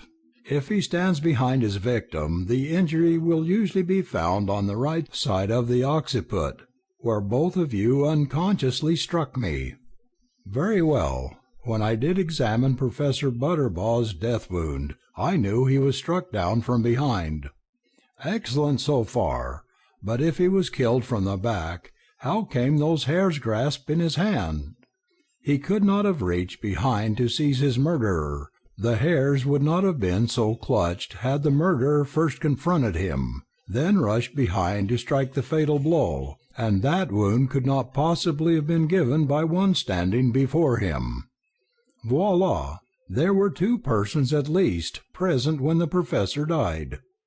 The weapon used we found in the hand of that mummy which did grin like the cats of Cheshire, and on his lips we found a smear of blood. That, coupled with the professor's experience in Egypt, the so mysterious tombstone which he had not ordered, and which said, "Beware the wrath of the gods," and the fact that no robbery had been attempted, all convinced me it was a killing of revenge. C'est vous.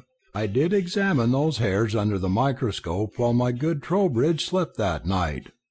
Their color and texture excluded the possibility of their belonging to the professor or to any of his servants. They could not have come from the mummy's head, for he was shaven pated, and the condition of their ends, which was slightly rounded, showed they had been cut by a barber some 2 weeks hence. I say to me, suppose some persons have come from Egypt to kill this Professor Butterbaugh. Suppose he have come on the sea some 3 or 4 weeks. Suppose again he are a wealthy, fastidious man. What would be one of the first things he would do when he came to shore? I answer, parbleu, he would undoubtedly have his hair cut. Correct, I reply. And could he arrange to kill the professor and order a tombstone in 2 weeks? He could, I responded. Very well. I have argued so far with myself and decided we must look for 2 people, one of them, at least, with brunette hair, which have been cut some 2 weeks ago, both of them probably dark-skinned, because they are probably Egyptian, but not black, because the hair say he belonged to a white man.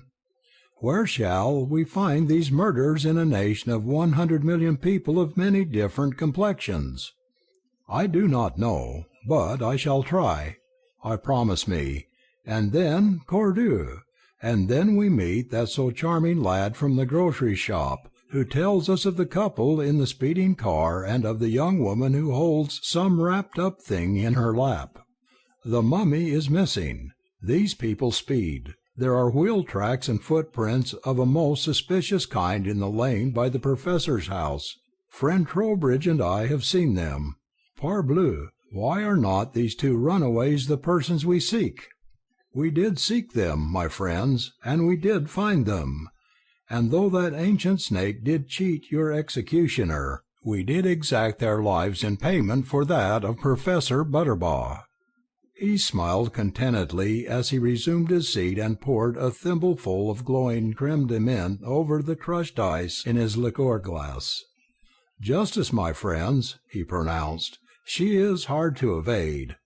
When she are accompanied by Jules de Grandin, grand Dieu, she are invincible. End of Weird Tales, Jules de Grandin, Volume 2, by Seabury Grandin Quinn.